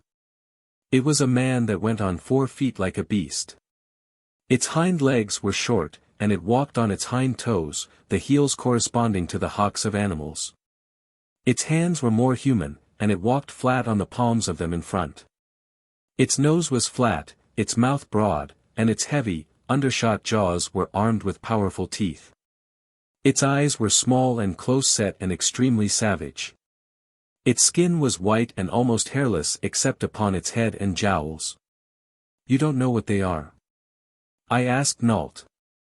"We have heard of them in Andu, but no one ever believed that they existed. They are called Zangans. If the stories I have heard are true, they are terribly ferocious. They hunt in packs and devour men as well as beasts. Zangan means beast-man, and no better word could have been coined to describe the creature that faced us across that little stream in far Nubal. And now others came slinking into view from the shelter of bushes and from behind the boles of trees. "I think we had better hunt elsewhere," I said in a weak effort to be jocose. "Let's take to the boat again," suggested Nault. We had already walked a little distance from the spot where I had moored our craft, and as we turned to retrace our steps I saw several of the Zangans enter the water on the opposite side and approach the boat. They were much closer to it than we, and long before I could untie it and drag it into deeper water they could be upon us. "It is too late," cried Nault. "Let's fall back slowly to that little rise of ground behind us," I said. "Perhaps I can hold them off there." We retreated slowly, watching the Zangans as they crossed the stream toward us. When they came out on shore they shook themselves as dogs do, and then they came slinking after us again. They reminded me of tigers, human tigers, and their gait was much that of a stalking tiger as they approached with flattened heads and snarling lips. They growled and snapped at one another, revealing a viciousness greater than that of beasts. Momentarily I expected a charge, and I knew that when it came Nault's troubles and mine would be over forever. We wouldn't have even a fighting chance against that savage pack. There were about 20 of them, mostly males. But there were a couple of females and 2 or 3 half-grown cubs. On the back of one of the females rode a baby, its arms tightly hugging the neck of its mother. Savage as they appeared, they followed us warily as though they were half afraid of us, but their long, easy strides were constantly cutting down the distance between us. When we reached the little mound toward which we had been retreating they were still 50 yards behind us. As we started to ascend the rise a large male trotted forward, voicing a low roar. It was as though it had just occurred to him that we might be trying to escape and that he ought to try to prevent it. I stopped and faced him, fitting an arrow to my bow. Drawing the shaft back to the very tip I let him have it squarely in the chest. He stopped in his tracks, roared horribly, and clawed at the feathered end protruding from his body, then he came on again. But he was staggering, and presently he sank to the ground, struggled for a moment, and lay still. The others had stopped and were watching him. Suddenly a young male ran up to him and bit him savagely about the head and neck. Then raised his head and voiced a hideous roar. I guessed that it was a challenge as I saw him look about him at the other members of the pack. Here, perhaps, was a new leader usurping the powers of the one who had fallen. Apparently no one was prepared to question his authority, and now he turned his attention again to us. He did not advance directly toward us, but slunk off to one side. As he did so he turned and growled at his fellows. That he was communicating orders to them at once became evident, for immediately they spread out as though to surround us. I loosed another arrow then, this time at the new leader.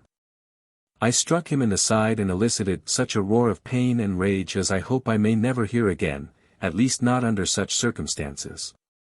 Reaching back with one hand the beast man seized the shaft and tore it from his body, inflicting a far more serious hurt than the arrow had made in entering, and now his roars and screams fairly shook the ground. The others paused to watch him, and I saw one large male slink slowly toward the wounded leader. The latter saw him, too, and with bared fangs and ferocious growls charged him. The ambitious one, evidently realizing that his hopes had been premature, wheeled and fled, and the new chief let him go and turned again toward us. By this time we were three-quarters surrounded. There were nearly 20 ferocious beasts confronting us, and I had less than a dozen arrows. Nault touched me on the arm. "Goodbye, Carson," she said. "Now, surely, the last second is upon us."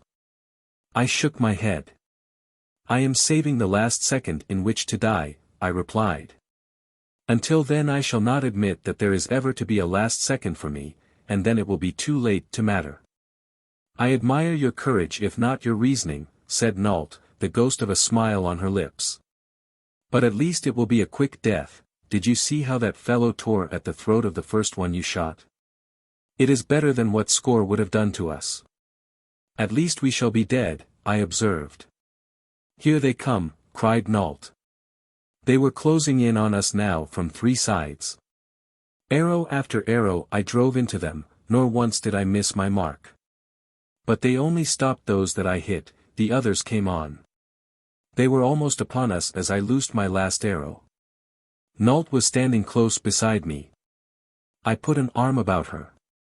"Hold me close," she said. "I am not afraid to die, but I do not want to be alone, even for an instant." "You are not dead yet, Nault." I couldn't think of anything else to say. It must have sounded foolish at such a time, but Nault ignored it. "You have been very good to me, Carson," she said. "And you have been a regular brick, Nault, if you know what that means, which you don't. Goodbye, Carson. It is the last second." "I guess it is, Nault." I stooped and kissed her. "Good-bye." From above us and behind us on the mound came a sudden crackling hum that was like the noise that an X-ray machine makes, but I knew that it was not an X-ray machine. I knew what it was even without the evidence of the crumpling bodies of the Zangans dropping to the ground before us. It was the hum of the RA rifle of Amter. I wheeled and looked up toward the summit of the mound. There stood a dozen men pouring streams of the destructive rays upon the pack. It lasted for but a few seconds, but not one of the ferocious beasts escaped death. Then one of our rescuers, or were they our captors, came toward us. He, like his companions, was a man of almost perfect physique, with a handsome, intelligent face. My first impression was that if these were fair examples of the citizens of that white city from which I assumed they had come, we must have stumbled upon an Olympus inhabited solely by gods. In every company of men we are accustomed to seeing some whose proportions or features are ungainly or uncouth, but here, though no 2 men exactly resembled one another, all were singularly handsome and symmetrically proportioned. He who approached us wore the customary G-string and military harness of the men of Amter. His trappings were handsome without being ornate, and I guessed from the insignia on the fillet that encircled his brow that he was an officer. "You had a close call," he said pleasantly. "Rather too close for comfort," I replied. "We have you to thank for our lives. I am glad that I arrived in time. I happened to be on the river wall as you drifted past, and saw your encounter with the men from Cormer. My interest was aroused, and, knowing that you were headed for trouble down river on account of the falls, I hurried down to try to warn you." "A rather unusual interest in strangers for a man of Amter," I commented, "but I can assure you that I appreciate it even if I do not understand it." He laughed shortly. "It was the way you handled those 3 creatures of Score," he explained. "I saw possibilities in such a man, and we are always looking for better qualities to infuse into the blood of Havatoo. But come, let me introduce myself. I am Arrow Shan. And this is Nault of Andu," I replied, "and I am Carson Napier of California." "I have heard of Andu," he acknowledged. "They raise an exceptionally fine breed of people there, but I never heard of your country. In fact I have never seen a man before with blue eyes and yellow hair. Are all the people of California?" I prompted. "Of California like you?" "Oh, no. There are all colors among us, of hair and eyes and skin." "But how can you breed true to type, then?" he demanded. "We don't," I had to admit. "Rather shocking," he said, half to himself. "Immoral, racially immoral. Well, be that as it may, your system seems to have produced a rather fine type at that. And now, if you will come with me, we shall return to Havatoo." "May I ask," I inquired, "if we return as guests or as prisoners?" He smiled, just the shadow of a smile. Will that make any difference, as to whether you return with me or not? I glanced up at the armed men behind him and grinned. None, I replied. Let us be friends, he said. You will find justice in Havatoo. If you deserve to remain as a guest, you will be treated as a guest, if not, he shrugged. As we reached the top of the little hillock we saw, just behind it, a long, low car with transverse seats and no top. It was the first motor car that I had seen on Venus. The severity of its streamlines and its lack of ornamentation suggested that it was a military car. As we entered the rear seat with Aroshan, his men took their places in the forward seats. Aroshan spoke a word of command and the car moved forward. The driver was too far from me, and hidden by the men between us, to permit me to see how he controlled the car, which moved forward over the uneven ground smoothly and swiftly. Presently, as we topped a rise of ground, we saw the city of Havatoo lying white and beautiful before us. From our elevation I could see that it was built in the shape of a half-circle with the flat side lying along the waterfront, and it was entirely walled. The river curves to the right below the city, and the direct route that we followed returning to it brought us to a gate several miles from the river. The gate itself was of magnificent proportions and an architectural gem, bespeaking a high order of civilization and culture. The city wall, of white limestone, was beautifully carved with scenes that I took to portray the history of the city or of the race that inhabited it, the work having apparently been conceived and executed with the rarest taste. And these carvings extended as far as I could see. When one considers the fact that the wall on the land side is about 8 miles long and on the river side about 5 miles, and that all of it is elaborately carved, one may understand the vast labor and the time required to complete such an undertaking along both faces of a 20-foot wall. As we were halted at the gate by the soldiers on guard, I saw emblazoned above the portal, in the characters of the universal Amtorian language, Tag cum Voo Clambad, Gate of the Psychologists. Beyond the gate we entered a broad, straight avenue that ran directly toward the center of the waterfront. It was filled with traffic, cars of various sizes and shapes, running swiftly and quietly in both directions. There was nothing but vehicular traffic on this level, pedestrians being accommodated on walkways at the level of the second stories of the buildings, which were connected by viaducts at all intersections.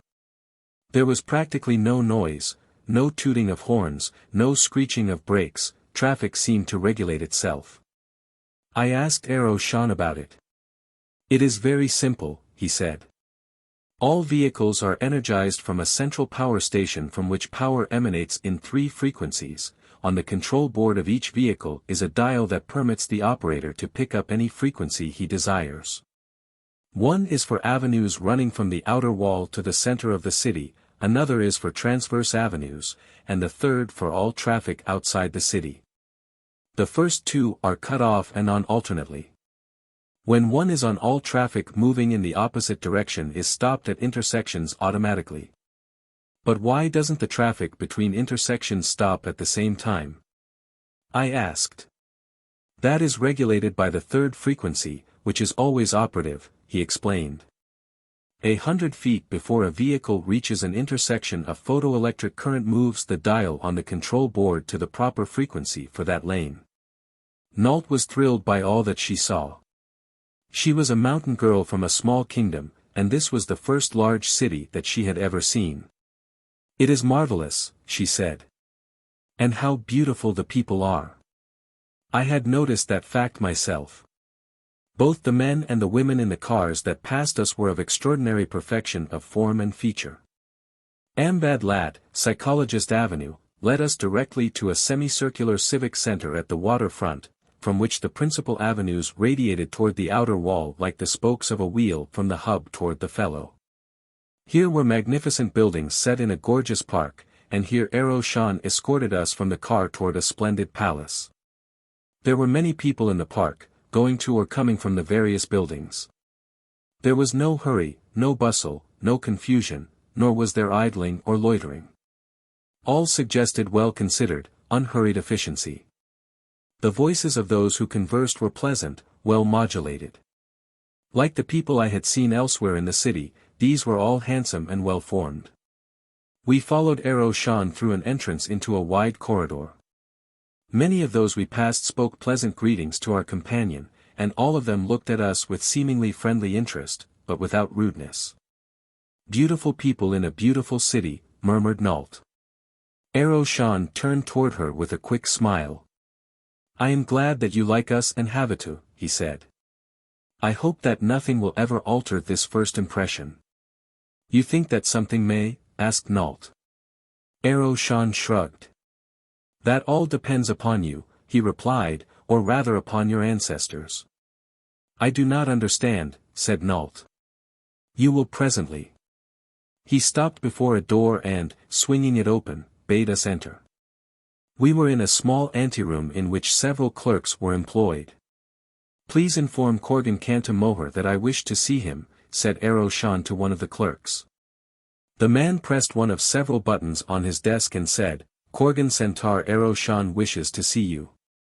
Apparently from the desk top a deep voice replied, "Send him in." "Come with me," directed Shan, and we crossed the anteroom to another door which a clerk opened. In the room beyond a man faced us from a desk behind which he was seated. He looked up at us with the same friendly interest that had been manifested by the people we had passed in the park and the corridor. As we were introduced to Corgan Cantamoher he arose and acknowledged the introduction with a bow. Then he invited us to be seated. "You are strangers in Havatoo," he remarked. "It is not often that strangers enter our gates." He turned to Shan. "Tell me, how did it happen?" Shan told of witnessing my encounter with the 3 men from Cormer.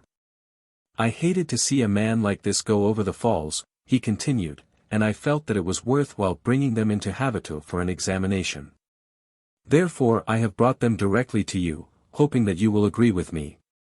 "It can do no harm," admitted Moher. "The examining board is in session now. Take them over. I will advise the board that I have authorized the examination." "What is the examination, and what is its purpose?" I asked. "Perhaps we do not care to take it." Corgan Cantamoher smiled. "It is not for you to say," he said. "You mean that we are prisoners?" "Let us say rather guests by command." "Do you mind telling me the purpose of this examination?" I asked. "Not at all. It is to determine whether or not you shall be permitted to live." 12. Havatoo. They were all very polite and pleasant, very professional and efficient. First we were bathed, then blood tests were made, our hearts examined, our blood pressure taken, our reflexes checked. After that we were ushered into a large room where 5 men sat behind a long table. Shan accompanied us throughout the examination. Like the others, he was always pleasant and friendly. He encouraged us to hope that we would pass the examination successfully. Even yet I did not understand what it was all about. I asked Shan. "Your companion remarked upon the beauty of Havatoo and its people," he replied. "This examination is the explanation of that beauty, and of many other things here which you do not yet know of." The 5 men seated behind the long table were quite as pleasant as any of the others we had met. They questioned us rapidly for fully an hour and then dismissed us. From the questions propounded I judged that one of them was a biologist, another a psychologist, one a chemist, the 4th a physicist, and the 5th a soldier. "Corgan Centaur Shan," said he who appeared to be the head of the examining board, "you will take custody of the man until the result of the examination is announced. Hara-Es will take charge of the girl." He indicated a woman who had entered the room with us and had been standing beside Nault. The latter pressed closer to me.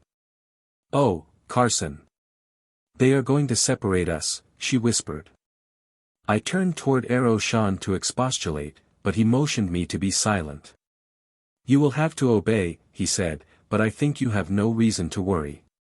Then Nault was led away by Hara-Es, and Shan took me with him. A car was waiting for Shan, and in it we were driven into a district of beautiful homes. Presently the car drew up in front of one of these and stopped. "This is my home," said my companion. You will be my guest here until the result of the examination is announced. I wish you to enjoy yourself while you are with me. Do not worry, it will do no good. Nault is safe. She will be well cared for. At least they have provided me with a beautiful prison and a pleasant jailer, I remarked. Please do not think of yourself as a prisoner, begged Aroshan. It will make us both unhappy, and unhappiness is not to be tolerated in Havatoo. I am far from unhappy, I assured him. On the contrary, I am greatly enjoying the experience, but I still cannot understand what crime is charged against Nault and me that we should have been put on trial for our lives. It was not you who were on trial, it was your heredity, he explained. An explanation, I assured him, that leaves me as much at sea as I was before. We had entered the house as we were conversing, and I found myself amid as lovely surroundings as I have ever seen. Good taste and good judgment had evidently dictated, not only the design of the house, but its appointments as well. From the entrance there was a vista of shrubbery and flowers and trees in a beautiful garden at the end of a wide hall.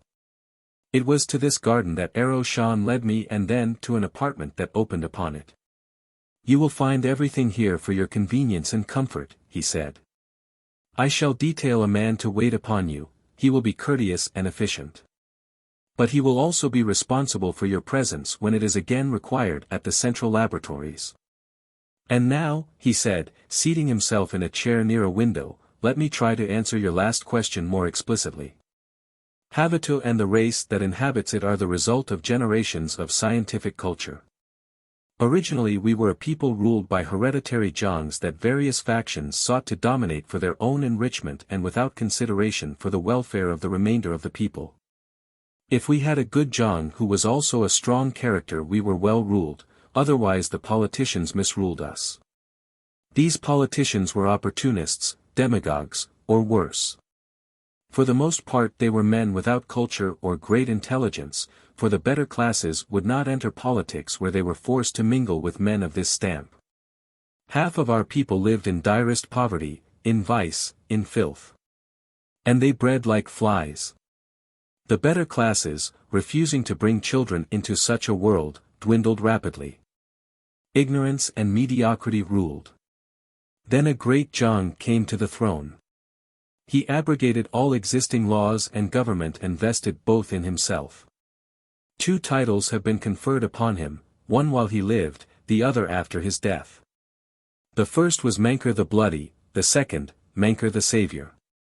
He was a great warrior, and he had the warrior class behind him. With what seemed utter ruthlessness he wiped out the politicians, and to the positions many of them had filled he appointed the greatest minds of Havatoo, physicists, biologists, chemists, and psychologists. He encouraged the raising of children by people whom these scientists passed as fit to raise children, and he forbade all others to bear children. He saw to it that the physically, morally, or mentally defective were rendered incapable of bringing their like into the world, and no defective infant was allowed to live. Then, before his death, he created a new form of government, a government without laws and without a king. He abdicated his throne and relinquished the destinies of Havatoo to a quintumvirate that but guides and judges. Of these 5 men one is a centaur, biologist, one an ambad, psychologist, one a calto, chemist, one a cantum, physicist, and one a korgan, soldier. This quintumvirate is called Sanjong, literally, 5 king, and the fitness of its members to serve is determined by examinations similar to that which was given you. These examinations are held every 2 years. Any citizen may take them. Any citizen may become one of the Sanjong. It is the highest honor to which a citizen of Havatoo may win, and he may only achieve it through actual merit. His qualifications are not left to the guesswork of an electorate influenced by the heat and passion and misrepresentations of a political campaign, or to an accident of birth that made one man a slave and another a king. And these men make the laws and administer justice, I remarked. There are no laws in Havatoo, he replied. During the many generations since Mankar we have bred a race of rational people who know the difference between right and wrong, and for such no rules of behavior are necessary. The Sanjong merely guides. Do you have any difficulty in finding the proper men to form the Sanjong? I asked. None whatever. There are thousands of men in Havatoo capable of serving with honor and distinction. There is a tendency to breed Sanjongs among 5 of the 6 classes into which the people of Havatoo are naturally divided. When you become more familiar with the city you will discover that the semicircular area facing the central laboratories is divided into 5 sections. The section next to the river and above the central laboratories is called Cantum. Here reside the physicists. There are no caste distinctions between the physicists and any of the other 5 classes. But because they all live in the same district and because their interests are alike, there is a greater tendency for them to associate with one another than with members of other classes. The result is that they more often mate with their own kind, the laws of heredity do the rest, and the breed of physicists in Havatoo is constantly improving. With the result that we constantly find a better physicist winning a place on the Sanjon as the years go by. The next district is Kalto, here live the chemists. The center district is Korgan, the district in which I dwell. It is reserved for the warrior class. Next comes Ambad, the section where the psychologists live. And, last, Centaur, for the biologists, lies along the waterfront and down the river from the central laboratories. Havatoo is laid out like the half of a wagon wheel, with the central laboratories at the hub. The main sections of the city are bounded by 4 concentric semicircles. Inside the first is the civic center, where the central laboratories are situated, this I have called the hub. Between this and the next semicircle lie the 5 sub-districts I have just described. Between this and the third semicircle lies the largest district, called Yagan, here dwell the common people. And in the 4th section, a narrow strip just inside the outer wall, are the shops, markets, and factories. It is all most interesting, I said, and to me the most interesting part of it is that the city is governed without laws. Without man-made laws, Ero Shan corrected me. We are governed by natural laws with which all intelligent people are conversant. By applying eugenics intelligently we have eliminated the unintelligent. Of course occasionally a citizen commits an act that is harmful to another or to the peace of the city, for the genes of vicious and nonconformist characteristics have not all been eradicated from the germ cells of all of the citizens of Havatoo. If one commits an act that is subversive of the rights of others or of the general welfare of the community, he is tried by a court that is not hampered by technicalities nor precedent and which, taking into consideration all of the facts in the case, including the heredity of the defendant, reaches a decision that is final and without appeal. The result of the act itself is never considered, our courts seek causes only. There is no punishment in the sense that it was formerly understood. The sole aim of the courts is to prevent a repetition of unsocial acts by this and future generations. If it is a first offense in 4 generations of the defendant's family, it is merely recorded against his bloodline. For the second offense of a minor nature he is placed under observation. For more serious infractions or for a repetition of minor ones he is rendered incapable of perpetuating his type, and, as a rule, for any 4th offense he is destroyed. It seems rather drastic to punish a man for the acts of his ancestors, I remarked. But let me remind you that we do not punish, explained Ero Shan. We only seek to improve the race to the end that we shall attain the greatest measure of happiness and contentment. Nonconformists are not good material with which to improve a race, nor are people who make too many mistakes. Havatoo, with no bad people in it, must be an ideal city in which to live, I said. Oh, there are some bad people, replied Ero Shan, for there are bad genes in all of us. But we are a very intelligent race, and the more intelligent people are the better able are they to control their bad impulses.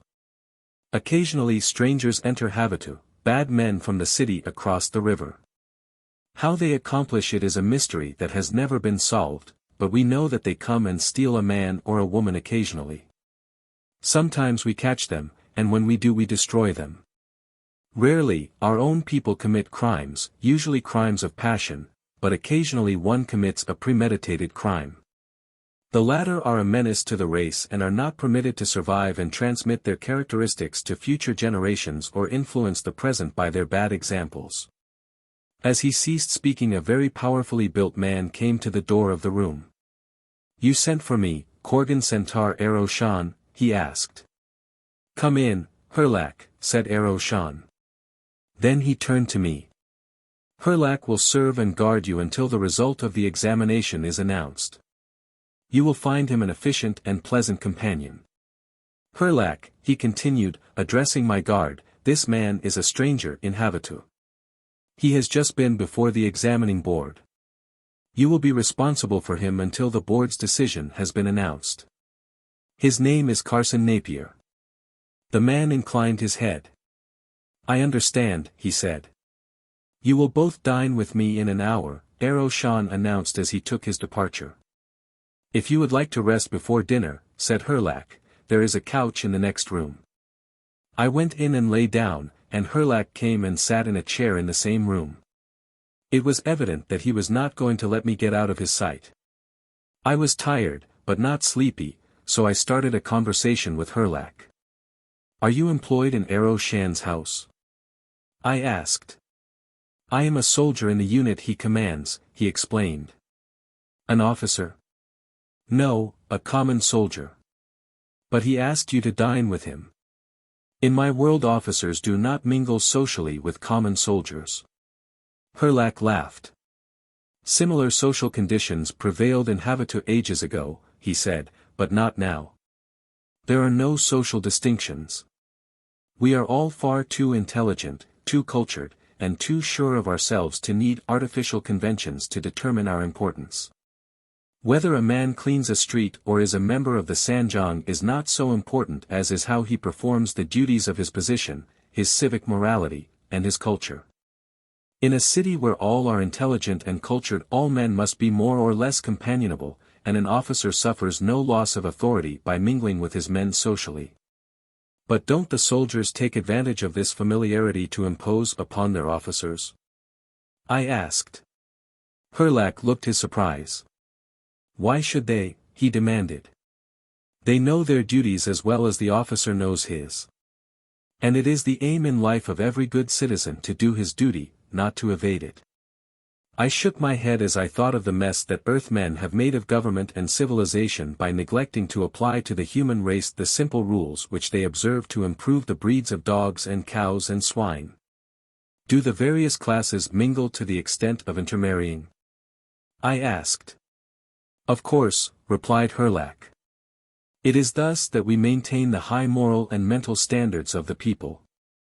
Were it otherwise, the Yagans must deteriorate, while the several other classes diverged so greatly from one another that eventually they would have nothing in common and no basis for mutual understanding and regard. Then must come misunderstanding, dissension, strife, and the certain destruction of the race." I could not but think of these very conditions on earth that had been brought about by ages of inequality of breeding, and pray that there might arise in my own world a Mankar the Bloody. We talked of many things during that hour while we awaited dinner, and this common soldier of Havatoo discussed the sciences and the arts with far greater understanding and appreciation than I myself possessed. I asked him if he was particularly well educated, and he said that he was not, that all the men and women of Havatoo were schooled alike to a certain point. When a series of elaborate examinations determined the calling for which they were best fitted and in which they would find the greatest happiness. "But where do you find your street cleaners?" I asked.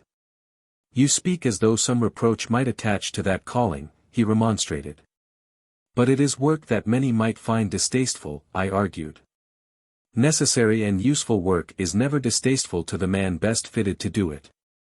Of course, highly intelligent people prefer creative work, and so these necessary but more or less mechanical duties, which, by the way, are usually done by means of mechanical contrivances in Havatoo, never become the permanent calling of any man. Any one can do them, so every one takes his turn, that is, every one in the Yagan class.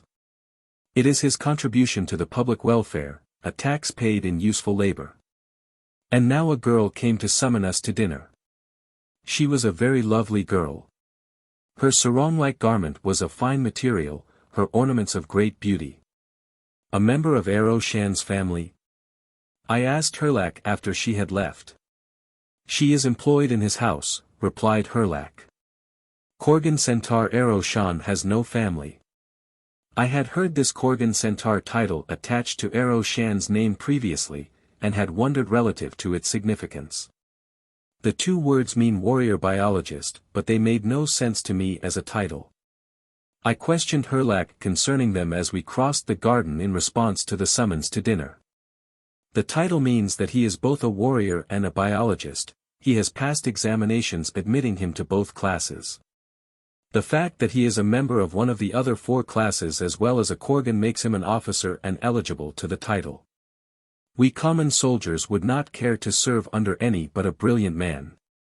And believe me, it takes a brilliant man to pass the entrance examination to any of the scientific classes, for he has to pass creditably even in the 3 to which he is not seeking elevation. Herlack led me to a large apartment where I saw Shan, 3 other men, and 6 women laughing and talking together. There was a suggestion of a lull in the conversation as we entered the room, and interested glances were cast in my direction. Shan came forward to meet me and then introduced me to his other guests, who greeted me pleasantly. As I recall them, they were Ambad Agan, Kalto Bo Gasto, and Yagan Dana, the 3 men. The women were Luan, Gara Lo, Hambai Khan, Oroso, Kabel, and Joran. The men were handsome, the women beautiful, and all were intelligent and cultured, although several were of the Yagan class. At dinner I was seated between Luan and Gara Lo, both of whom were extremely gracious. Never before in my life had I been present at such a brilliant gathering. The scintillant wit, the easy-flowing conversation seemed as natural and effortless as breathing. There was no straining for effect, no labored jokes, and oftentimes there were silences. No one seemed to feel that it was necessary to speak unless there was something to say, and the silences were never strained nor embarrassing. Luan asked me about the country from which I came, and when I told her that I was from another world, she asked me to explain how there could be another world and where. Very briefly I explained what our astronomers had learned of the solar system. The distances staggered her. 26 million miles, she exclaimed, when I told her of the distance that separated Amter from my own Earth. Then I told her about the stars, the other suns far out in space, and that the nearest one was 255 million miles away. By this time everyone at the table was listening. Our scientists have long known, said Luan, that the old theory that Amter is a disk floating on a sea of molten rock is wrong. They have been feeling vaguely towards something such as you describe. Your scientists must be very brilliant to have arrived at such a theory and then, as you have told me, proved it beyond question. They have a great advantage over your scientists in such matters, I explained. They can see the other planets and the stars by night and the sun by day. Their world is not perpetually surrounded by clouds, as is Amter. Did you tell the examining board these things today? She asked. They did not ask me, I replied. They must not destroy you, she exclaimed. Perhaps you hold the key to many secrets for which they have been searching through the ages. You think they may destroy me? I asked. How may I know what even the examining board may not know as yet? 13. A professor of astronomy. Despite the fact that my fate hung in the balance, I slept soundly that night. Herlack slept on a couch near me that night. I called him the Death Watch, and he was polite enough to seem to enjoy my little joke. Shan, Herlack and I breakfasted together the next morning. The girl who had summoned us to dinner the night before waited on us. She was so radiantly beautiful that it was almost embarrassing. I felt that I should be waiting on her. She was young, but then everyone I had seen in Havatoo appeared young. Of course I was not greatly surprised by this, for I knew of the longevity serum developed by the scientists of Amter. I myself had been inoculated against old age, but I remarked on it casually to Shan. Yes, he said, we could live forever if the Sanjong so decreed. At least we would never die of old age or disease, but they have decreed otherwise. Our serum gives immunity for 200 or 300 years, depending upon the natural constitution of the individual. When it ceases to be effective, death comes quickly. As a rule, we anticipate it when we see that the end is coming. But why not live forever if you can? I asked. It was quite apparent that if we lived forever, the number of children that could be permitted would be too small to result in any considerable improvement of the race. And so we have refused immortality in the interest of future generations and of all Amter. As we were finishing breakfast, word was brought to Shan directing him to bring me before the examining board immediately. And a short time later, with Herlack accompanying us, we entered Shan's car and drove down the Korgan Lat, or Avenue of Warriors, toward the central laboratories that stand in the civic center of Havatoo.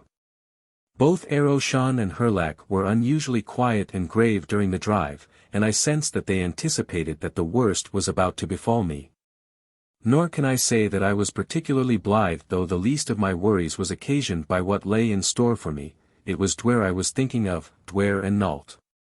The stately government buildings, the Serra Tartum or central laboratories as they call them, looked very beautiful in the gorgeous setting of Manker Pole, the park that is named for the great last Jong of Havatoo.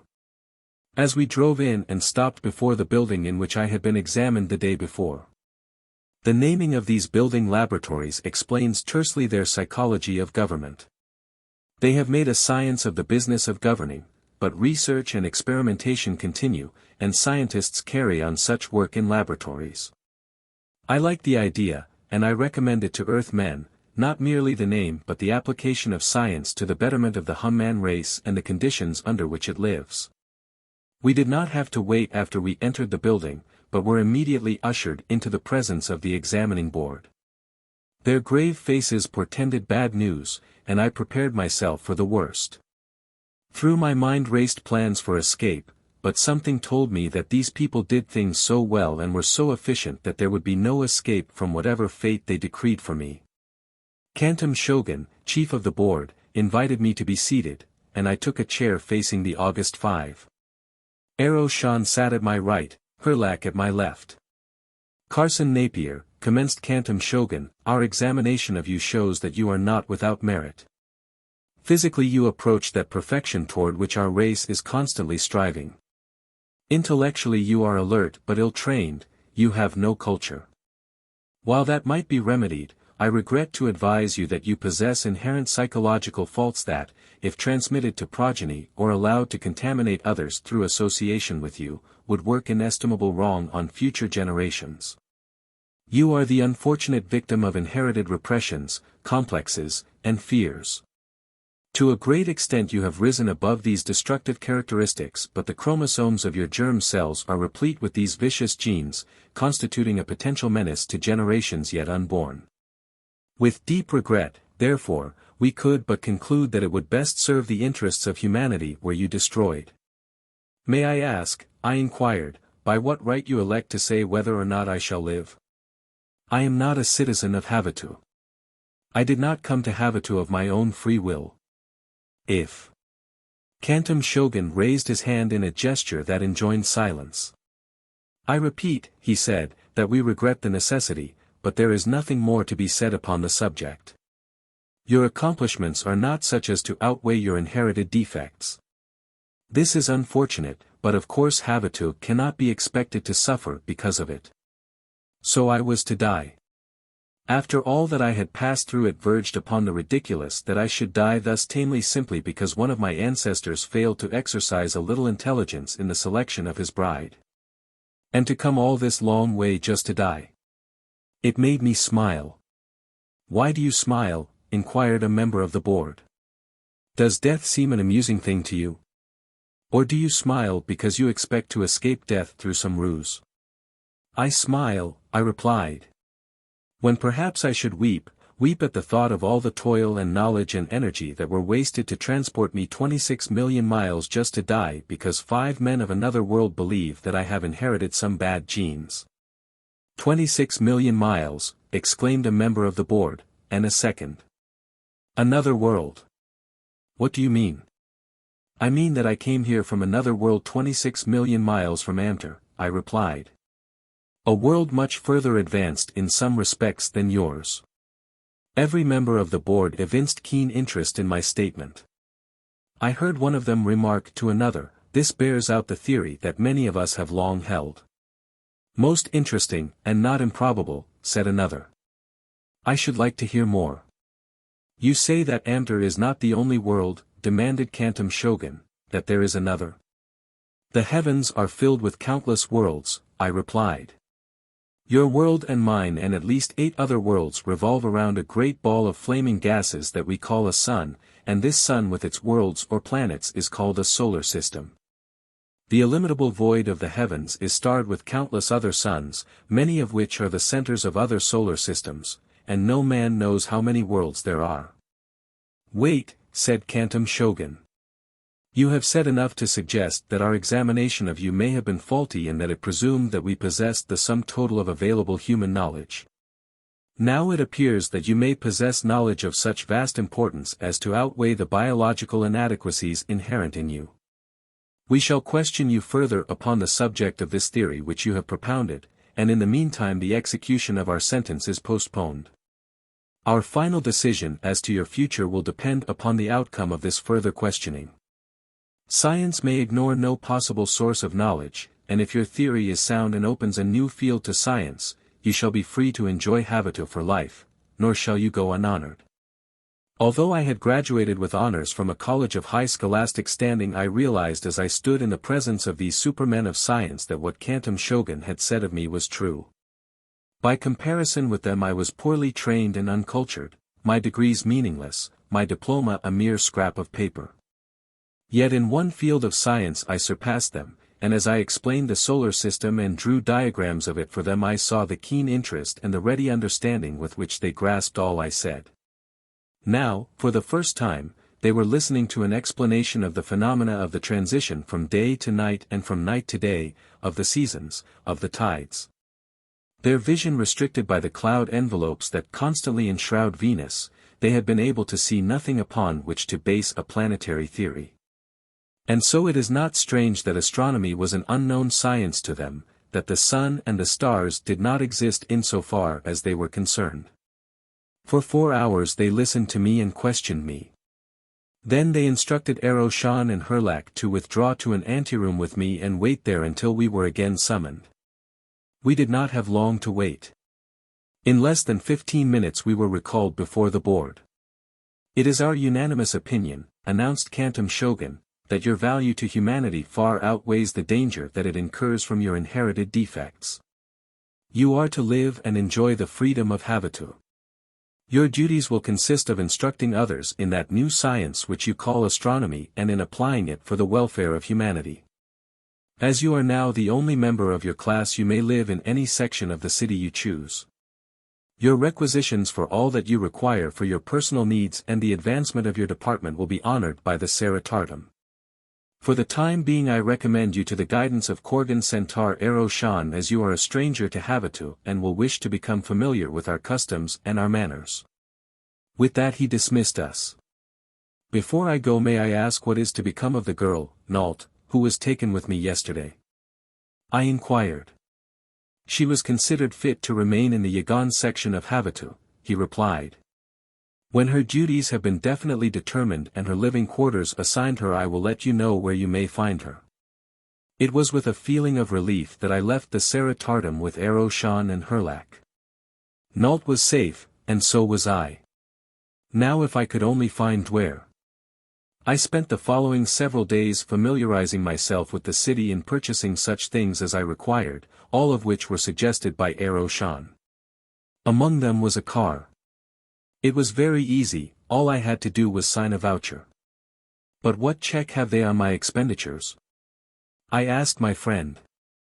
"I do not even know how much has been placed to my credit." "Why should they check what you spend?" he asked. "But I might be dishonest. I might buy things for which I had no need and resell them," I suggested. Aroshan laughed. "They know you will not do that," he assured me. "If the psychologist who examined you had not known that you are an honorable man, not even your knowledge of astronomy would have saved you. That is one vice we will not tolerate in Havatoo. When Menker destroyed the corrupt and the vicious, he almost completely eradicated the breeds in Havatoo, and during the many generations of men that have followed him we have succeeded in completing the work he inaugurated. There are no dishonest men in Havatoo. I often talked with Arrow Shan about Duare. I wanted to cross the river to Cormer and search for her, but he convinced me that it would be suicidal to attempt it. And in view of the fact that I had no reason to believe that she was there, I reluctantly put the idea away from me. If I had an aeroplane, I said, I would find a way to search Cormer. What is an airplane? Asked Arrow Shan, and when I explained it he became very much interested, as flying has never been developed in Amter, at least in those portions with which I am familiar. The idea intrigued my companion to such an extent that he could scarcely talk of anything else. I explained the various types of both heavier and lighter than air ships and described the rocket in which I had traversed space from Earth to Venus. In the evening he had me sketch the several types I had explained. His interest seemed to be becoming an obsession. One evening when I returned to the house I now shared with Arrow Shan, I found a message awaiting me. It was from an under-clerk of the Board of Examiners, and it gave the address of the house in which Nault lived. As I was now familiar with the city, I started out in my car after the evening meal to visit Nault. I went alone as Arrow Shan had another engagement. I think that it was with Gara Lo, one of the girls I had met at his dinner the evening of the day that I had been brought to Havatoo. I found the house in which Nault lived in the Yagan section on a quiet street not far from the Korgan Lat, the Avenue of Warriors. The house was occupied by women who cleaned the preparatory schools on the Korgan Lat nearby. One of their number admitted me and said that she would call Nault, then she conducted me to a living room in which were 8 or 10 women. One of them was playing a musical instrument, the others were painting, embroidering, or reading. As I entered, they stopped what they were doing and greeted me pleasantly. There was not one among them that was not beautiful, and all were intelligent and cultured. These were the scrub women of Havatoo. Breeding had done for the people of Havatoo what it has done for our prize-winning dairy herds, it has advanced them all toward perfection. Nault was glad to see me, and as I wished to visit with her alone I asked her to come for a ride with me. I am glad that you passed your examination successfully, I said as we started toward the Korgan Lat. Nault laughed joyously. I just squeezed through, she admitted. I wonder what they would say back in Andu if they knew that I, the daughter of their Jang, was considered fit only to scrub floors in Havatoo, and again she laughed happily. It was plain to be seen that her pride had not suffered by reason of her assignment. But after all, she continued, it is a high honor to be considered fit to remain on any footing among such a race of supermen. And you? I am very proud of you, Carson Napier, for I have been told that you were elevated to a high place among them. It was my turn to laugh now. I did not pass the examination at all, I admitted. I would have been destroyed but for my knowledge of a science that is unknown to Amter. It was rather a jolt to my self-esteem. We drove along the Korgan Lat, through the great public park and parade ground in the center of which stands a magnificent stadium. And thus to the Avenue of the Gates, which forms a great arc nearly 8 miles long just inside the outer wall on the land side of Havatoo. Here are the factories and the shops in the district included between the Avenue of Gates and the Yagan Lat, a wide avenue a third of a mile inside the wall, all the principal shops being located along the Avenue of Gates. The avenue and the shops were brilliantly lighted, the streets swarmed with vehicles, and the walkways at the level of the second stories were crowded with pedestrians. We drove twice the full length of the avenue, enjoying the life and beauty of the scene. Then we drove into one of the parking places, to which all of the ground floors on the main arteries are devoted, and were lifted by an escalator to the walkway on the level above. Here shops displayed their wares in show windows, much as is the custom in American cities, though many of the displays aimed solely to please the eye rather than to call attention to the goods for sale within. The scientists of Havatoo have developed a light that is brilliant and at the same time soft, with which they attain effects impossible of achievement by our relatively crude lighting methods. At no place is the source of the light apparent. It casts soft shadows and gives forth no heat. Ordinarily it resembles sunlight, but it can also produce soft, pastel shades of various hues.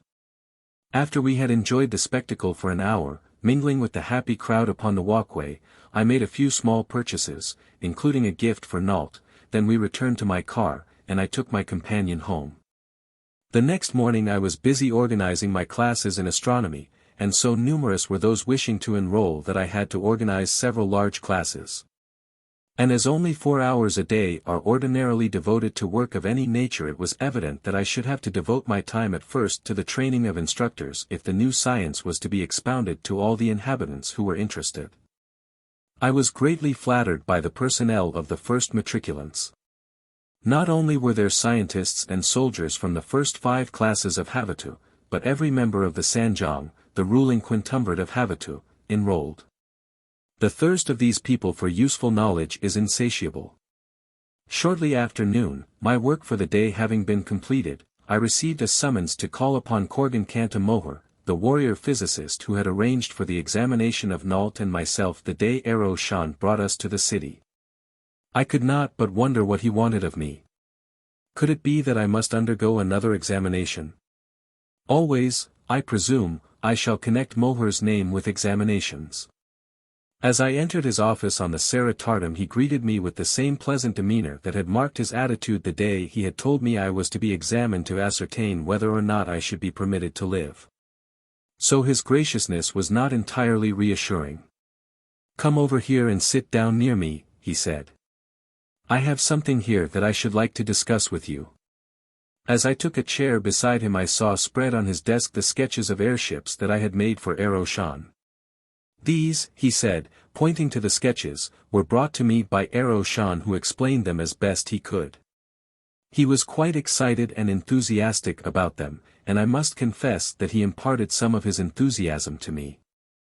I am much interested, and would know more concerning these ships that sail through the air. For an hour I talked to him and answered his questions. I dwelt principally on the practical achievements of aeronautics, the long flights, the great speed, the uses to which ships have been put in times of peace and in times of war. Corgan Cantamoher was deeply interested. The questions that he asked revealed the trained, scientific mind, and the last one that of the soldier, the man of action. "Can you build one of these ships for me?" he demanded. I told him that I could, but that it might require long experimentation to adapt their motors and materials to the requirements of a successful airplane. "You have 200 or 300 years, he said with a smile, and the resources of a race of scientists. Materials that we do not now possess we can produce. Nothing is impossible to science." 14. Attack in the Night. I was given a factory close to the gate of the physicists, at the end of Cantamlat. I chose this location because there was a level plain beyond this gate that would make an excellent flying field. And also so that I would have my finished plane finally assembled ere it could easily be wheeled out of the city without interfering with traffic to any great extent. On the advice of the Sanjong, which took a deep interest in both this new venture into aeronautics and the, to them, new science of astronomy, I divided my time between the two. My time was fully occupied, and I worked far more than the usual 4 hours a day. But I enjoyed the work, especially the building of a plane, and engrossing were the day dreams in which I indulged of exploring Venus in a ship of my own. The necessity for relaxation and entertainment is stressed by the people of Havatoo. And Ero Shan was constantly dragging me away from my drawing board or my conferences with the corps of assistants that had been placed at my disposal by Moher to take me to this thing or that. There were theaters, art exhibits, lectures, musicales, concerts, and games of various descriptions in gymnasiums and the great stadium. Many of their games are extremely dangerous, and injury and death often accompany them. In the great stadium at least once a month men fight with wild beasts or with one another to the death, and once a year the great war game is played.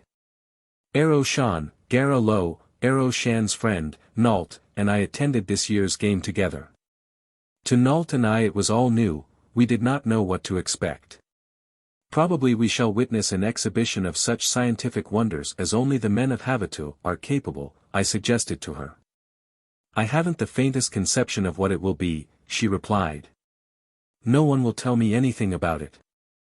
They say, wait and see. You will be thrilled as you have never been before. The game doubtless hinges on the use of the most modern, scientific instruments of war and strategy, I ventured. Well, she remarked, we shall soon know. It is about time for the games to commence. The great stadium, seating 200,000 people, was crammed to capacity. It was gorgeous with the costumes and the jewels of the women and the handsome trappings of the men, for the intelligence of Havatoo concedes their full value to beauty and to art. But of all that went to make up this splendid spectacle there was nothing more outstanding than the divine beauty of the people themselves. Suddenly a cry arose, a roar of welcome. They come! They come! The warriors come! Onto the field at each end marched 200 men, 100 men naked but for white G-strings at one end of the field, 100 men with red G-strings at the other end of the field. They carried short swords and shields. For a while they stood inactive, waiting, then 2 small cars were driven onto the field. Each contained a driver and a young woman, that is, they looked young.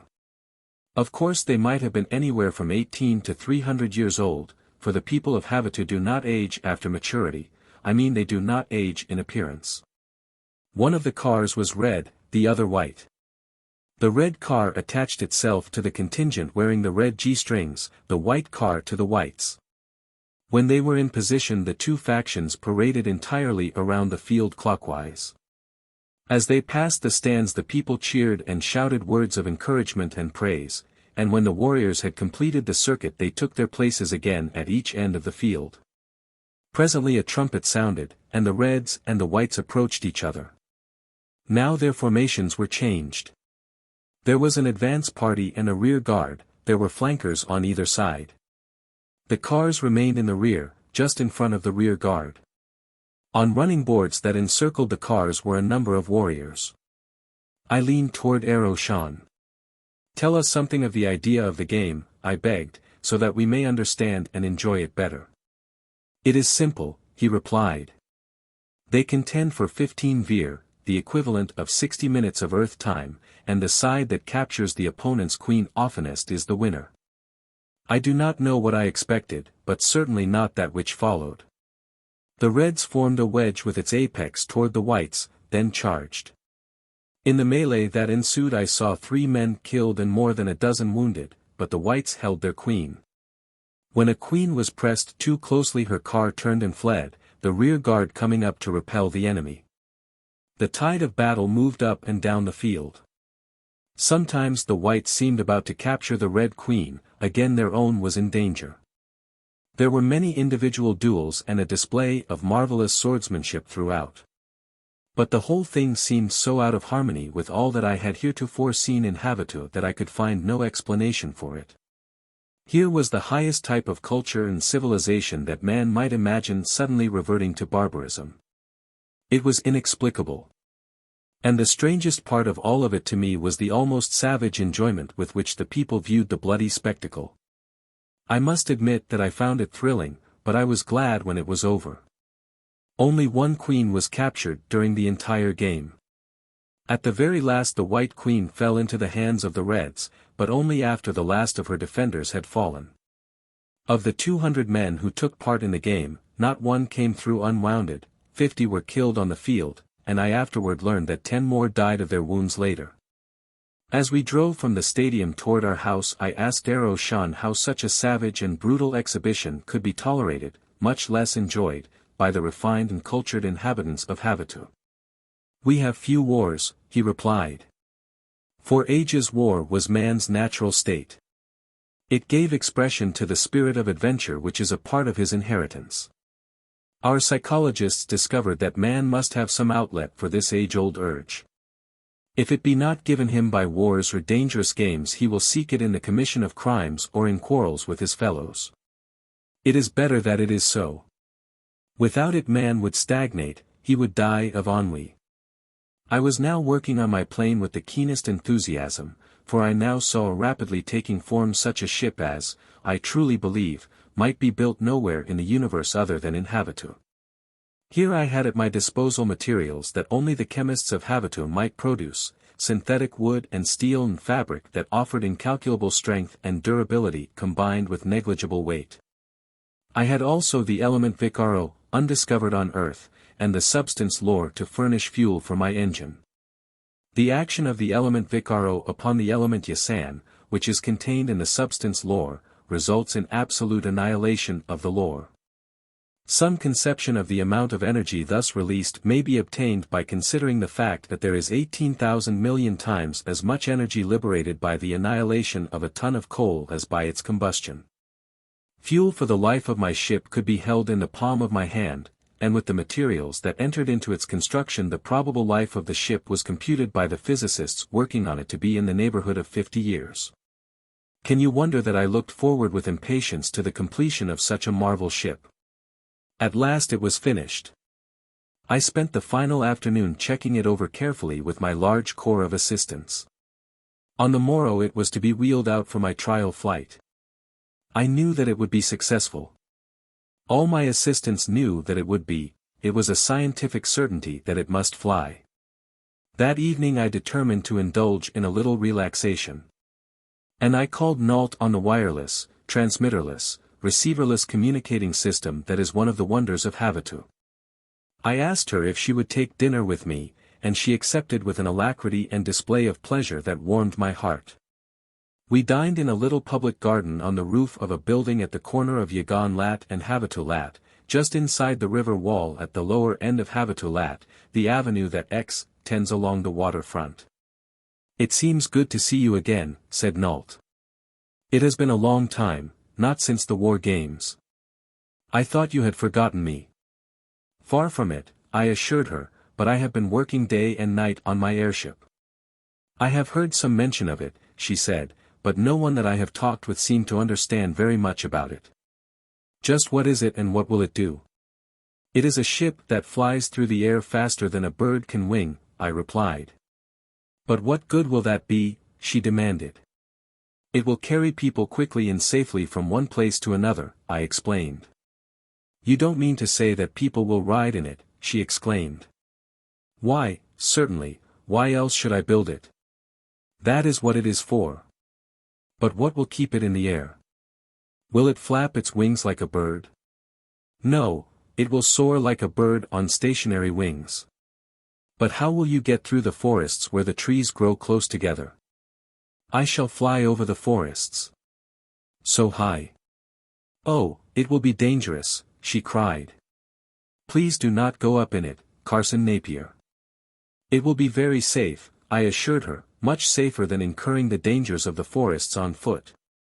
No savage beasts or men can harm the voyager in an airship."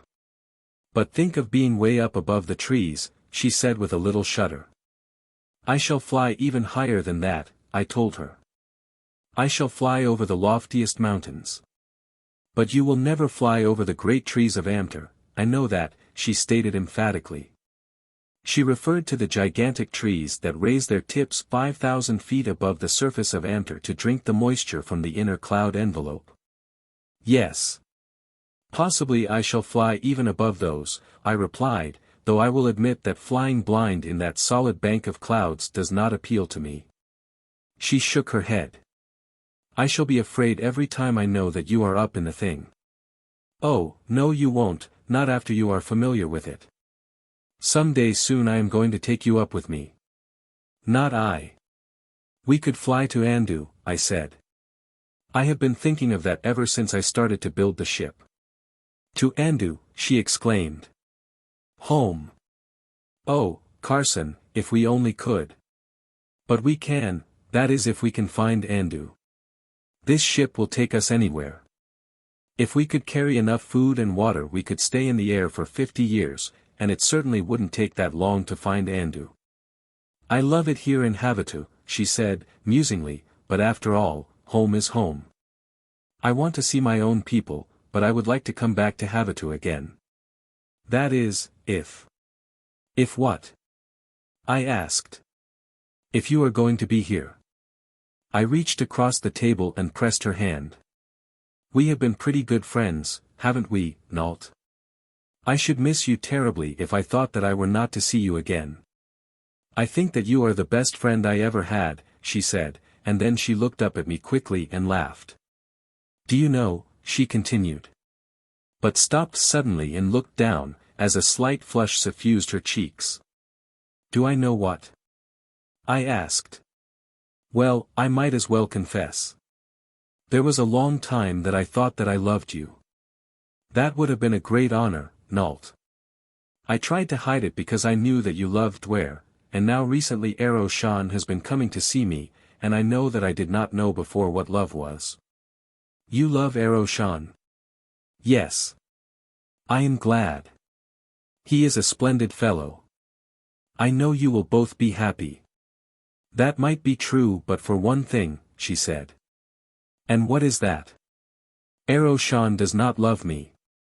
"How do you know that he doesn't?" "I don't see how he could help it. If I had never known Duare." "If he loved me he would tell me," she interrupted. "Sometimes I think that he believes that I belong to you. We came here together, you know, and we have been much together since. But what's the good in speculating? If he loved me he would not be able to hide it." We had finished our dinner, and I suggested that we drive about the city for a while and then go to a concert. "Let's take a little walk instead of driving," suggested Nault, and as we rose from our table, "How beautiful the view is from here." In the strange glow of the Amtorian night the expanse of the great river stretched into the vanishing visibility above and below the city, while on the opposite shore Gloomy Castle was but a darker blotch against the darkness of the night, with here and there a few dim lights showing feebly in contrast to brilliant Havatoo lying at our feet.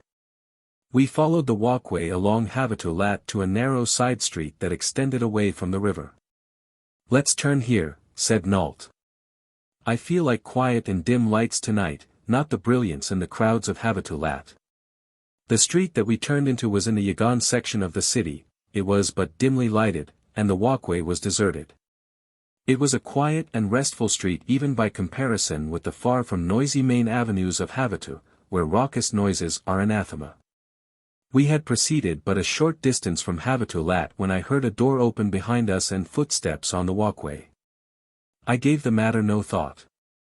In fact I scarcely had time to give it thought when someone seized me roughly from behind and as I wheeled about I saw another man grab Nault, clap a hand over her mouth and drag her into the doorway from which the two had come. 15. City of the Dead. I tried to break away from the man who held me, but he was very strong. I did succeed in turning about so that I could strike him.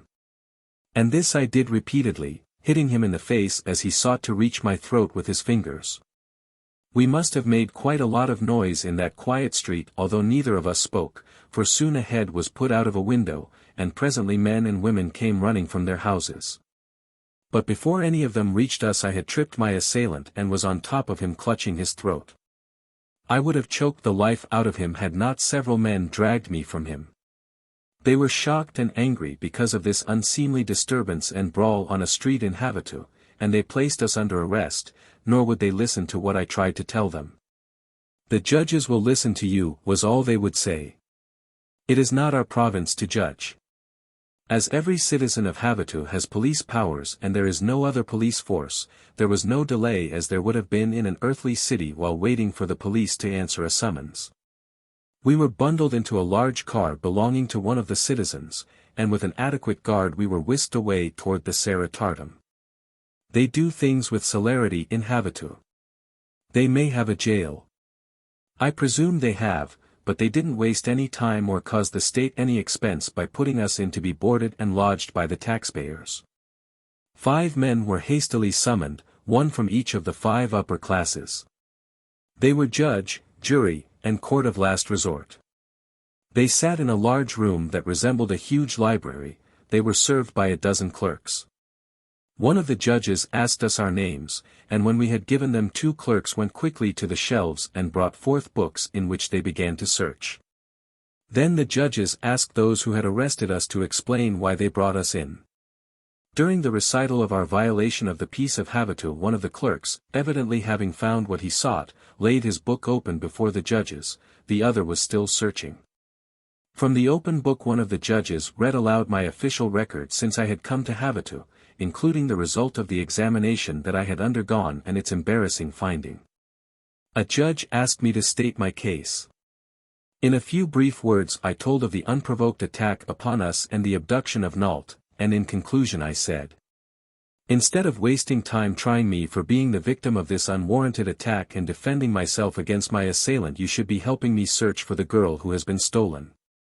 The peace of Havatoo is of more importance than the life of any individual," replied a judge. "When we have fixed the responsibility for this breach of the peace, the other matter will be investigated." The second clerk now approached the judges. "The name of the prisoner who calls himself Malun does not appear in the records of Havatoo."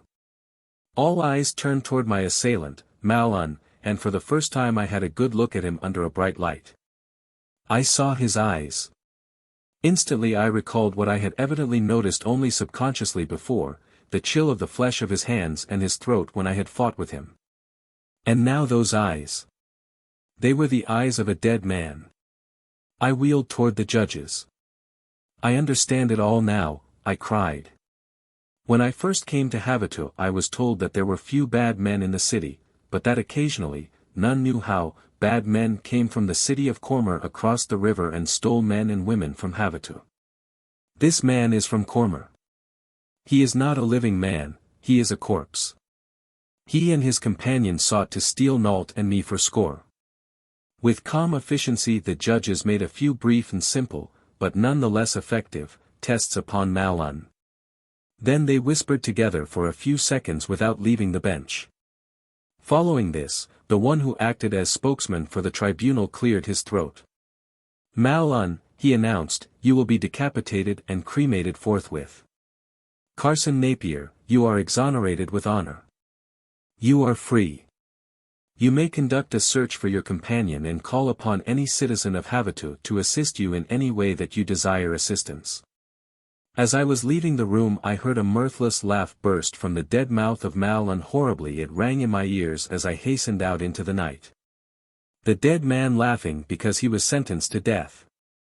Naturally, the first person I thought of in my extremity was Arrow-Shan. My own car was parked where I had left it at the corner of Yagan Lat and Havatoo Lat. So I hailed a public conveyance and was driven rapidly to the house at which Arrow-Shan was being entertained that evening.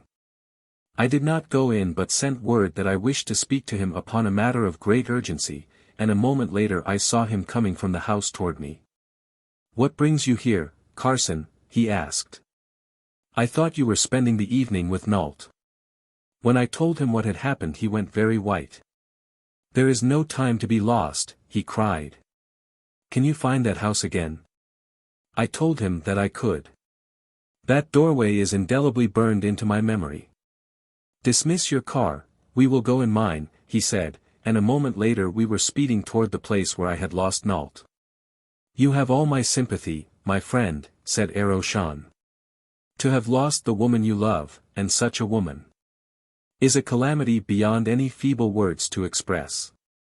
"Yes," I replied, "and even if I had loved Nault I could scarcely be more grieved than I now am." "Even if you had loved Nault?" he repeated incredulously. "But, man, you do love her, do you not?" "We were only the best of friends," I replied. "Nault did not love me." Arrow-Shan made no reply, he drove swiftly on in silence. Presently we reached our destination. The section of the street in which the house we sought stood, being very close to a heavily traveled main artery, accommodated pedestrian traffic on elevated walkways, unlike residential districts farther removed from heavy vehicular traffic. Arrow-Shan stopped his car beside the stairway, nearest the house, that led up to the walkway, and a moment later we were before the door. Repeated summons elicited no response, and then I tried the door and found it unlocked. Together we entered the dark interior, and I regretted that we had brought no weapons, but in peaceful Havatoo men do not ordinarily go armed. Arrow-Shan soon located a light switch, and as the room in which we stood was illuminated, we saw that it was entirely unfurnished. The building rose 2 stories above the walkway, and of course there was a lower floor on a level with the street. We searched the upper stories first, and then the roof, for in this part of Havatoo most of the roofs are developed as gardens, but we found no sign of recent habitation. Then we went to the ground floor, but with no better results. Here was space for the parking of cars, and in rear of that a number of dark storerooms. "There is no living creature in this house except ourselves," said Shan. "They must have taken Nault to some other house. It will be necessary to make a search, and only under the authority of the Sanjong itself may the home of a citizen be searched. Come. We will go and get that authority." "You go," I said. "I will remain here. We should keep a careful watch on this house." "You are right," he replied. "I shall not be gone long." After Shan's departure I commenced another careful investigation of the premises. Once again I went through every room searching for some secret place where a person might be hidden. I had covered the upper stories of the house thus, and was searching the first floor. The dust of neglect lay heavy upon everything, but I noticed that in one of the back rooms it had been disturbed upon the floor at a point where Shan and I had not walked. Previously this had escaped my notice. It seemed to me that it might be fraught with importance. I examined the floor carefully. I saw footprints. They approached a wall, and there they stopped. There seemed to be a path worn in the dust to this point in the wall. I examined the wall.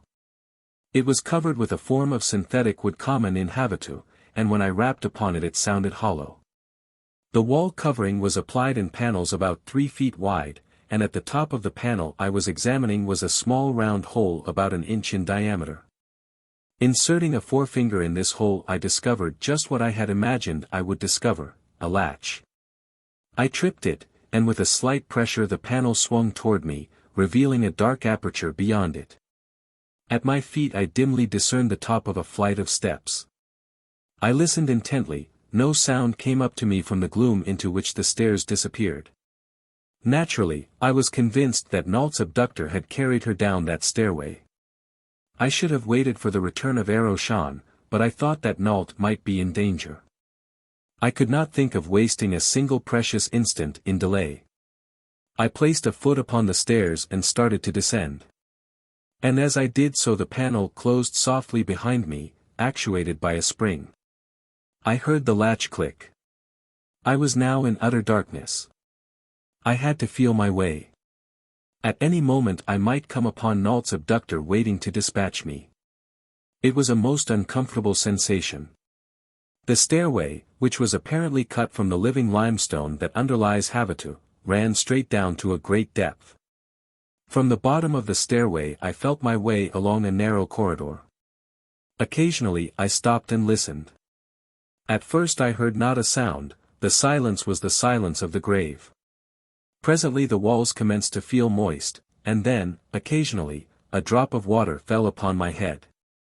Now a low, muffled sound like the shadow of a roar seemed to fill the subterranean corridor like a vague, oppressive menace.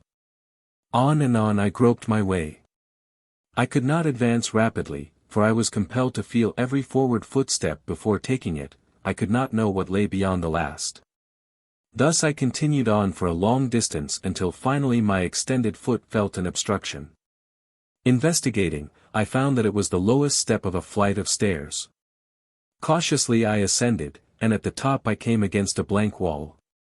But experience had taught me where to search for a latch, for I was confident that what barred my progress was a door, and doors have latches.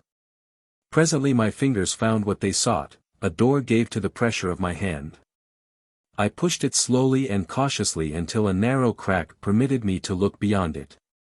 I saw a portion of a room dimly illuminated by the night light of Amter. I opened the door a little farther. There was no one in the room. I stepped into it, but before I permitted the door to close I located the opening through which the latch could be tripped from that side. The room in which I found myself was filthy and littered with debris. It was filled with a revolting, musty odor that suggested death and decay. In the wall opposite me were 3 openings, a doorway and 2 windows, but there was no window sash and no door. Beyond the door, to which I now crossed, was a yard enclosed by one side of the building and a high wall. This yard was in even a more untidy condition than the room, but at present I was not concerned with the yard. There were 3 rooms on the ground floor of the building, and these I searched rapidly. They contained only broken furniture, old rags, and dirt. I went upstairs. Here were 3 more rooms. They revealed nothing more of interest than those downstairs. Than these 6 rooms there was nothing more to the house, and so I was soon aware that I must search farther for Nault. Neither she nor anyone else was in this house.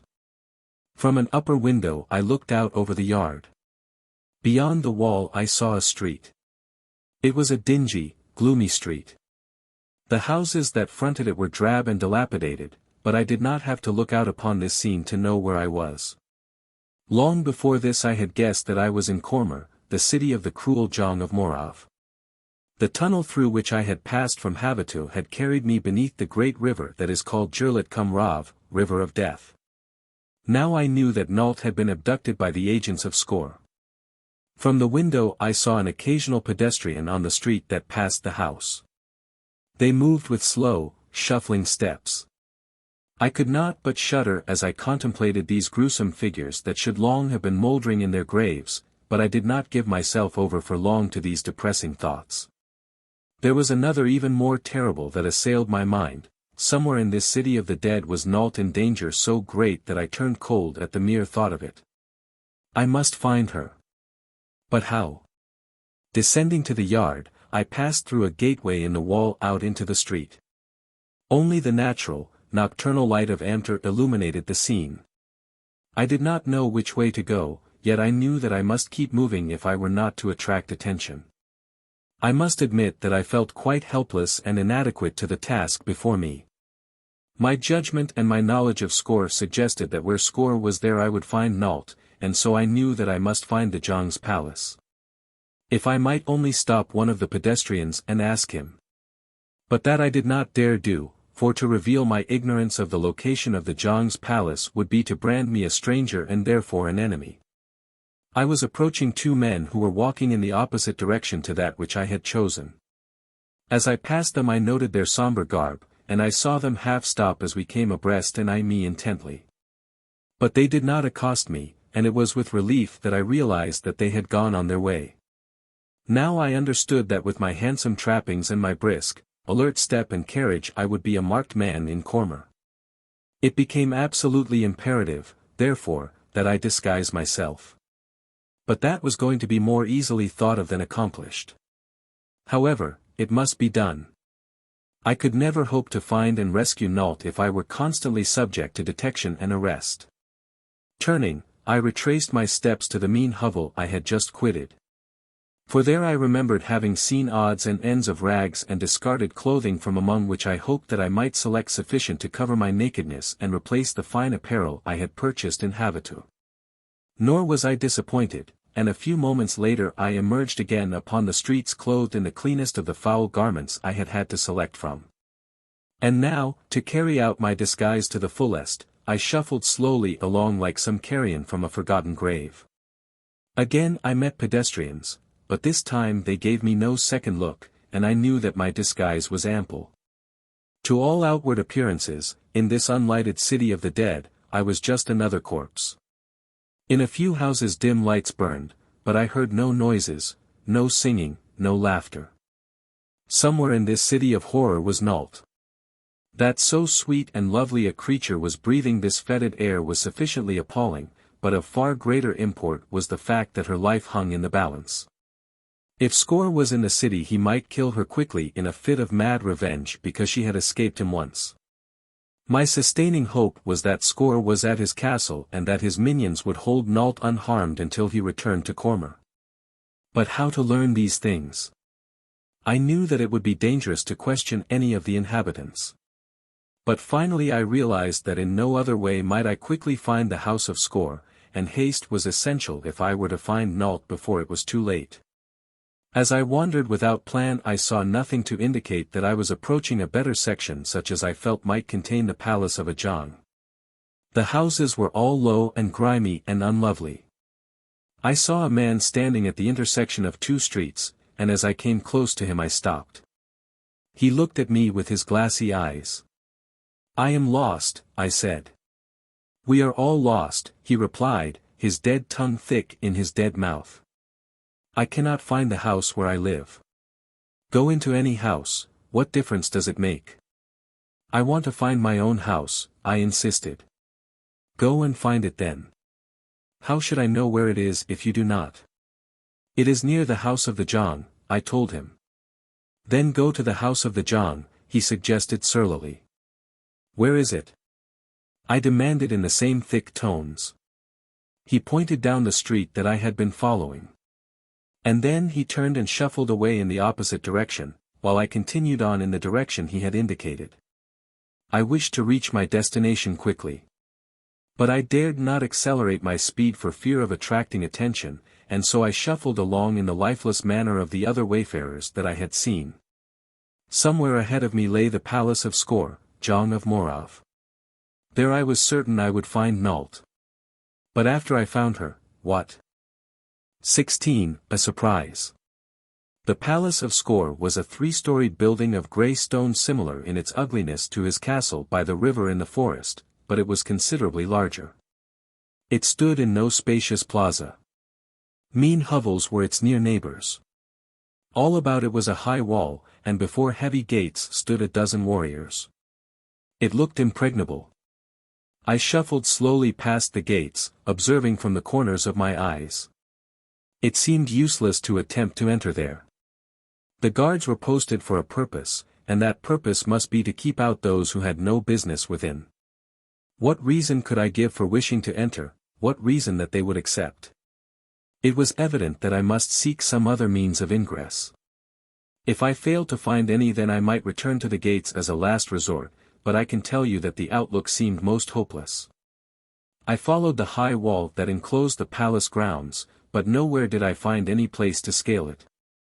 It was about 12 feet high, just too high for me to reach the top with my fingers by a running jump. I reached the rear of the palace without discovering any place where I might scale the wall, and I was convinced that there was no place. There was plenty of litter and rubbish in the filthy street that encircled the wall, but nothing that I could make use of as a ladder. Upon the opposite side of the street were mean hovels, many of which appeared deserted. In only a few, dim lights revealed a sign of life, I was going to say, of occupancy. Directly across from me an open door sagged on a single hinge. It gave me an idea. I crossed the street. There were no lights in any of the near-by houses. That before which I stood appeared tenantless. Stealthily I crept to the doorway and listened. There was no sound from the gloom of the interior, but I must make sure that no one was there. Scarcely breathing, I entered the house. It was a one-story hovel of 2 rooms. I searched them both. The house was unoccupied. Then I returned to the door and examined the remaining hinge. To my delight I discovered that I could easily remove the door, and this I did. I looked up and down the street. There was no one in sight. Lifting the door, I crossed to the wall and leaned the door against it. Again I searched the street with my eyes. All was clear. Cautiously I crawled up the door. From its top, precariously gained, I could reach the top of the wall. Then I threw caution to the winds, drew myself up, and dropped to the ground on the opposite side. I could not take the chance of remaining even for an instant on the summit of the wall in plain view of the palace windows on one side and the street on the other. I recalled the vicious khazars that Skor kept at his castle, and I prayed that he kept none here. But no khazar attacked me, nor did any evidence suggest that my entry had been noted. Before me loomed the palace, dark and forbidding even though some lights shone within it. The courtyard was flagged, and as barren as that of the castle in the wood, barren of aught but refuse. Crossing quickly to the building I walked along it seeking an entrance. It was 3 stories high. I saw at least 2 towers. Many of the windows were barred, but not all. Behind one of those barred windows, perhaps, was Nalt. The task before me was to discover which. I dared not go to the front of the palace lest I be questioned by the guard. Presently I discovered a small door. It was the only door on this side of the building, but it was securely locked. Carrying my investigation further, I came to an open window. The room beyond was unlighted. I listened but heard no sound, then I vaulted quietly to the sill and dropped within. At last I was inside the palace of the Jong of Morov. Crossing the room, I found a door on the opposite side, and when I drew it open I saw a dimly lighted corridor beyond.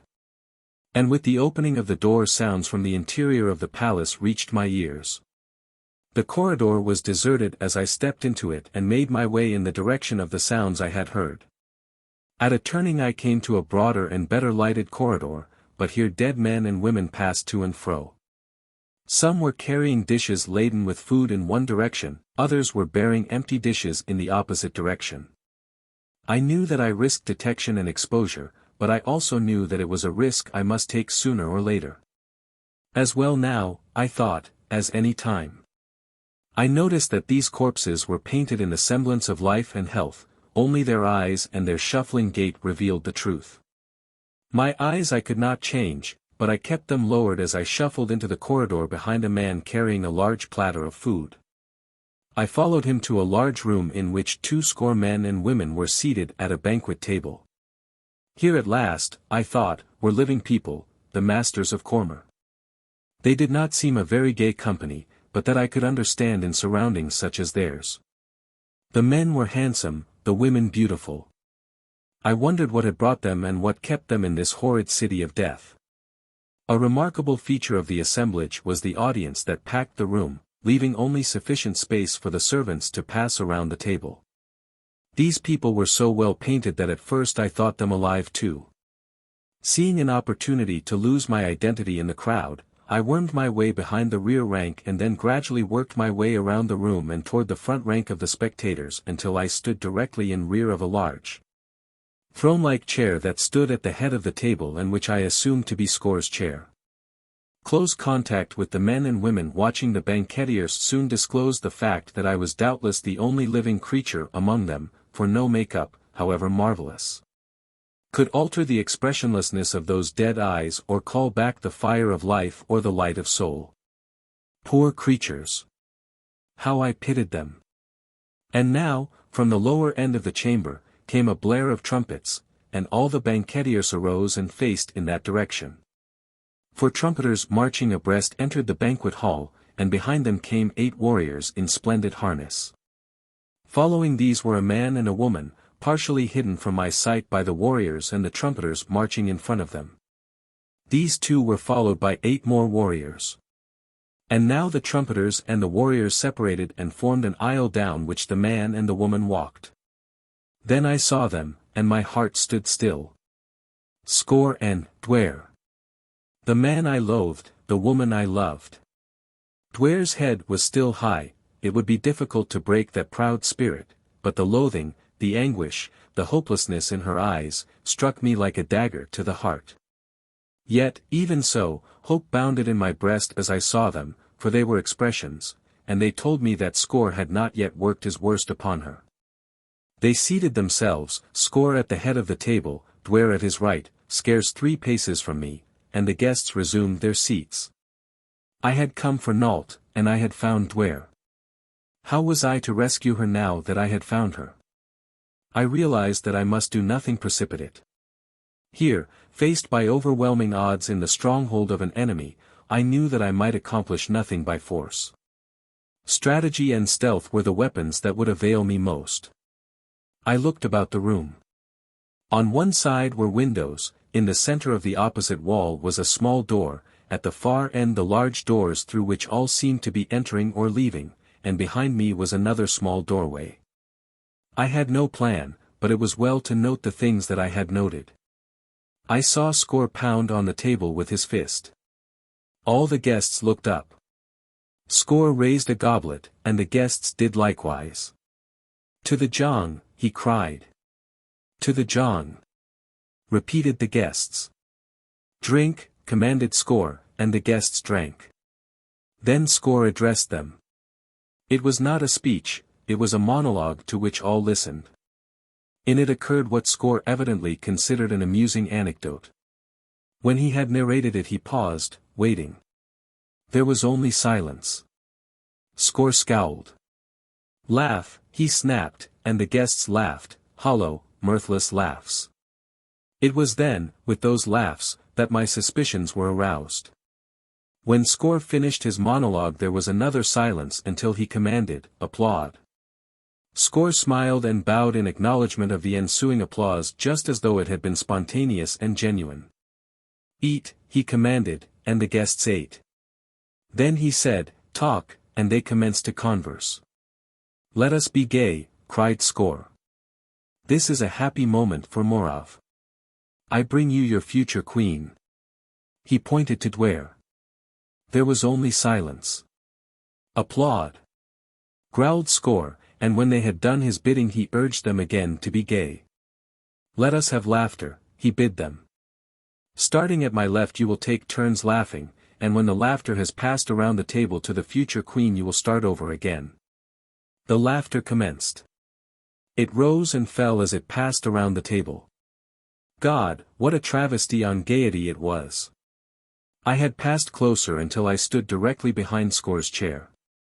Had Duare turned her eyes in my direction she must have seen me, but she did not. She sat staring straight before her, avoiding the dead eyes of the horrid guests. Score leaned toward her and spoke. "Are they not fine specimens?" he demanded. "You see I am coming closer and closer to the fulfillment of my dream. Do you not see how different are all the people of Cormer from the mean creatures at my castle? And look at these, the guests at my table. Even their eyes have the semblance of real life. Soon I shall have it, I shall be able to breathe full life into the dead. Then think what a nation I can create. And I shall be John, and you shall be Vajong." "I do not wish to be Vajong," replied Duare. "I only wish my liberty." A dead man sitting across the table from her said, "That is all that any of us wishes, but we shall never get it." It was then his turn to laugh, and he laughed. It was incongruous, horrible. I saw Duare shudder. Score's sallow face paled. He glowered at the speaker. "I am about to give you life," cried the Zhang angrily, "and you do not appreciate it." "We do not wish to live," replied the corpse. "We wish death. Let us have death and oblivion again, let us return to our graves in peace." At these words, Score flew into a fit of rage. He half rose, and drawing a sword struck at the face of the speaker. The keen blade laid open an ugly wound from temple to chin. The edges of the wound gaped wide, but no blood flowed. The dead man laughed. "You cannot hurt the dead," he mocked. Score was livid. He sought words, but his rage choked him. Flecks of foam whitened his lips. If ever I have looked upon a madman it was then. Suddenly he turned upon Duare. "You are the cause of this," he screamed. "Never say such things again before my subjects. You shall be queen. I will make you queen of Morav, a living queen, or I will make you one of these. Which do you choose?" "Give me death," replied Duare. "That you shall never have, not real death, only the counterfeit that you see before you, neither life nor death." At last the ghastly meal drew to a close. Score arose and motioned Duare to accompany him. He did not leave the room as he had entered it, no trumpeters nor warriors accompanied him. He walked toward the small doorway at the rear of the room, the spectators giving way before him and Duare as they advanced. So suddenly had Score risen and turned that I thought he must surely see me. But if he did not recognize me, and a moment later he had passed me, and the danger was over. And as he and Duare moved toward the doorway I fell in behind and followed. Each instant I expected to feel a hand upon my shoulder stopping me, but no one seemed to pay any attention to me. I passed through the doorway behind Score and Duare without a challenge. Even Score did not turn as he raised the hangings at the doorway and let them fall again behind him. I moved softly, making no noise. The corridor in which we were was deserted. It was a very short corridor, ending at a heavy door. As Score threw this door open I saw a room beyond that at first I thought must be a storeroom. It was large and almost completely filled with a heterogeneous collection of odds and ends of furniture, vases, clothing, arms, and pictures. Everything was confusion and disorder, and everything was covered with dust and dirt. Score paused for a moment on the threshold, seemingly viewing the room with pride. "What do you think of it?" he demanded. "Think of what?" asked Duare. "This beautiful room," he said.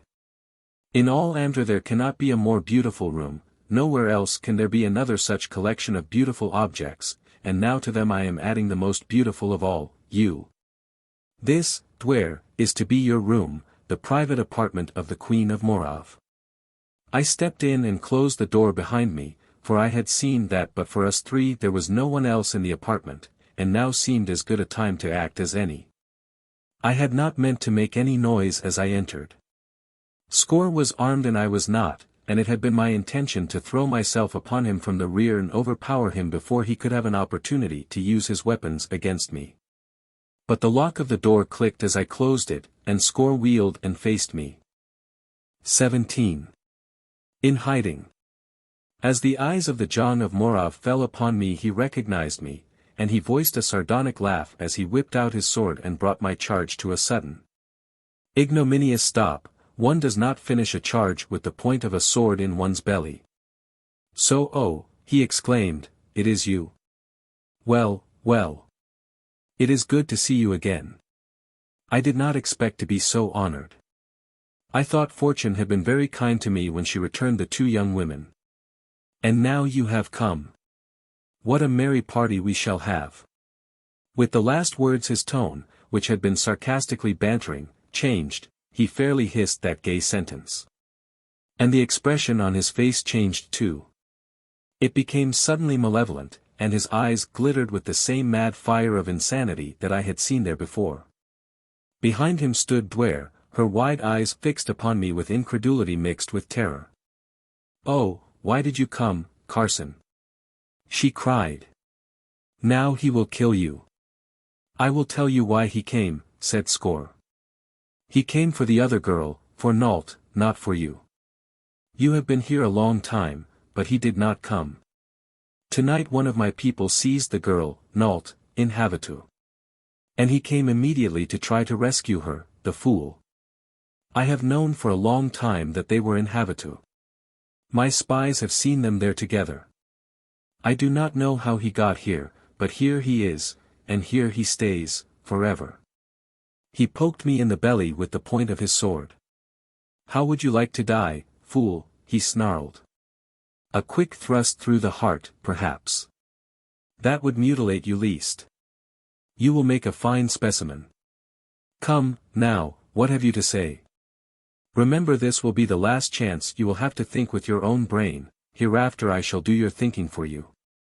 You will sit in my banquet hall, and you will laugh when I tell you to laugh. You will see the two women who loved you, but they will shrink from the touch of your clammy hands, from your cold, dead lips. And whenever you see them they will be with Score in whose veins flows the bright blood of life." My plight seemed quite hopeless. The sword at my belly was long, keen, and two-edged. I might have grasped it, but its edges were so sharp that it would have slipped through my fingers, severing them as it plunged into my body. Yet that I intended doing. I would not wait like a sheep the lethal blow of the butcher. "You do not reply," said Score. "Very well, we will have it over quickly." He drew back his sword hand for the thrust. Duare was standing just behind him beside a table littered with the sort of junk to which Score seemed partial, his crazy objets d'art. I was waiting to seize the blade when he thrust. Score hesitated a moment, I presume to better enjoy my final agony, but in that he was disappointed. I would not give him that satisfaction, and so, to rob him of most of his pleasure, I laughed in his face. At that moment Duare raised a heavy vase from the table, held it high above her, and crashed it down on Score's head. Without a sound he sank to the floor. I leaped across his body to take Duare into my arms, but with a palm against my breast she pushed me away. "Do not touch me," she snapped. "If you want to get out of Cormer there is no time to be wasted. Come with me." I know where the girl you came to rescue is imprisoned. Her whole attitude toward me seemed to have changed, and my pride was piqued. In silence I followed her from the room. She led me into the corridor along which we had approached the room to which I had followed her and score. Opening a door at one side, she hurried along another corridor and stopped before a heavily bolted door. "She is in here," she said. I drew the bolts and opened the door. Standing in the middle of the room beyond, looking straight at me, was Nault. As she recognized me she gave a little cry of joy and, running toward me, threw her arms about me. "Oh, Carson! Carson," she cried. "I knew that you would come, something told me that you would come. We must hurry," I told her. "We must get out of here." I turned toward the door. Duare stood there, her chin in the air, her eyes flashing, but she said nothing. Nault saw her then and recognized her. "Oh, it is you," she exclaimed. "You are alive. I am so glad. We thought that you had been killed." Duare seemed puzzled by the evident sincerity of Nault's manner, as though she had not expected that Nault would be glad that she was alive. She softened a little. "If we are to escape from Cormer, though I doubt that we can, we must not remain here," she said. "I think that I know a way out of the castle, a secret way that Score uses. He showed me the door once during some strange mood of his insanity. But he has the key to the door on his person, and we must get that before we can do anything else." We returned to the room where we had left Score's body, and as I entered it I saw the Jong of Morov stir and try to rise. He was not dead, though how he had survived that shattering blow I do not know. We had come just in time. I ran toward him and threw him down. He was still only half conscious and made little or no resistance. I suppose I should have killed him, but I shrank from killing a defenseless man, even a fiend like Score. Instead I bound and gagged him, then I searched him and found his keys. After that Duare led us to the second floor of the palace and to a large room furnished in the bizarre taste that was Score's. She crossed the apartment and drew aside a grotesque hanging, revealing a small door behind it. "Here is the door," she said, "see if you can find a key to fit the lock." I tried several keys, and at last found the right one. The open door revealed a narrow corridor which we entered after rearranging the hangings, and then closed the door behind us. A few steps brought us to the top of a spiral staircase. I went first, carrying Score's sword which I had taken from him with his keys. The two girls followed closely behind me. The stairway was lighted, for which I was glad, since it permitted us to move more rapidly and with greater safety. At the bottom was another corridor. I waited there until both girls stood beside me. "Do you know where this corridor leads?" I asked Duare. "No," she replied. All that Score said was that he could get out of the castle this way without anyone seeing him. He always came and went this way. Practically everything that he did, the most commonplace things in life, he veiled with mystery and secrecy. "From the height of that stairway," I said, "I believe that we are below the ground level of the palace. I wish that we knew where this corridor ends, but there is only one way to find out. Come on." This corridor was but dimly illuminated by the light from the stairway, and the farther we went from the stairway the darker it became. It ran straight for a considerable distance, ending at the foot of a wooden stairway. Up this I groped my way only a few steps, when my head came in contact with a solid substance above me. I reached up and felt of the obstruction. It consisted of planking and was obviously a trap door. I tried to raise it, but could not. Then I searched around its edges with my fingers, and at last I found that which I sought, a latch. Tripping it, I pushed again, and the door gave. I opened it only an inch or two, but no light showed in the crack. Then I opened it wider and raised my head through the aperture. Now I could see more, but not much more, only the dark interior of a room with a single small window through which the night light of Antar showed dimly. Grasping the sword of the Jong of Morov more tightly, I ascended the stairway and entered the room. I heard no sound. The girls had followed me and now stood just behind me. I could hear them breathing. We stood waiting, listening. Slowly my eyes became accustomed to the darkness, and I made out what I thought was a door beside the single window. I crossed to it and felt, it was a door, but what lay beyond? Cautiously I opened it and looked out into one of the sordid streets of Cormer. I peered about in an effort to orient myself and saw that the street was one of those that extended directly away from the palace, which I could see looming darkly behind its wall at my right. "Come," I whispered, and with the girls behind me I stepped out into the street and turned to the left. "If we meet anyone," I cautioned, "remember to walk like the dead, shuffle along as you will see me do. Keep your eyes on the ground. It is our eyes that will most surely betray us." "Where are we going?" asked Duare in a whisper. "I am going to try to find the house through which I came into the city," I replied, "but I don't know that I can do so." "And if you can't? Then we shall have to make an attempt to scale the city wall, but we shall find a way, Duare." "What difference will it make?" she murmured, half to herself. "If we escape from here there will only be something else. I think I would rather be dead than go on any more." The note of hopelessness in her voice was so unlike Duare that it shocked me. "You mustn't feel like that, Duare," I expostulated. "If we can get back to Havatoo you will be safe and happy, and I have a surprise there for you that will give you new hope." I was thinking of the plain in which we might hope to find Vepaja, the country that I could see she had about despaired of ever seeing again. She shook her head.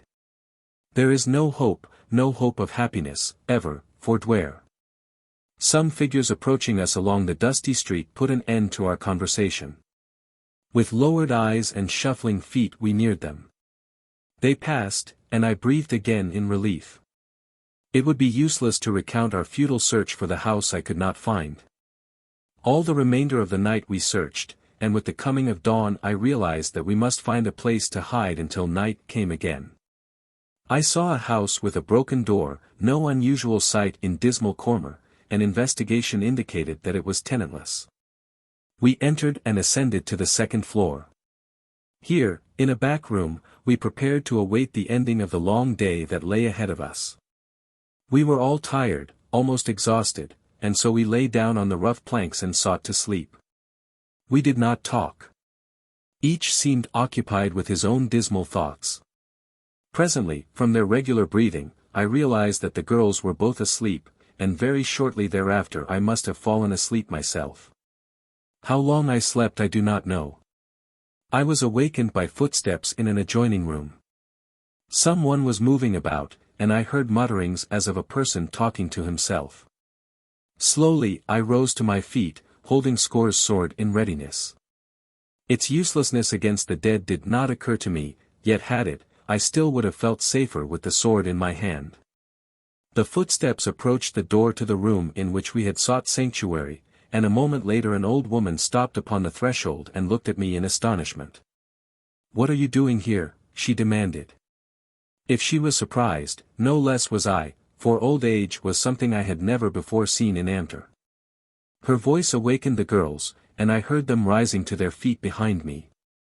"What are you doing here?" repeated the old woman querulously. "Get out of my house, accursed corpses.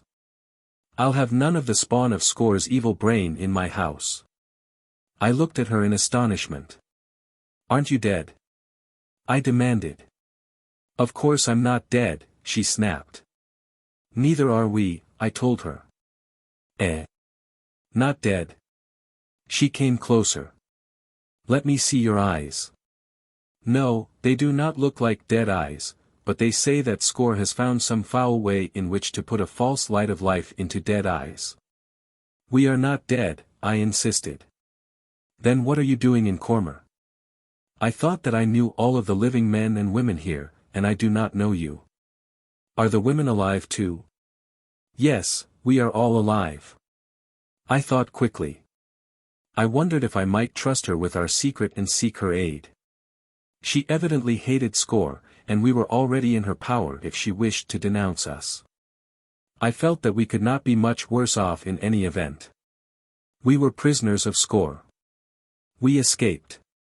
We want to get out of the city. We are at your mercy. Will you help us, or will you turn us over to Score to be murdered? I won't turn you over to Score, she snapped. I wouldn't turn a dead mistal over to that fiend. But I don't know how I can help you. You can't get out of Cormer. The dead sentries along the wall never sleep. I got into Cormer without being seen by a sentry, I said. If I could only find the house I could get out again. What house? She demanded. The house at the end of the tunnel that runs under Jurlet cum Rov to Havatoo. A tunnel to Havatoo. I never heard of such a thing. Are you sure? I came through it last night. She shook her head. None of us ever heard of it, and if we who live here cannot find it, how could you, a stranger, hope to? But I'll help as much as I can. At least I can hide you and give you food. We always help one another here in Cormer, we who are alive. There are other living people in Cormer? I asked. A few, she replied. Score has not succeeded in hunting us all down yet. We live a mean life, always hiding, but it is life. If he found us he would make us like those others. The old woman came closer. I cannot believe that you are alive, she said. Perhaps you are tricking me. She touched my face, and then ran her palms over the upper part of my body. You are warm, she said, and then she felt my pulse. Yes, you are alive. Similarly she examined Duare and Nault, and at last she was convinced that we had told her the truth. Come, she said, I will take you to a better place than this. You will be more comfortable. I do not use this house very often. She led us downstairs and out into a yard at the rear of which stood another house.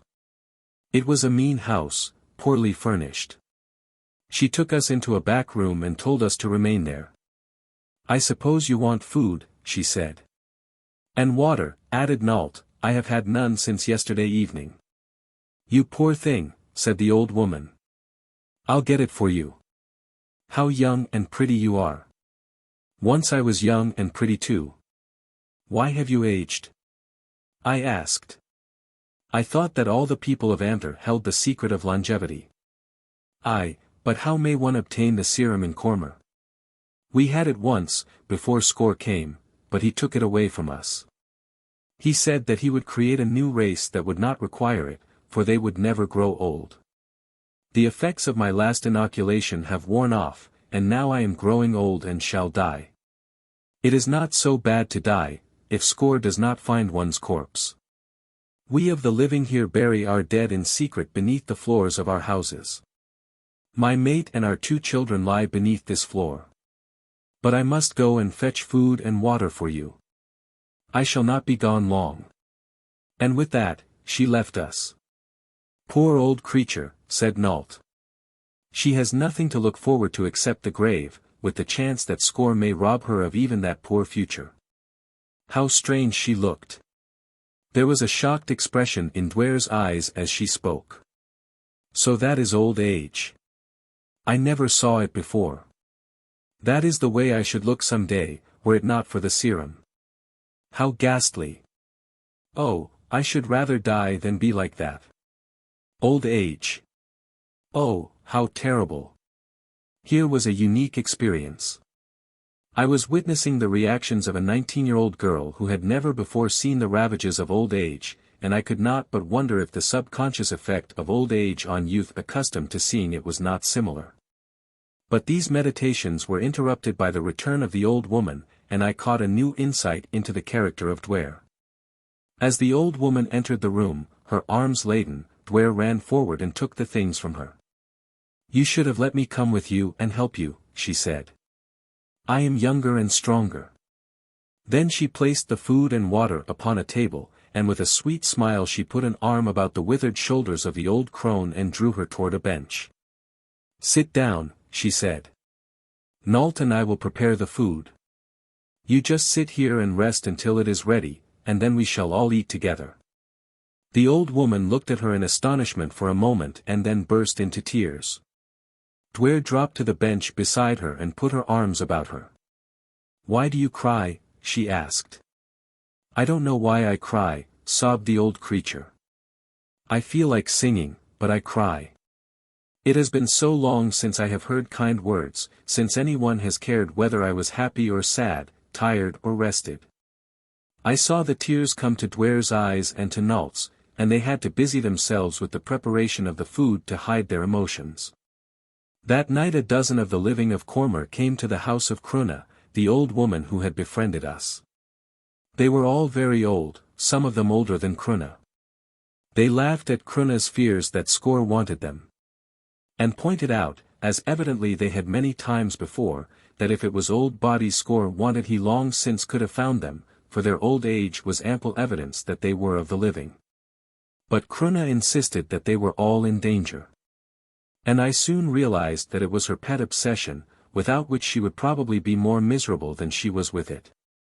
She got a great thrill out of leading a life of constant danger and hiding first in one house and then in another. But they were all of one opinion that we were in great danger, and the dear old things pledged themselves to help us in every way they could, to bring us food and water and hide us from our enemies. That was all that they could do, for none of them believed that it was possible to escape from Cormer, such is the hopelessness of old age. Early the following morning a very old man, one of the visitors of the previous evening, hobbled into the house. He was perturbed and greatly excited. His palsied hands were trembling. They are searching the city for you, he whispered. There is a terrible story of what you did to Score and of what Score will do to you when he finds you. All night and all day and all last night he lay bound and helpless where you left him, then one of his creatures found and released him. Now the whole city is being scoured for you. They may be here any minute. What can we do? Asked Duare. Where can we hide? You can do nothing, said the old man, but wait until they come. There is no place in all Cormer that they will not search. We can do something, said Nault, then she turned to our informant. Can you get us paint such as the corpses used to make themselves appear like living men? Yes, said the old man. Well, go quickly and fetch them, urged Nault. The old man hobbled out of the room, mumbling to himself. It is the only way, Nault, I cried. I believe that if he returns in time we can fool them, dead men are not very bright. It seemed a long time before the old man came back, but he came finally, and he brought a large box of makeup with him. It was quite an elaborate affair which he said that he had obtained from a friend of his, a living man, whose craft was applying the makeup to corpses. Quickly Nault went to work on Duare and soon had transformed her into an old woman with lines and wrinkles and hollows. The hair was the most difficult problem to solve, but we finally succeeded in approximating the results we desired, though we used up all of the cosmetician's white pigment, rubbing it into our hair. Duare and I together worked on Nault, for we knew that we had no time to spare, the old man having brought word when he returned with the makeup that the searchers were working in the next block and coming our way. Then Nault and Duare transformed me into a very sad-looking old man. Cruna said that we should each have some task that we could be performing when the searchers arrived, to that we might appear natural. She gave Duare and Nault some old rags which they might pretend to be fashioning into garments, and she sent me out into the yard to dig a hole. It was fortunate that she did so, because the association of ideas resulting reminded me that I must hide Score's sword. Were that found we were doomed. I wrapped it up in a piece of cloth and carried it out into the yard with me, and you may take my word for it that I dug one hole there in record time. When I had covered the sword with dirt I started digging another hole beside it and threw that dirt also on the spot above the weapon. I had just finished when the yard gate was thrown open and a score of dead men came shuffling in. We are looking for the strangers who escaped from the palace, said one. Are they here?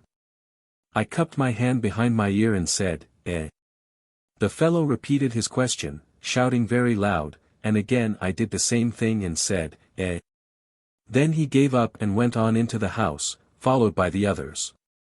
I heard them searching in there, and every instant I expected to hear cries of excitement when one of them discovered and pierced the thin disguises of Duare and Nault. 18. Under suspicion. Escarpment's creatures searched Kruna's house far more carefully than they would have searched that of one of their own kind. For Score must have assumed that of all the people in Cormer the living would be most likely to aid the living. But at last they came out and went away. And I sat down on the pile of dirt I had dug and mopped the perspiration from my forehead, nor was it the sweat of toil. I think that for 15 minutes I had come as near to sweating blood as a man can. When I went into the house I found Duare, Nault, and Kruna just sitting there in dazed silence. They couldn't seem to realize that we had passed through the ordeal successfully. "Well," I said, "that's over." My voice seemed to break the spell. "Do you know what saved us?" demanded Nault. "Why, our disguises, of course," I replied. "Yes," she admitted, "they helped, but our real salvation was the stupidity of the searchers. They scarcely looked at us. They were hunting for somebody who was hidden, and because we were not hiding they didn't give us a second thought." "Do you think we might remove the paint now?" asked Duare. "It is very uncomfortable." "I think we should not remove it at all," I replied. "As we know, they won't find us in this search, so Score may order another search, and next time we may not have time to disguise ourselves even if we are lucky enough to get the materials again." "I suppose you are right," said Duare, "and after all the discomfort is not much by comparison to what we have already gone through." "The disguises have one advantage," said Nault. "We can move about more freely without danger of detection. We won't have to sit in this stuffy little back room all the time, and I for one am going to the front of the house and get a breath of fresh air." It was not a bad suggestion, and Duare and I joined Nault while Kruna went about some household duties. The front room on the second floor, to which we went, overlooked the street. We could hear the searchers ransacking the house next door, and we could see the pedestrians shuffling along the dusty street. Suddenly Nault seized my arm and pointed. "See that man?" she exclaimed in an excited whisper. Shuffling along the street was a large corpse painted in the semblance of life. His trappings were finer than those ordinarily seen in Cormer. Only his peculiar gait revealed to the initiated eye the fact that he was not as alive as we, that death was masquerading as life. "Yes, I see him," I replied. "What about him?" "He is the man that abducted me from Havatoo." "Are you sure?" I demanded. "Absolutely," replied Nault. "As long as I live I shall never forget that face." A plan, perhaps I had better call it an inspiration, shot into my mind. "I am going to follow him," I said. "I shall be back soon, hope for the best." I turned and hurried from the room. A moment later I was in the street. The fellow was only a short distance ahead of me. If my guess was correct he would lead me eventually to the entrance to the tunnel that leads to Havatoo. Perhaps not today, but if I learned where he lived today, then some other day. His gait was more rapid than that of the average Cormoran, and he walked as though with a definite purpose in view. I judged that he was one of Score's more successful experiments and that for this reason he had been chosen as one of the Zhang's agents in Havatoo, where the ordinary run of Cormoran corpses could not long have passed themselves off as living men. As I followed him I noted carefully every detail of the street in which we were, so that I would not again be unable to return to my starting point. When presently he turned into a street leading toward the river my hopes rose, and I noted carefully the buildings at the intersection. Near the river the fellow turned into a small alley, followed it to the next street, and then turned again toward the river. Directly ahead of us, even before he turned into it, I saw and recognized the building beneath which lay the Cormer end of the tunnel. At the gateway leading into the yard before the house the man turned for the first time and looked behind him, I presumed to see if he was being observed. Then he saw me. There was nothing for me to do but keep on toward him. I kept my eyes on the ground and paid no attention to him as I approached him, though I could almost feel his gaze upon me. It seemed an eternity before I reached him. I was about to breathe a sigh of relief as I passed him, then he spoke to me. "Who are you and what are you doing here?" he demanded. "I am looking for another house to live in," I cackled. "The doors and the windows have all fallen off mine." "There are no houses here for you," he snapped. Your kind is not allowed in this district. Get out of here and never let me see you here again. Yes, I replied meekly, and turned back. To my great joy he let me go, and a moment later I had turned into the alley and was hidden from his view. But I had learned what I wanted to know, and my blood was tingling with happiness. Now only the worst of ill fortune could prevent me guiding Duare and Nault back to the safety of Havatoo. As I made my way through the streets of Cormer toward the house of Cruna, my mind was filled with thoughts and plans for escape. I was determined to leave as soon as darkness fell, and already I was looking forward to and planning on what I should do upon my return to Havatoo. As I entered Cruna's house I saw immediately, even before anyone had a chance to speak, that something was amiss. Duare and Nault both rushed toward me, and it was evident that both were perturbed. Cruna and the old man who had brought us the pigments with which we had disguised ourselves were cackling together excitedly. At last you are back, cried Nault. We thought that you would never come. Perhaps it is not too late even now, said Duare. I wanted them to come with me and let me hide them, croaked Cruna, but neither one of them would leave without you. They said that if you were to be taken then they would be taken too. What in the world are you all talking about? I demanded. What has happened? I can't make head nor tail of it. It is soon told, said the old man who had brought us the makeup. The cosmetician from whom I borrowed the materials to change you into old people has betrayed us in order to curry favor with Score. A man heard him tell his servant to go to the palace and inform Score that he would lead Score's men to this hiding place of yours. The man was a friend of mine and came and told me. Score's men may be here at any minute now. I thought rapidly. Then I turned to Duare and Nault. Get your makeup off as quickly as you can, I directed, and I will do the same. But then we shall be lost for certain, exclaimed Duare. On the contrary, I replied as I commenced to remove the pigment from my blonde head. They will know us at once without our disguises, insisted Duare, but I was glad to see that both she and Nault were following my example and removing the paint from their hair and faces. Our own youth will be the best disguise we can adopt in this emergency, I explained. These creatures of Score are none too intelligent, and having been sent to find 3 fugitives who have disguised themselves as very old people they will be looking only for those who appear very old. If we can get out of the house before they come I think we have a good chance to avoid detection. We worked rapidly and soon had the last vestiges of our disguises removed. Then we thanked Cruna and the old man, bid them goodbye, and left the house. As we entered the street we saw a body of warriors approaching from the direction of the palace. We were not quite in time, said Nault. Shall we turn and run for it? No, I replied. That would only arouse their suspicions immediately and they would pursue and most certainly overtake us. Come. We shall go and meet them. What? Demanded Duare in astonishment. Are we going to give ourselves up? By no means, I replied. We are going to take a great chance, but there is no alternative. If they see 3 people walking away from them they will investigate, and if they do that we may be recognized. But if they see us approaching them they will believe that we do not fear anything from them and will be convinced therefore that we are not those whom they seek. Walk with the shuffling gait of the dead, and keep your eyes on the ground. Duare, you walk ahead, Nault a few paces behind you, I shall cross to the other side of the street. By separating we shall attract less attention, they are looking for 3 people whom they expect to find together. I hope your reasoning is correct, said Duare, but it was evident that she was skeptical. I was none too enthusiastic about the plan myself, but I could think of no other. I crossed the street to the side along which the warriors were approaching, knowing that there was less likelihood that any of them would recognize me than that they would know Duare, who had been in Score's palace for some time.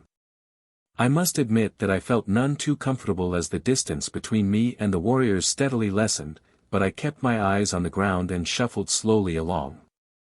As I came abreast of them their leader halted and addressed me. My heart stood still. Where is the house of Cruna? He asked. I do not know, I replied and shuffled on my way. Momentarily I expected to be seized, but the warriors went on their way and let me go on mine. My ruse had been successful. As soon as I felt that it was safe I crossed to the opposite side of the street, and as I caught up with the two girls I told them to follow behind me but not too closely. It still lacked an hour until sunset, and I did not dare risk approaching the entrance to the tunnel until after dark. In the meantime we must find a place to hide and keep off the streets where every moment we were in danger of arousing suspicion. Turning into a side street I soon found a deserted house, of which there are many in Cormer, and presently we were in hiding again. Both girls were dejected. I could tell by their silence and listlessness. The future must have seemed hopeless to them, yet they voiced no complaints. "I have some good news for you," I said. Duare looked at me with scarcely any indication of interest, as though there never could be any good news for her again. She had been unusually silent since our escape from the palace. She seldom spoke unless directly addressed, and she avoided speech with Nault as much as possible, although her manner toward her was not definitely unfriendly. "What is the good news?" demanded Nault. I was commencing to give up hope. "I have found the entrance to the tunnel to Havatoo," I replied. The effect of that statement upon Nault was electrical, but it seemed to arouse only passive interest in Duare. "In Havatoo," she said, "I shall be as far as ever from Vepaja." "But your life will not be in danger," I reminded her. She shrugged. "I do not know that I care to live," she replied. "Don't be discouraged, Duare," I begged.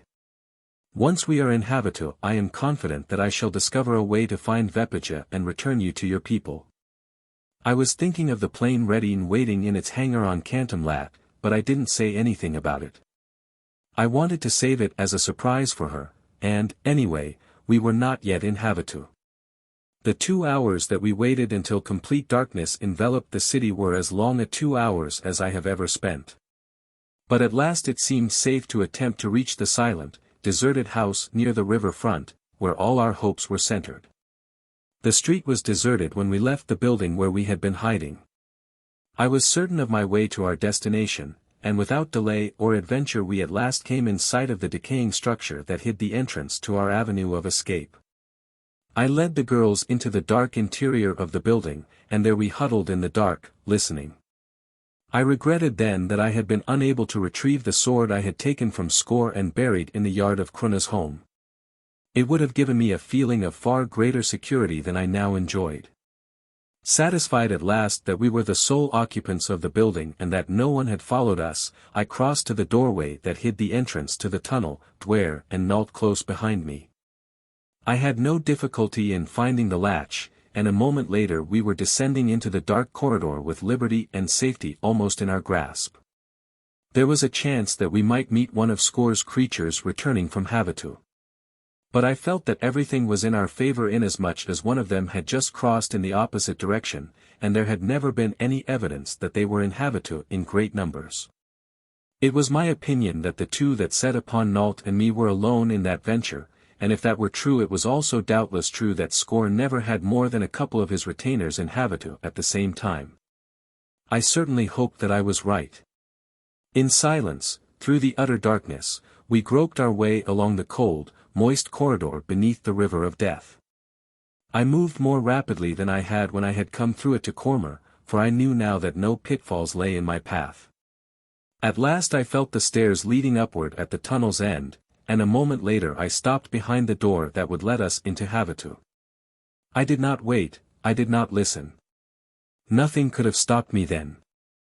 I would have grappled a dozen of the gruesome corpses of Cormer had they stood in my way, and I believe that I should have overcome them, so desperate was I. But we met neither dead nor living as we stepped out onto the lower floor of the dismal building off the Havatoo Lat. Quickly we crossed to the front of the building and out through the door there to the street beyond, and a moment later we stood in the Havatoo Lat with its brilliant lights and its two streams of traffic. We were a conspicuous trio in our mean garments of rags with which we had sought to disguise ourselves in Cormer, and many were the suspicious glances cast in our direction. As quickly as I could I hailed a public conveyance and instructed the driver to take us to the home of Aroshan, and as we settled down upon the cushions we relaxed for the first time in many a day. We talked a great deal during the drive, particularly Nault and I. Duare was very quiet. She spoke of the beauty of Havatoo and the wonders that surrounded us, all strange and new to her, but only briefly and then lapsed into silence again. Our driver had eyed us suspiciously when we entered his car, and when he deposited us in front of the house of XIII he behaved peculiarly. But XIII was delighted to see us. He ordered food and drink, and plied us with questions until he had had the whole story from us several times. He congratulated me upon finding Duare, but I could see that his greatest happiness lay in the return of Nault. The girls were tired and needed rest, and we were preparing to take them to Nault's home when the first blow fell that was to put the lives of two of us in jeopardy and plunge us all from the heights of happiness to the depths of despair. There was a summons at the main entrance, and presently a servant entered the room. Behind him was a file of warriors commanded by an officer. XIII looked up in surprise. He knew the officer and called him by name, asking him what brought him here with armed men. "I am sorry, XIII," the man replied, "but I have orders from the Sanjong itself to arrest 3 suspicious-appearing people who were seen to enter your house earlier in the evening." "But," exclaimed XIII, "no one has entered my house but Carson Napier, whom you know, and these 2 young women. They are all my friends." The officer was eyeing our mean apparel and evidently not without suspicion. "These must be those I was sent to arrest if no one else has entered your house this evening," he said. There was nothing to do but accompany the warriors, and this we did. XIII came with us, and a short time later we were before an investigating board of 3 men. The complaining witness was the driver who had brought us from the house that hid the entrance to the tunnel to XIII's. He said that he lived in the neighborhood, and having known of the abduction of Nault he was immediately suspicious when he saw 3 people, garbed as we were, in the vicinity of the place. He accused us of being spies from Cormer and insisted that we were but painted corpses like the man I had grappled with at the time of the abduction of Nault. The examining board listened to my story, then they examined Nault and Duare briefly. They questioned XIII concerning us, and without leaving the room they discharged Nault and myself and ordered Duare back for a further examination by the official examining board the following day. I thought that they seemed a little suspicious of Duare, and so did XIII, though he only admitted this after we had returned the girls to Nault's home and were alone. "Justice sometimes miscarries in Havatoo," he said gravely. "The loathing that we feel for Cormer and everything connected with it colors all our decisions in matters concerning it. Duare admits having been in Cormer for some time. She admits having resided in the palace of Skor, the Jong. The examining board knows nothing about her other than what she claims and what you tell them, but they do not know that they can believe either of you. You will recall that the result of your examination was not such as to create considerable confidence in you. And you think that Duare may be in danger?" I asked. "I cannot tell," he replied. "Everything may come out all right. But, on the other hand, if the board has the slightest suspicion concerning Duare it will order her destroyed, for our theory of justice is that it is better to do an injustice to a single individual than to risk the safety and welfare of many. Sometimes that policy is a cruel one, but results have demonstrated that it is better for the race than a policy of weak sentimentalism." I did not sleep well that night.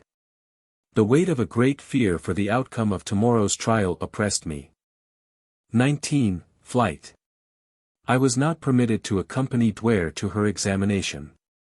She was placed in charge of the same woman who had guarded Nault at the time of her examination, Harais.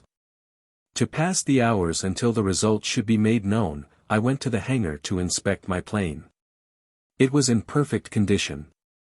The motor hummed almost noiselessly. I could not, under ordinary circumstances, have withstood the urge to have the ship wheeled out onto the plain before the city for a trial flight. But my mind was so distraught with apprehension concerning the fate of Duare that I had no heart for anything. I spent an hour alone in the hangar. None of my assistants was there, they having all returned to their ordinary duties after the completion of the plane. Then I returned to the house that I shared with XIII. He was not there. I tried to read, but I could not concentrate long enough to know what I was reading about. My eyes followed the strange Emptorian characters, but my thoughts were with Duare. At last I gave it up and walked in the garden. An unreasoning terror enveloped me like a shroud, numbing my faculties. How long I walked I do not know, but at last my sad reveries were interrupted by the approach of footsteps through the house. I knew that Shan must be coming to the garden. I stood waiting, looking toward the doorway through which he must come, and the instant that I saw him my heart turned cold. I read the confirmation of my worst fears in the expression on his face. He came and laid a hand upon my shoulder. "I have bad news for you, my friend," he said. "I know," I replied, "I read it in your eyes. They have ordered her destroyed." "It is a miscarriage of justice," he said, "but there is no appeal. We must accept the decision as the board's honest conviction that they are thus serving the best interests of the city." "Is there nothing I can do?" I asked. "Nothing," he replied. "Won't they let me take her away from Havatoo?" "No. They are so afraid of the contaminating influence of Score and his creatures that they will never permit one to live that falls into their hands." "But she is not one of Score's creatures," I insisted. "I am quite sure that they had their doubts, but the benefit of the doubt is given to the city and not to the accused. There is nothing more to be done. Do you think they would let me see her?" I asked. "It is possible," he replied. "For some reason she is not to be destroyed until tomorrow. Will you try to arrange it for me, Shan?" "Certainly," he replied. "Wait here, and I will see what I can do." I have never spent such long and bitter hours as those while I was awaiting the return of Shan. Never before had I felt so helpless and hopeless in the face of an emergency. Had these been ordinary men with whom I had to deal, I might have seen somewhere a ray of hope, but there was none here. Their uprightness precluded the possibility that I might influence even a minor guard by bribery. They could not be moved by an appeal to sentiment. The cold, hard logic of their reasoning left their minds impregnable fortresses of conviction that it was useless to assail. I have said that I was hopeless, but that was not entirely true. Upon what my hope fed I do not know, but it seemed so impossible to believe that Duare was to be destroyed that my mind must in some slight measure have been stunned. It was dark before Shan returned. I could read neither hope nor despair in his expression as he entered the room where I had finally gone to await him. He appeared very serious and very tired. "Well?" I demanded. "What is the verdict? Were you successful?" "I had a hard time of it," he said. "I had to go all the way up to the Sanjiang, but at last I got permission for you to visit her." "Where is she? When may I see her?" "I will take you to her now," he replied. After we entered his car I asked him how he had accomplished it. "I finally took Nault with me," he replied. "She knew more about you and all that you and Duare have passed through together than anyone else in Havatoo. For a while I almost thought that she was going to persuade the Sanjiang to reverse the verdict against Duare, and it was solely through her appeal that they at last gave their consent to this last meeting. I learned a great deal about you and Duare from Nault, much more than you have ever told me, and I learned something else." "What was that?" I asked as he paused. "I learned that I love Nault," he replied. "And did you learn that she loves you?" "Yes. Were it not for your unhappiness I should be quite the happiest man in Havatoo tonight." "But what made you think that Nault loved me?" "She told me so." "And you did not tell me?" he asked reproachfully. "I could not," I replied, "until after I knew that you loved her." "I suppose not. She told me that you were planning on taking her back to Andu. But now that won't be necessary, she seems quite content to remain in Havatoo." We had been driving along the Korgan Lat toward the stadium, and now Shan turned into a side street and stopped before a small house. "Here we are," he said. "This is the house of Harais, in whose charge Duare has been placed. Harais is expecting you. I shall wait out here. You are to be allowed to remain with Duare for 5 years. 5 Vir are a little over 20 minutes of Earth time. It seemed all too short, but it was better than nothing. I went to the door of the house, and in answer to my summons Hara-es admitted me. "I have been expecting you," she said. "Come with me." She led me up to the second floor and unlocking a door, pushed it open. "Go in," she directed. "In 5 Vir I shall come for you." As I entered the room, Duare rose from a couch and faced me. Hara-es closed the door and locked it. I heard her footsteps as she descended the stairs. We were alone, Duare and I, for the first time in what seemed an eternity. "Why did you come here?" asked Duare in a tired voice. "You ask me that?" I exclaimed. "You know why I came." She shook her head. "You cannot do anything for me, no one can. I supposed you would come if you could help me, but as you can't, I do not know why you came. If for no other reason, because I love you. Is not that reason enough? Do not speak to me of love. I am about to die, but I am still the daughter of a Jong of Vepaja." Even in this last extremity, Duare remained a victim of the foolish restrictions imposed upon her by her royal blood, and I determined to make her last moments more unhappy by pressing unwelcome attentions upon her. Although it was only with the greatest difficulty that I refrained from taking her in my arms and covering those beautiful lips with kisses. "I am not afraid to die, Carson Napier," she said. "As it seems impossible that, living, I should ever return to Vepaja, I prefer to die. I am not happy. I can never be happy. It is better then that I die." "Why could you never be happy?" I demanded. "That is my secret, I shall take it to the grave with me. Let us not speak of it any more. I don't wish you to die, Duare." "You must not die," I exclaimed. "I know that you feel that way, Carson, but what are we to do about it? There must be something we can do. How many are there in this house besides Hara-es and yourself?" "There is no one." Suddenly a mad hope possessed me. I searched the room with my eyes. It was bare of all except absolute necessities. I saw nothing with which I might carry out my plan. Time was flying. Hara-es would soon return. My eyes fell upon the sarong-like scarf that Duare wore, the common outer garment of Amtorian women. "Let me take this," I said, stepping to her side. "What for?" she demanded. "Never mind. Do as I say. We have no time to argue." Duare had long since learned to submerge her pride when my tone told her that an emergency confronted us and to obey me promptly. She did so now. Quickly she unwound the scarf from about her and handed it to me. "Here it is," she said. "What are you going to do with it?" "Wait and see. Stand over there on the right side of the room. Here comes Hara-es now, I hear her on the stairs." I stepped quickly to one side of the door so that I should be behind it and hidden from Hara-es as she entered. Then I waited. More than my own life lay in the balance, yet I was not nervous. My heart beat as quietly as though I were contemplating nothing more exciting than a pleasant social visit. I heard Hara-es stop before the door. I heard the key turn in the lock. Then the door swung open and Hara-es stepped into the room. As she did so I seized her by the throat from behind and pushed the door shut with my foot. "Don't make a sound," I warned, "or I shall have to kill you." She did not lose her poise for an instant. "You are very foolish," she said. "This will not save Duare, and it will mean your death.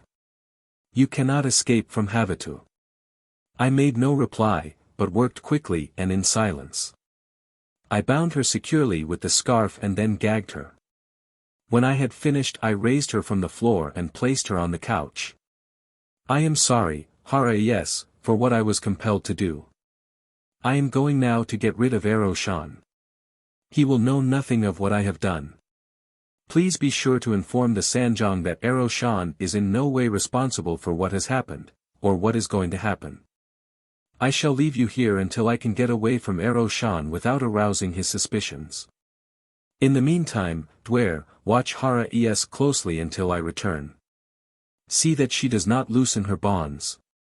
I stooped and picked the key from the floor where Hara-es had dropped it, then I quit the room, locking the door after me. A moment later I was in the car with Ero-shan. "Let's get home as quickly as possible," I said, then I lapsed into silence, a silence which Ero-shan, respecting what he thought to be my sorrow, did not break. He drove rapidly, but it seemed an eternity before he steered the car into the garage at the house. There being no thieves in Havatoo, locks are unnecessary, so our garage doors stood wide open as they always were except in inclement weather. My car, facing toward the street, stood beside Ero-shan's. "You have eaten scarcely anything all day," said Ero-shan as we entered the house. "Suppose we have something now?" "No, thanks," I replied. "I am going to my room. I could not eat now." He laid a hand upon my arm and pressed it gently, but he did not say anything, then he turned and left me. A wonderful friend was Ero-shan. I hated to deceive him, but I would have deceived my God to save Duare. I went to my room, but only long enough to procure weapons, then I returned to the garage. As I stepped into my car I offered a prayer of thanks that the motors of Havatoo are silent. Like a wraith the car slipped out of the garage into the night, and as I passed the house I whispered a silent goodbye to Ero-shan. Approaching the house of Hara-es I felt the first qualm of nervousness that had assailed me during this adventure, but the house seemed quite deserted as I entered it and ran up the stairs to the second floor.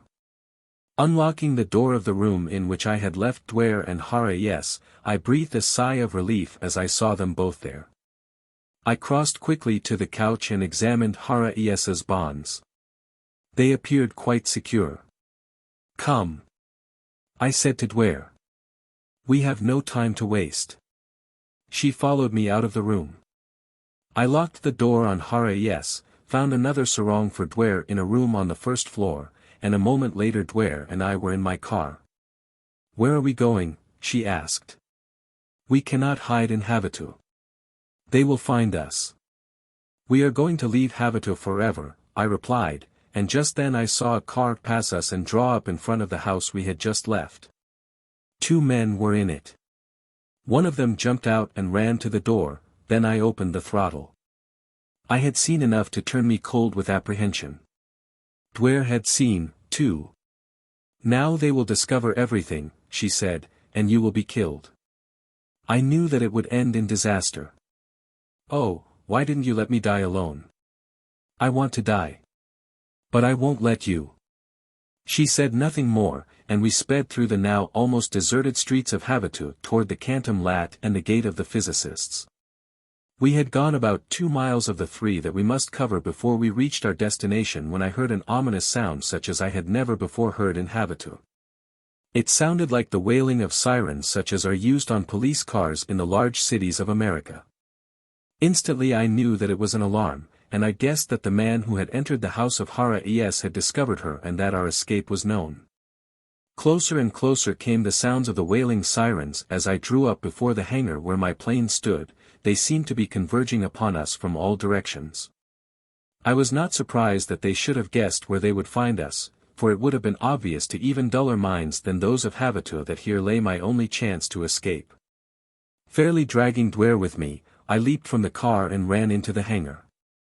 The great doors, operated by mechanical means, rolled open at the touch of a button. I lifted Duare into the cockpit. She asked no questions. There was no time for questions. Then I took my place at her side. I had designed the plane for training purposes, and it had 2 seats, each accommodating 2 people. I started the motor, and such a motor. Silent, vibrationless, and it required no warming up. I taxied out into the Cantum Lat. The sirens were very close now. I saw the lights of cars bearing down upon us. As I started toward the Gate of the Physicists I heard the staccato hum of Amtorian rifles behind us. They were firing at us. I nosed up, the wheels left the ground, the great gate loomed directly ahead. Up. Faster. Faster. I held my breath. Would we make it? Responding perfectly, the light ship climbed almost vertically in the last few seconds. She sped over the top of the lofty gate with only inches to spare. We were safe. Conclusion. Far below, the lights of Havatoo lay behind us as I turned the ship's nose toward the shimmering ribbon that was the river of death, the river of life to us, that was to guide us down to that unknown sea where, I was confident, we would find Vepaja. Duare had not spoken. I felt her arm against mine trembling. I reached over and laid a hand upon it. "Why are you trembling?" I asked. "You are quite safe now."